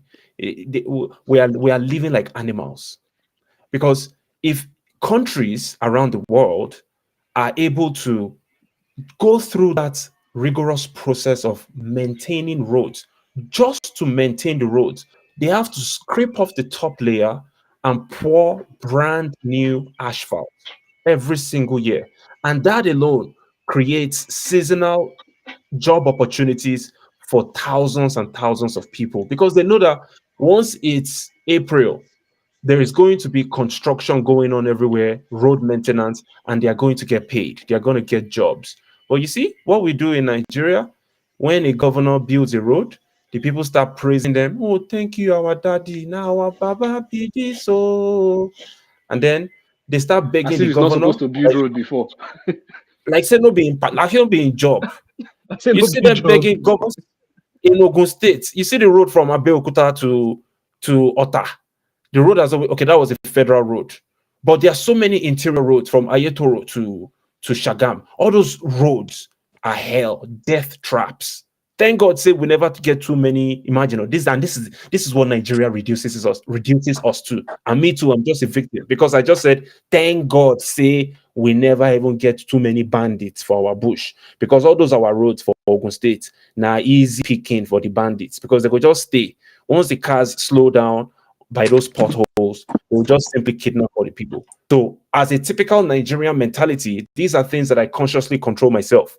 When I say stuff like, thank God, say we never get too many bandits, we go to kidnap us for our bad roads for Ogun State. But in reality, I not supposed to thank God for that. In reality, it's our responsibility as human beings to provide security for us. No be God who come protect us from bandits. Now us who protect ourselves from bandits. And no be God who come build road. No be until we go pray for church or for mosque, praying that, oh God, please touch the heart of my governor to build our road from Ayetoro to Shagam. No, no. That's the governor's job. God will never answer that kind of fake prayer. What kind of fake God do we even pray to in this country? There's something absolutely wrong with us. Absolutely. And these are ways that as individuals, we need to start checking ourselves. It's the responsibility of the government to provide the roads. That's why they get paid all those money, all those allocation from the federal, even though the system is messed up. But within that messed up system, they still get paid allocation. From that allocation, they're supposed to build the roads. But guess what? They don't build the roads. They simply steal the money. And then we will now start saying, God, please make our governor build road. No, God will not answer that kind of fake prayer, because now fake prayer be that. And now fake God will pray that prayer too. So please, my people, I beg, make we dey conscious about these things. The way road maintenance works is the responsibility of the governor, and it's never rocket science. For them to have constructed Lagos Ibadan for 20 years. For 20 years, this road was under construction. What kind of country is this? 130 kilometers of road. For 20 years, it was under construction. That just tells you that we are not serious. Period. It's not only the government, because unfortunately, we are not serious because that's all what we know. You see, we are a product of our environment.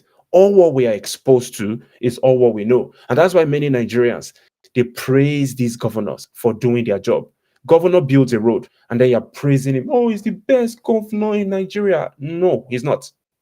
He's not the best governor in Nigeria. If he was the best governor in Nigeria, he would do more. It's not only about building roads that will make you say he's the best governor in Nigeria. So let's push for him. You see, let's push for him to be the next president. No, that's not how it works. Because he built those roads does not mean that he's the best governor. But let me just rest my mic there and let me let you continue. Thank you so much. Yeah, so I mean, my comment, you said it all. We get the barest minimum. Has to be Yes, yes, you're audible. okay. We get the barest minimum from our so-called elected leaders, and we go ahead to jubilate for receiving the bare minimum. You know, the suffering is now so bad that small things now waiting they excite us. Yeah, and that is the style. So they can always keep giving us the bare minimum, so we can always be satisfied with nonsense.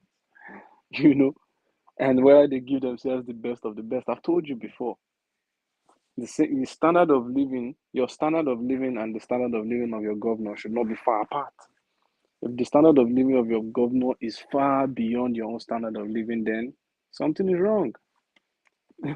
Something is wrong. That person is supposed to be there protecting your legacy. So those are the benchmarks you should have for yourself. Why will your governor have 15 cars? You cannot have one. Why? Why will a commissioner in your state be moving with so many police convoy, but you people do not have security in your community? Those are the questions we must begin to ask ourselves. These people commandeer so many policemen to themselves. There's nobody to protect the society anymore. Bandits can just walk in, carry 300 people, 200 people. It's ridiculous. Just listen to it. How do you kidnap 300, 200 people? Look at the numbers that we're talking about, people. It sounds ridiculous. You carry 200 people inside a state where a sovereign governor is, where there's a commissioner of police, where there's a general, where there's a military general. None of them had any intel that you were going to do that. That 200, where were the checkpoints? What happened? How did 200 people move? How were they moving with guns? Because 200 people, it means to coordinate 200 adults and children. Even if you're able to coordinate the adults, to coordinate 200 children and move them out of a state, it's not we don't break down these things. We've become so desensitized that we don't try to really break down what is right in front of us. 200 people missing. Everybody is quiet. Another day in the jungle, the wild, wild west. It's just crazy, my comrade. I think you've shown the date now. Don't give us date confirmation. Liberation. Liberation chat. Yes, I heard you quite very clearly. Mm, I heard you very quite clearly. All these things are not difficult to do, really, but they want to make us believe it's rocket science, really. They want to make governance look like rocket science. And that is why they are budgeting what can be budgeted for rocket science. But well, can you? Yeah, of course, their budget looks like rocket science I'm telling you, you think that Nigeria is US, like you are because doing the type of only research that only USA is only when doing. you want to propel your rockets, that is when you budget for 3,000 liters of fuel per day.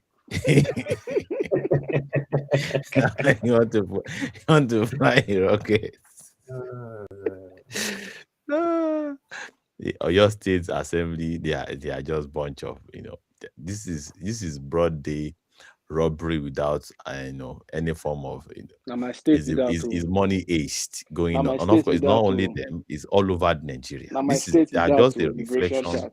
Now my state of did the whole that. Where system, they really. thief like this. You see my governor Makinde criminal. And he go approve uh, that. He go day part of people go look that and budget. Say some this people is are a good saying he's the budget. best governor in Southwest.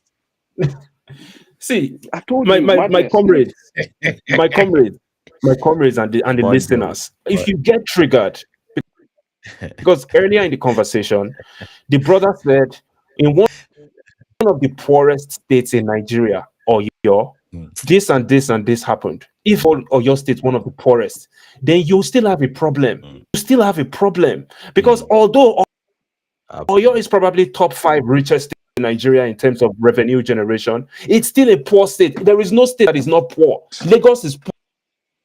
The richest state in Nigeria is poor, and Stop being offended about relevant stuff and let's build it in society. How about we all accept the The, truth that we are a the mess truth as a hurt. The truth society hurts. and we have to. The truth. You know, the truth hurts.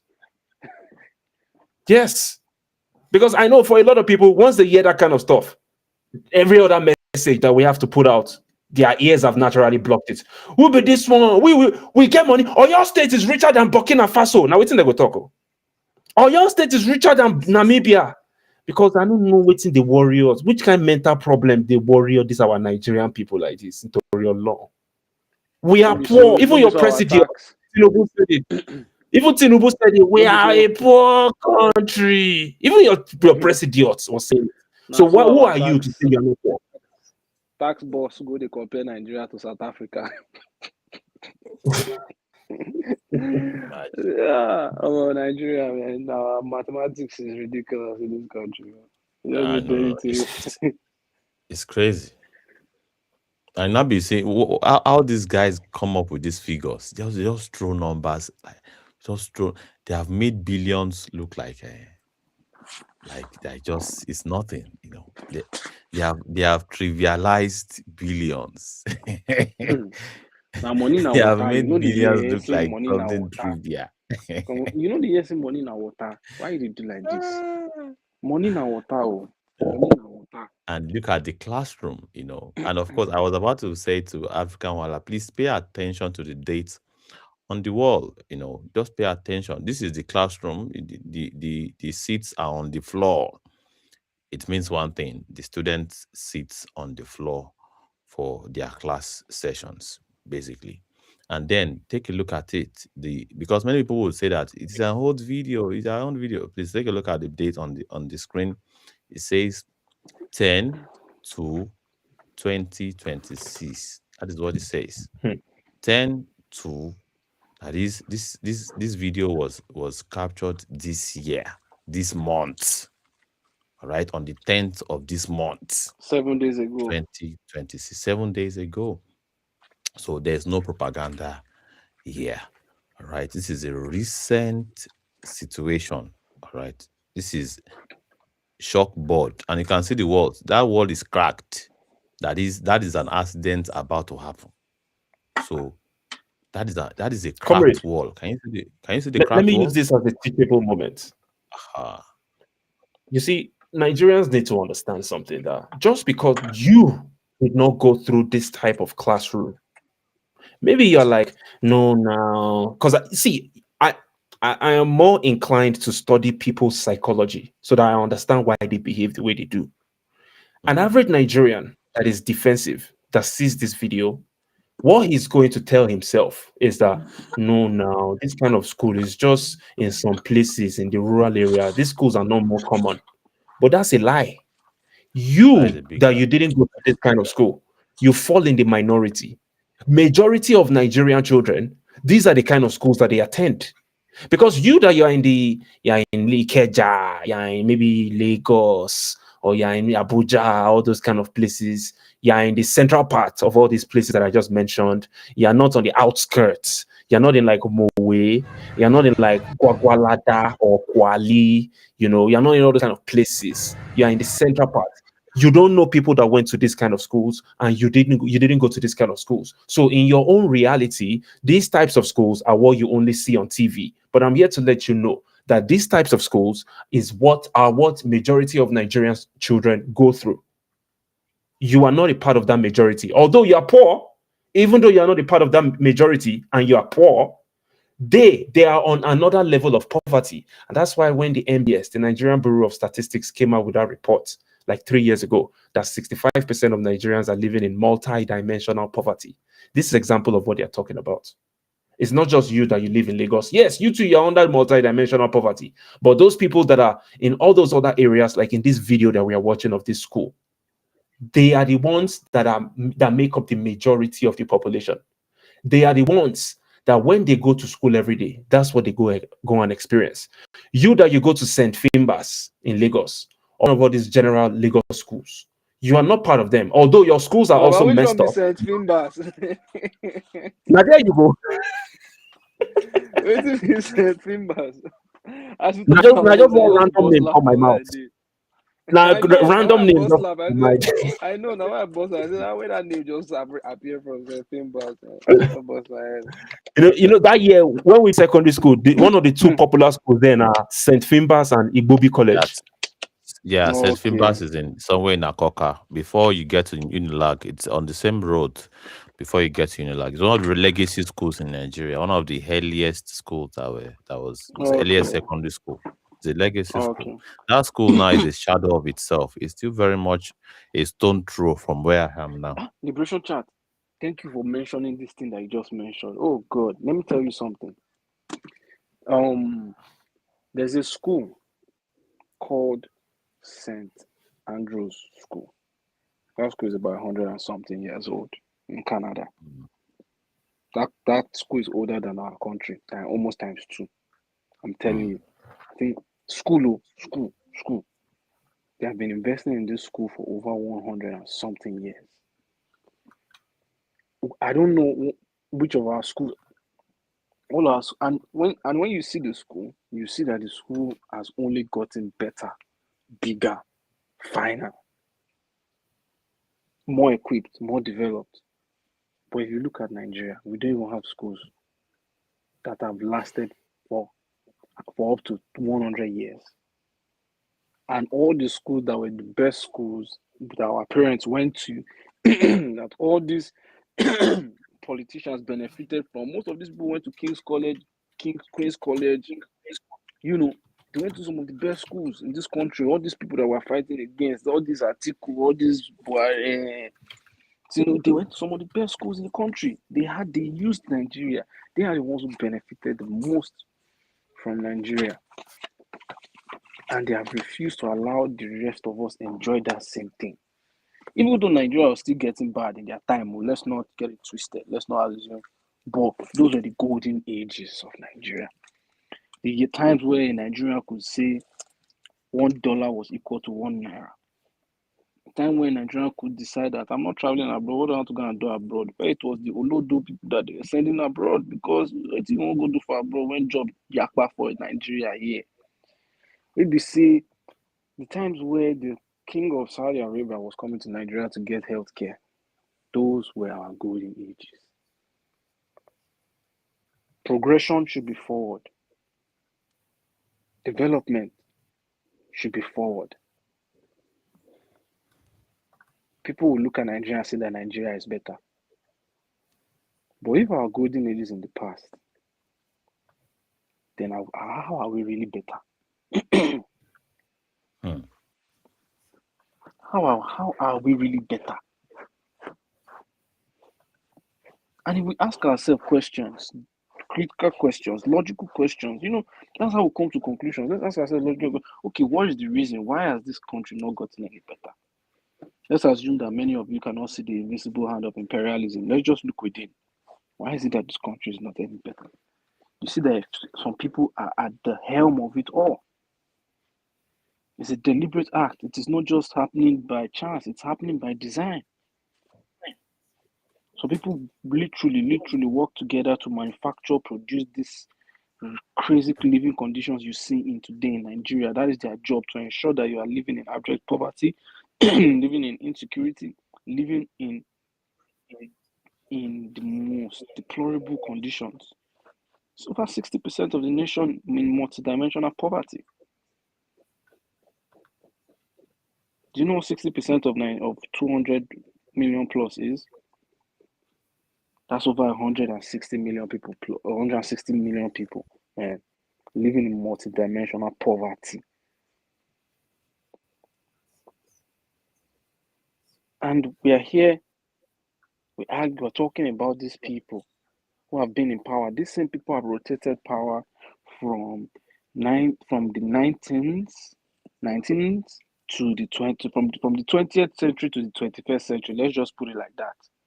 They have ruled cross century. Most of these people, how old is Atiku now? In the next 4 years, Atiku will be 84 years old. The next 4 years, what's his name? Peter Obi, I think. How old is Peter Obi? Peter Obi will be 71 or 70 in the next 4 years. Most of these people are already like grandparents. They're already old.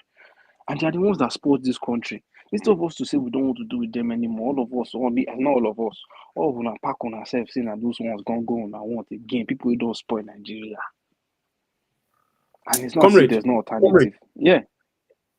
you know what? These days, right? I don't know, maybe not just maturity or waiting, but say these days, and I want to hear your thoughts, you and Liberation Yeah. Chat on this. These days, each time I blame these politicians, I try to blame us too. Say we say we get for body, make we no lie, because many of us we get the same brain as these mad politicians, and not just because excluding Misha, because me I can speak for myself. Many of us we just they wait for our own opportunity to reach those positions so that we go thief. Because no, we not fit just they blame only the politicians for destroying the society. Yes, they are responsible for 90% of the destruction of our society because they are the ones that have power and that control things. But a lot of us also collaborated with them. Until this day, we are still collaborating with them because many of us are still supporting them. Say these people are madmen, but you go not them Congo, you still the support. So I just feel like we are to blame to an extent. But what do you think about that? Liberation, do you want to go first or should I Yeah, have a question? you can go for it. Then I'll go next. Yeah. Okay. So, as it stands today, you are very correct. Our leaders are the cause of the problem because they are the ones that have brought us to where we are today. In the sense that now them create this, now them enable this kind of society. Now them enable this kind of society. I was telling some people today. I said, look, because the person said, "Is it the same type of the same question that you asked like this?" The person asked it in a different way, and I said,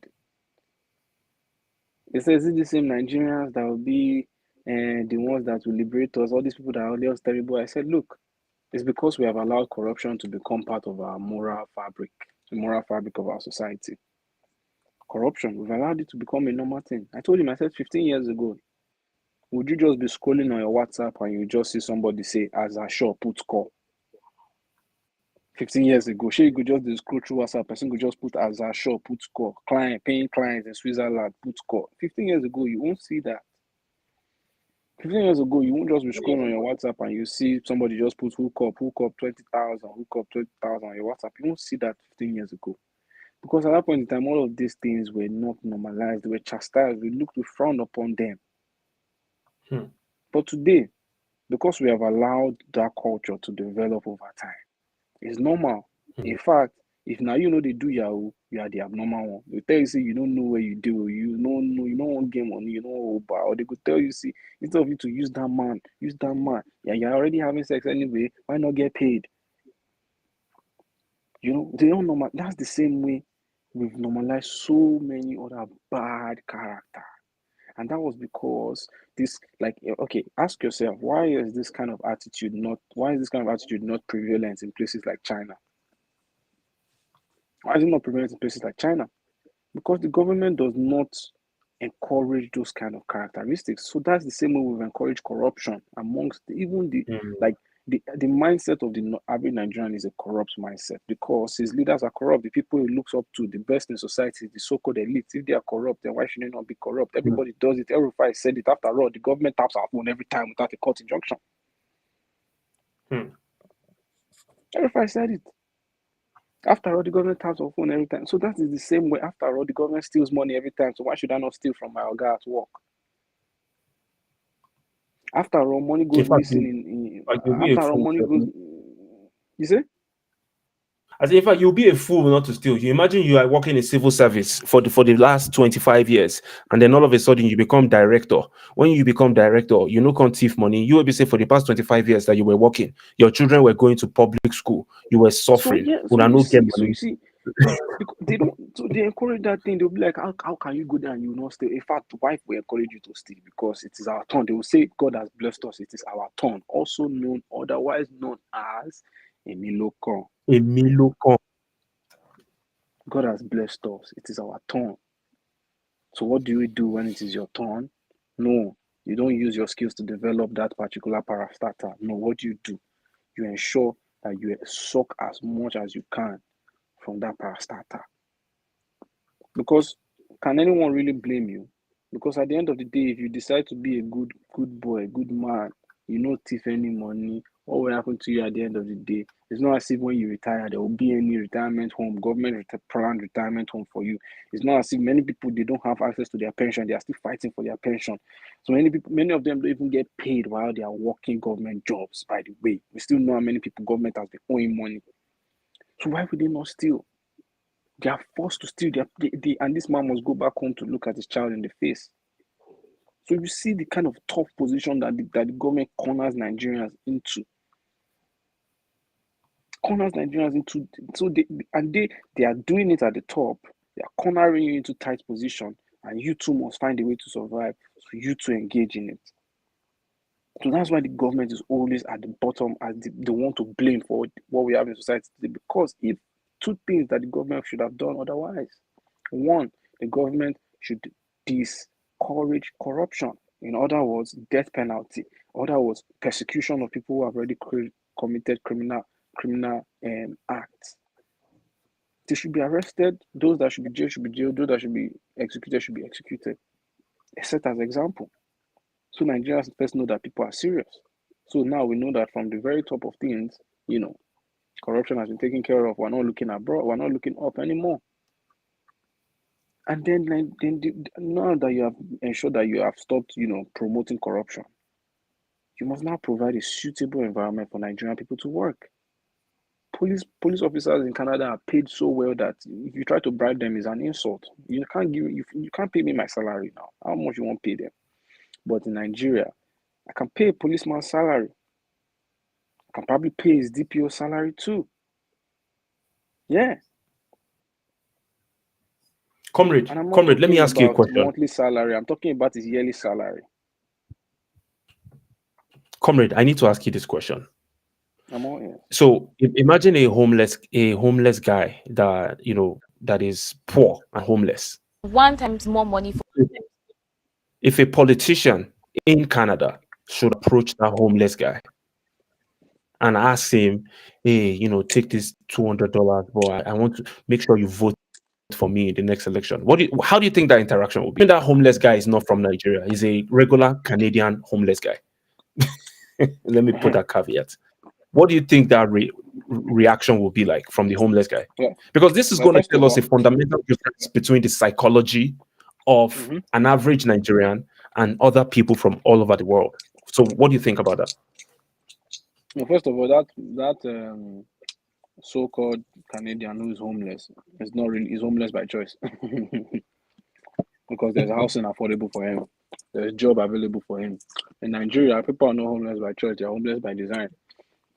In other words, they have no job. We have how many children who are out of school? What are the job opportunities in Nigeria? The ratio of job openings to potential job seekers in Nigeria is almost 10-1, if not more. So the man you see in Canada who is homeless decides he wants to be homeless. That information is very important for the next statement I'll make. Because he knows he has chosen to be homeless. When you come and bribe him, that is not his last resort.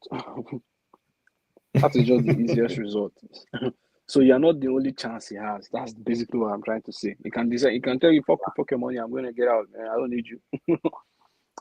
I really doesn't need you.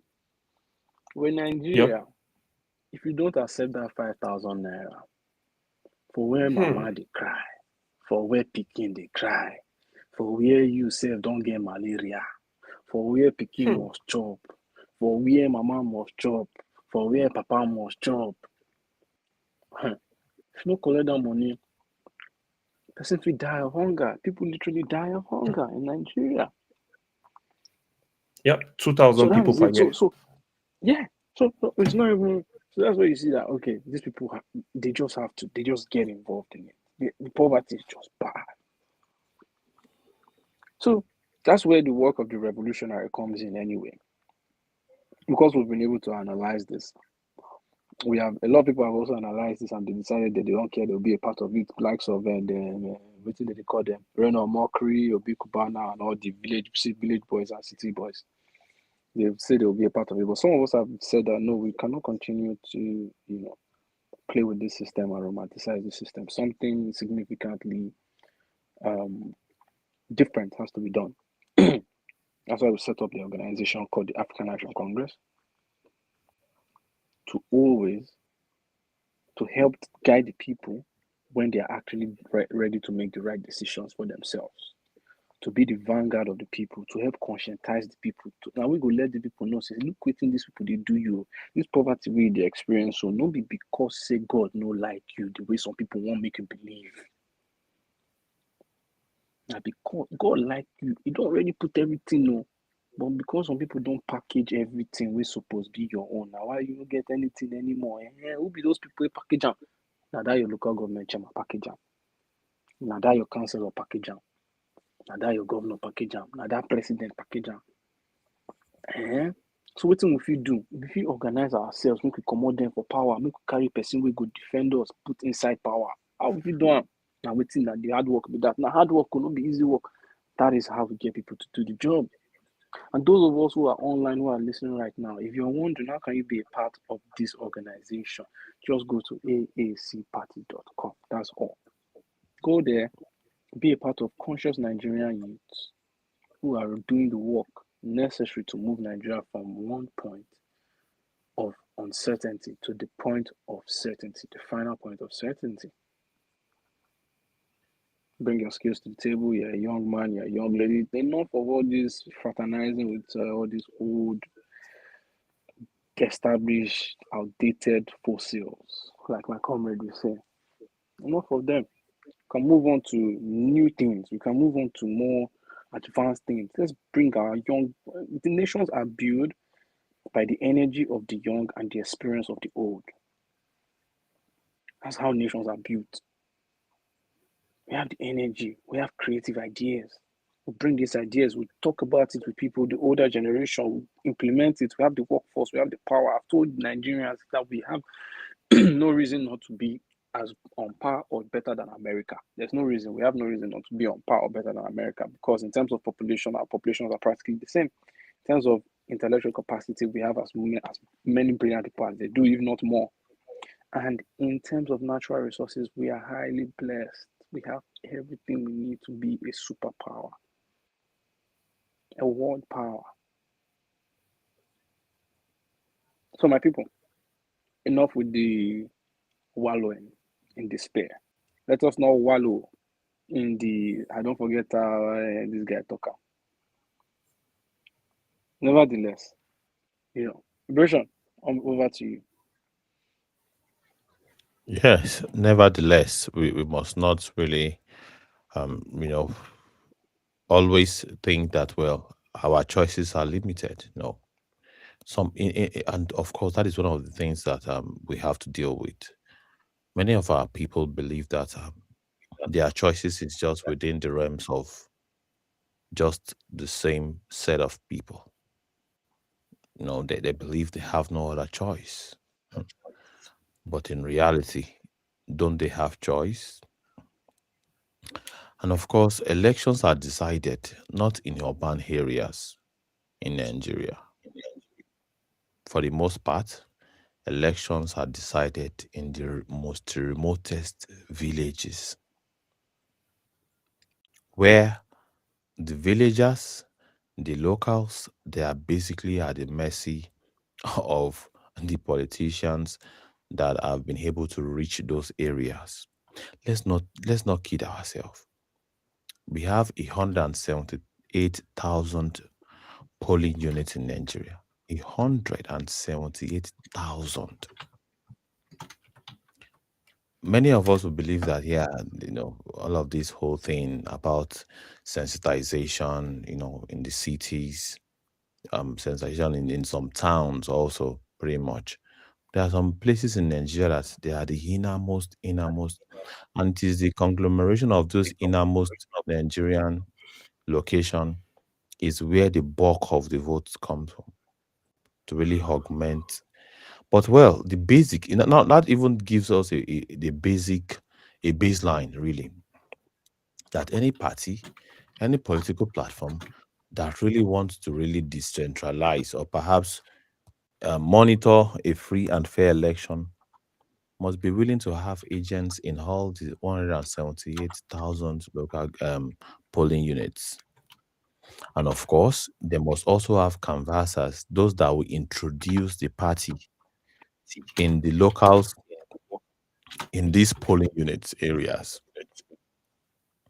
They have to have canvassers that will introduce the party, the ideas of the party. And this is just crashing the surface.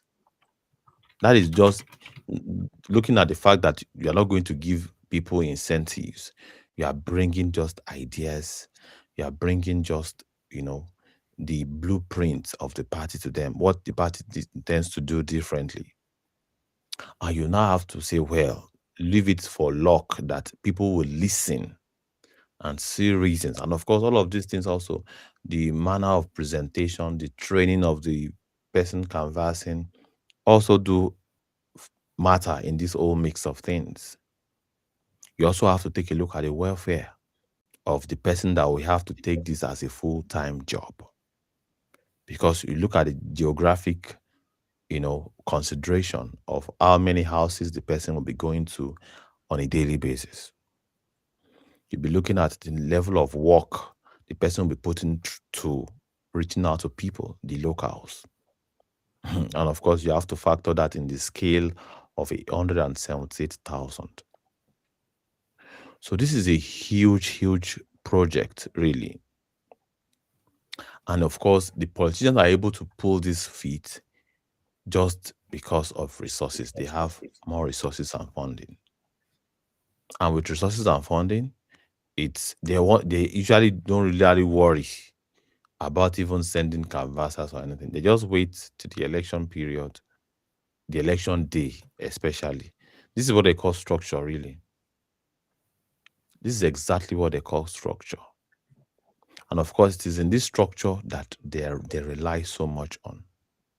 And of course, from the side of things of the revolutionaries, it tells us the scale of work that is needed to be done, the number of people that needs to even reach out to remote areas, and even and of course that will also be at the mercy of whether or not the locals have not been engineered to always see politicians or political parties as vehicles or perhaps platform to extract from, not platform to give to.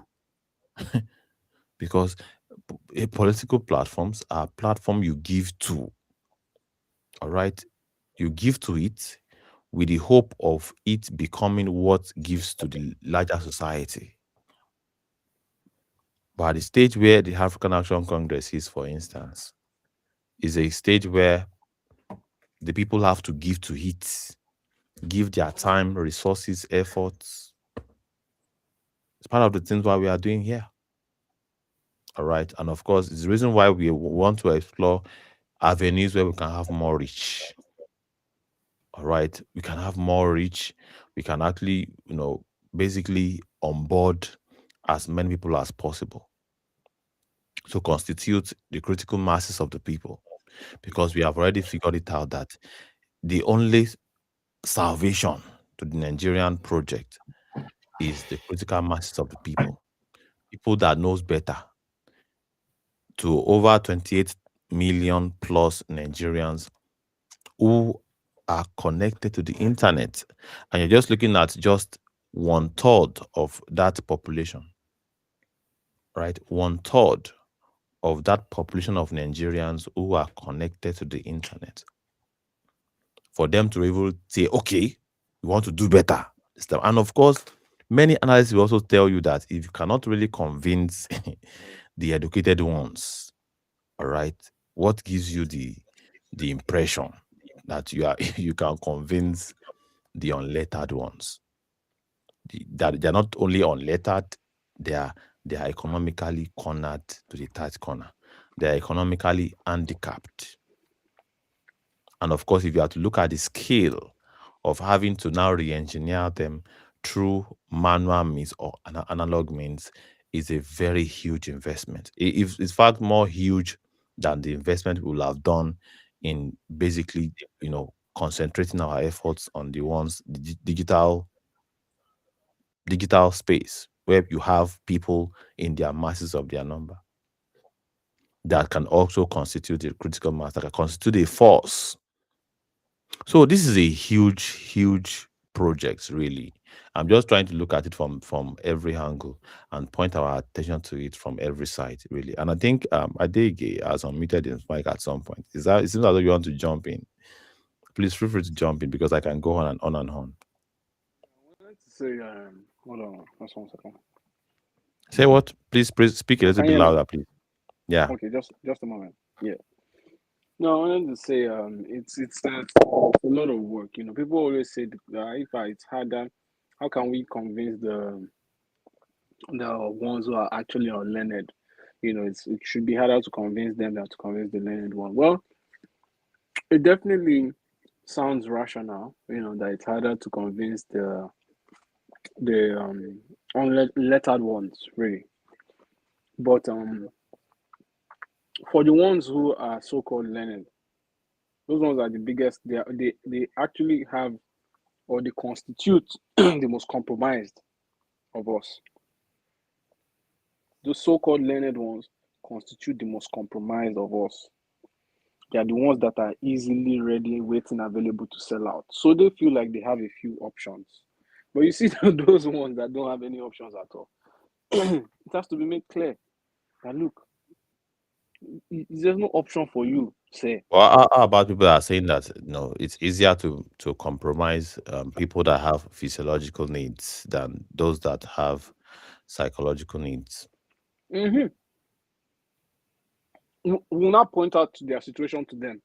You know, we tell them that look, mama, papa, And you pointing out don't they their situation collect. to them, No, I want to tell you, pointing say, out mama, their papa, look, oh, situation to them see what I would mean by mean that pointing out their situation to them. you are sending missionaries to them, really, No, this is what because I mean by pointing out their situation to them because okay, you must communicate with them in order for them yes, to understand. You go let them know, absolutely. say, mama, papa, see, for the past how many years you don't they collect 5,000, they collect bag of rice, they collect palm oil, they collect all this one. Yeah, you don't carry you go. Where is it taking you to? Ask them, let them tell you their story. This is a discussion. Listen to them. Because we must meet the people at the grassroots, physically as well. As much as we are online, we must be physically with them. We must have this dialogue with our people. We must engage them in our local town halls, in our local communities. You don't collect 5,000 all these years. Where you don't carry you go. You still dey here, you dey beg. Now why we dey for this meeting today? Because things no dey go where you get light for house. No. Papa fit chop, no. Mama fit chop, no. Pikin fit go school, no. If na fit buy medicine, no. Food dey, no. Food dey, no. Nothing dey. So now why we guys get this conversation in the first place? You let them know, say, see, now once and for all, we go change this matter. But no be just anyhow we go do am. We must first agree, say something dey wrong. And we must agree say na these people dey cause am. We must come decide how we want to work around that.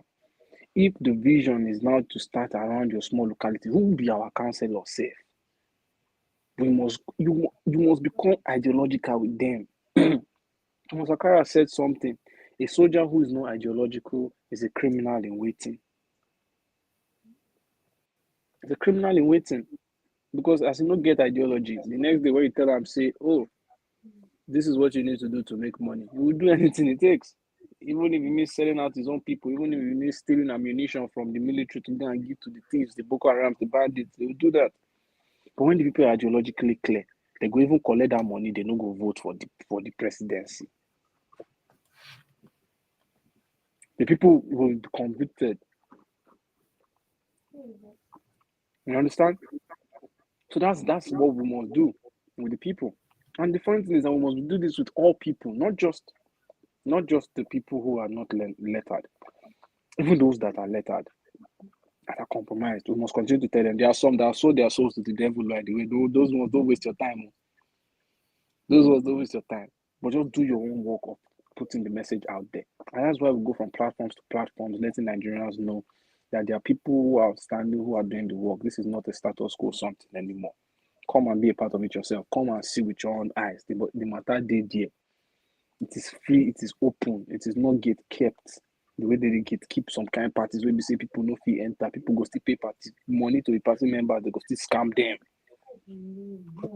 How will they happen for our party? And when you join the party, all you need now that ideology. You go run for your political, for your people, for your community, for political office. We have people, you don't have to spend millions of naira to buy tickets in our organization. You registered political party, you have to spend millions. All you need to do is be ideologically clear. So those are the plans that we have in the African National Congress.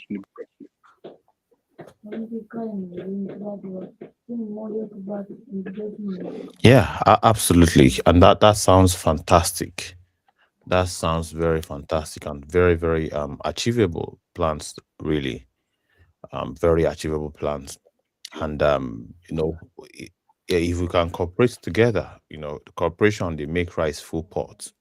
And of course, as a bunch of broom is very hard to break.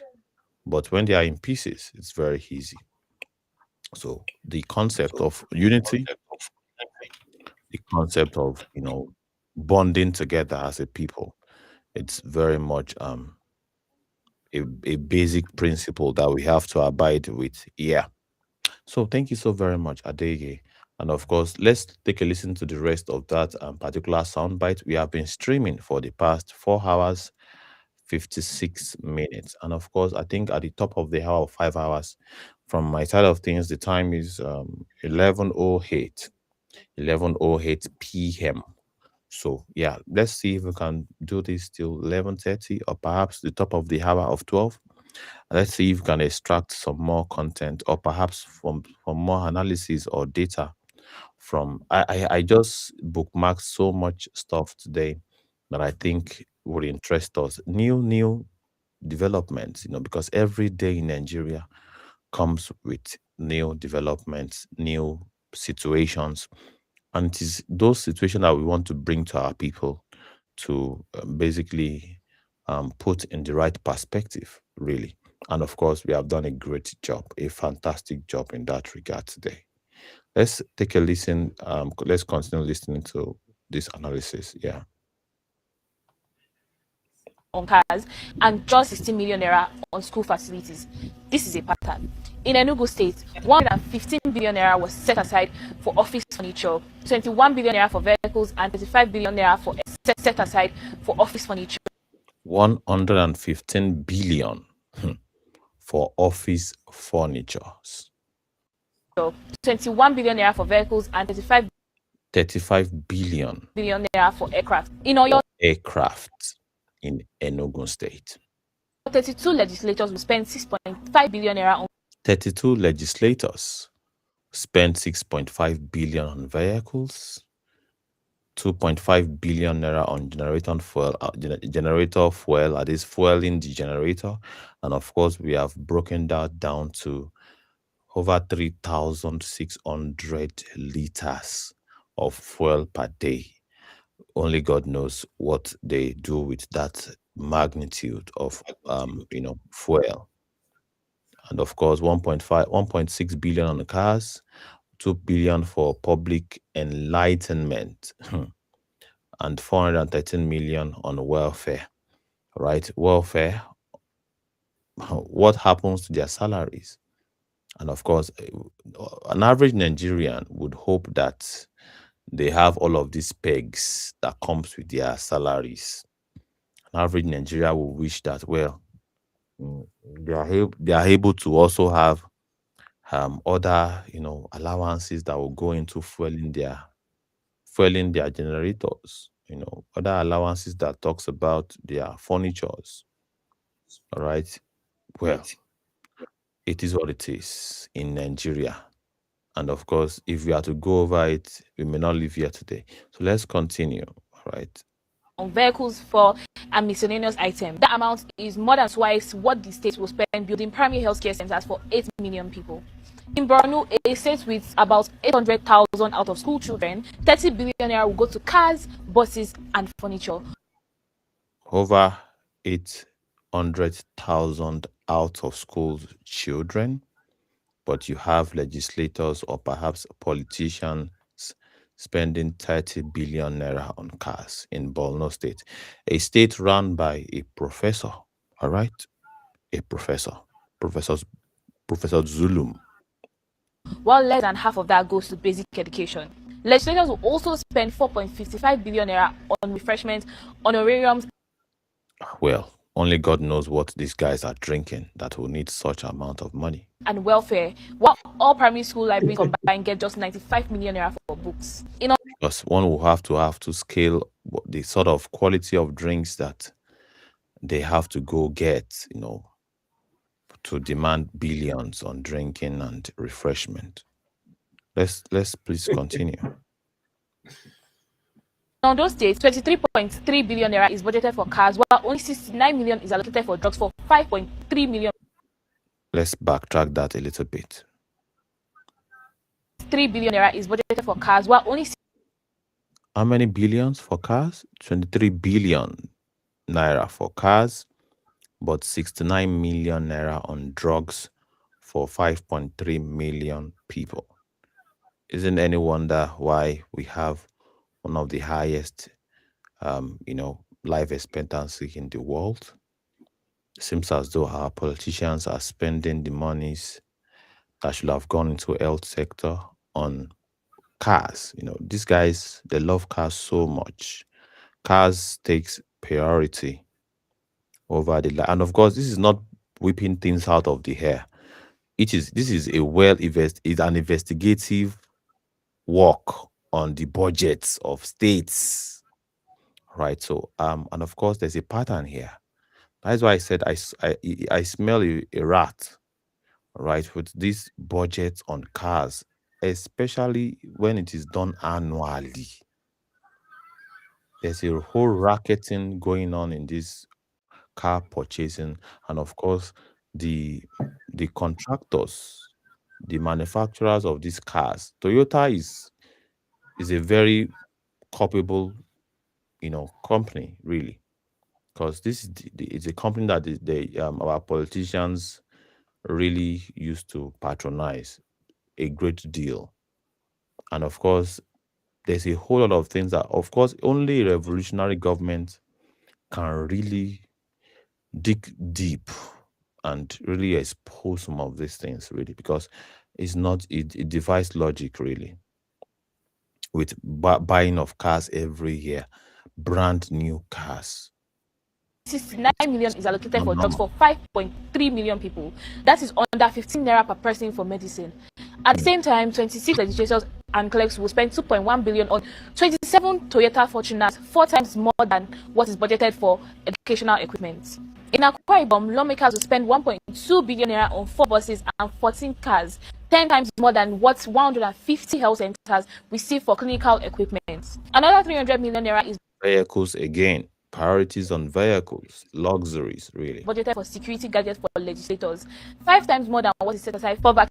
Security gadgets for 300 million naira for security gadgets for only legislators and politicians only. 5 times more than what is set aside for vaccine cold chain equipment. Right? In Kebbi says 1.6 billion naira will be spent just to prepare the 2026 budget, up from 60 million naira the year before. In Kogi State, 11.95 billion naira is allocated for cars, including Cars, 5 billion naira for 60 vehicles described as reform for government and governance. That single line item is more than what 4.5 million citizens will receive for primary health care or These health guys, insurance. they prioritize, and of course, it's because they are absorbed from the health system. They are absorbed for, if say the politicians, they make use of the health system, health sector, I'm sure they would not be budgeting, they will not be defunding the health sector and the educational sector. It's because they don't have their children in the schools, and they don't really go to our hospitals. So why why do they have to fund it when they don't use it? They are not at the mercy of our health institutions. If they are at the mercy of the health, they will fund it. If their children are going to the schools, they would fund it. They'll make sure that their child have the best, but it's because it's not their child. So why should they care? Why should they care? Their children don't go to the schools. They don't get medical care in Nigeria. At the slightest of headache, they fly out of the country. Some of them even use air ambulances, right? And of course, the bill is on the people's resources, and the people do not really think this is something they should actually revolt for. And of course, as many as those that are calling for revolt, some of the people would term such ones, inciting, of course, or trying to cause violence. In Delta, 29 legislatures will spend over 8 billion naira on travel, welfare, electricity, training, and newspapers. That is more than 10 times combined budget of agencies responsible for urban and rural water supply in a state of 7 million people. Yeah, they don't care about the water quality and the consumption of water of the people. People are at the mercy of capitalists who provide them whatever quality of water that they deem fit. Where 74% lack access to safe water, and more than 74% of the people in Delta State don't have access to clean water. 74. Just think about that for a moment. This is raw data. This is not a beer parlor discussion. Raw data. Right? Some people spend their waking hours investigating and making research for stuffs like this. All right? And it's the reality of our people. have drink contaminated water. In Osun State, lawmakers will spend 71.3 billion on international travel and sitting allowances. That's the 7 times more than what the Ministry of Health will spend on drugs and medical supplies for 4.5 million people. And in Ekiti State, And this is a state where it's a perfect habitat for venomous creatures. And we only heard about the one of a popular singer. Only God knows how many people dying on a daily basis as a result of snake venom. That is on snake venom alone. Not talking about malaria, that the environment is also a perfect breeding ground for mosquitoes. But the lawmakers, the politicians that would take ballot box to the most remotest part of the Nigerian, geographic space, they will take ballot box to the people, but they will not bring first aid boxes and, of course, fund the health or invest in the health of their people. All right? No wonder people drop dead. All right? The last time I visited my village, it was burial ground everywhere. I asked about this person, he's don't die. About this person, he don't die. About Amalagbaja, he don't die. Everywhere it is a graveyard. My village has turned to a graveyard. Any wonder? These are ruthless people. And of course, many would also argue that, well, they deserve it because I don't know whether or not they are expecting anybody to come and preach to them that they have been bringing or aiding terrible politicians into power. And they seems not to have figured it out yet. That even among them, say, okay, you are representing us. We want to enforce you on the party, and the party must field you unless they don't want to have any election in our community. And I think this is something that they don't need a show or a civic space to. This is common sense. But it seems as though the average IQ of an average Nigeria is below average, or perhaps, you know, let me not go too ruthless, but well, this is common sense, really. But if you go to these areas, when you now begin to say, because our comrades have run in some of these rural areas, there's a comrade called Election. His name is Excel. He's not an Excel. He's also known as Duke of Motherland. All right. He ran in Ibarakba local government. Ibarakba, in many parts of Ibarakba, they still don't have light for the past 5 years. that no light at all, blackout. Iran, many of our comrades moved over to the place to campaign, to canvass, moved house to house. There was huge support from the diaspora. But guess what? People were telling them in live video that ìwọ ò lè wọlé, ò lè wọlé, ìgbà wo ni wọ́n bẹ̀rẹ̀ òṣèlú, ìgbà wo ló bẹ̀rẹ̀ òṣèlú. The very people suffering, the very same people suffering from the hands of a system. So it seems as though when the people are cool with their situation, they are cool with it even when even people came. This election of a guy now, he was just happened to be born in the area, but now lives in Lagos. But he decides to go back to his village to represent them. So this is a situation of they are now being brought a savior. They still they cannot come up with a savior among them. When a savior, in quotes, was brought to them, they still rejected the savior. Right? So whenever people talk about grassroots politics, I shake my head because it seems as though they are not really aware of how mentally fucked up our people are. They don't realize that yet. That is that is why I'm saying. Well, I maintain that position that well, while we have to do both side of the um both side of the coin, both offline and online. I think our best shot is the online people. That's our best shot. The grassroots have been, and of course, the reason why the online people are behaving the way they're behaving is because they have been socially engineered. You think they just woke up in the morning and they begin to have this kind of orientation? This is the orientation passed to them by their parents. The kind of this they have been passed to them by their parents or by their environment, and this is an investment of the system. This whole defunding of education is the reason why a graduate has an IQ below the IQ of a crow or a raven. A raven bird, IQ of a raven bird is higher than some IQ of some graduate in Nigeria.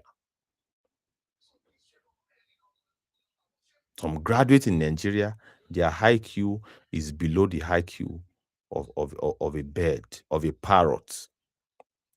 And it is by design. The system designed it like that. Terrible education. The people are just reading to collect certificate. Whatever they are reading, once they are going out of the exam hall, it is evaporated from their brain. It is la cram, la pour, la do exam. Okay, which other course are we having as exam? They start cramming for that one too. And they cram that one, they'll go to the exam hall, pour it down, and that's it. And it is and of course, when it is time to write projects, they all sit down with the lecturer and said, well, see, lecturer, let's not waste our time. And how much should we gather together? And you just give us just for the formalities, right? And we'll contribute and say to you. So, and of course, we just come up with something. All the projects of your graduates, they are in the dump sites. I saw a video of the dump site of projects that's supposed to be research work that can be useful, that should be published in our libraries. How many libraries do you even have in our area? In the whole of Bariga, there's no one single library in Bariga local government. Shomolu local government, there's no single library. So why do you think? So you think society, the way they behave is just magical? It's not magical. These ruthless politicians do their homework really well on the people, and they are doing it intentionally. It's not by accident that they are funding their own luxury and defunding what would mentally emancipate the people. And of course, some of us that are out of the box, we know the kind of investment where we invest, the kind of investment where we invest in ourselves to be able to think outside the box. the kind sacrifice we will have to make to be able to think outside the box, and the kind investment we go into this educational work now. If I were to do a breakdown of the laptop, the lighting equipment, the generating sets, the microphones, the internet subscription, the Restream, the platform that you are using now, the subscription, the X subscription, the AI subscription, to go into all of these details, you will know that it is indeed education or educational work. Trying to educate a people is it's it's not joke. And of course, these guys they defund it. They defund it. And of course, even the mania money way that they put safe is it goes in the pockets of behemoths and principalities and powers within the Ministry of Education. The ones that they give to the health sector, it's they are the ones that the Oga Patapatas will share. And you now begin to wonder why there is no antivenom in our hospital. Why would they be antivenom? Where do they is there even the system? Even if they buy it, is there even light to even maintain the temperature of an antivenom? So all of these things, well, let's keep on. We are almost done. Only 68 million naira is budgeted capital project in primary healthcare for 3.5 million people. The state teaching hospital will spend nearly 30% of its capital budget on 5 cars, while legislators will spend 1.2 billion naira on vehicles and furniture. Vehicles again. This is Nigeria's 2026 budget. Mm. There is no shortage of money here, just a shortage of priorities.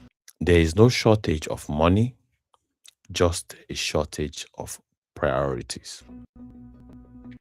Thank you very much, my sister.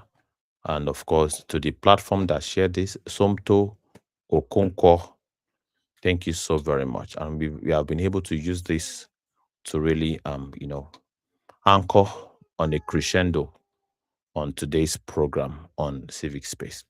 I'd like to pass the mic back to the African Wala for his closing remark. Then we draw the curtain. Haven't been streaming for the past 5 hours.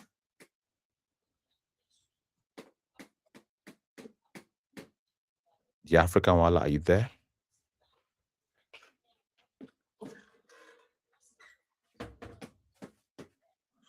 All right. I believe the African Wala is very much doing some other important things. So yeah, this is where we draw the curtain today, ladies and gentlemen. We shall meet tomorrow again, same time, same channel. If you are yet to subscribe to us, please do. If you are yet to follow us, please follow us on TikTok. We'll be coming on TikTok very regularly now. We have been very much consistent on other platforms, but yeah, on TikTok we will be very much consistent, and of course on other platform too. We are on X, Liberation Chats. Please make it a duty to subscribe to us or follow us. On Facebook, we are Civic Space NG. On YouTube, we are Civic Space Channel. One word, Civic Space in lowercase. It would take you to our channel, and you'll be able to. Oh wow, your link isn't working. So sorry about that. So sorry. So sorry about that. I think that must be a technical error somewhere. But well, we are about to draw the curtain. So sorry. Thank you so much, the African Wala. It's been an insightful moment listening to you on today's broadcast. And tomorrow, we look forward to having you, your very insightful commentary as usual, as always. So yeah, please follow us, subscribe, like, share, and let's anticipate for another fresh edition on Civic Space. Thank you so much. Bye bye for now.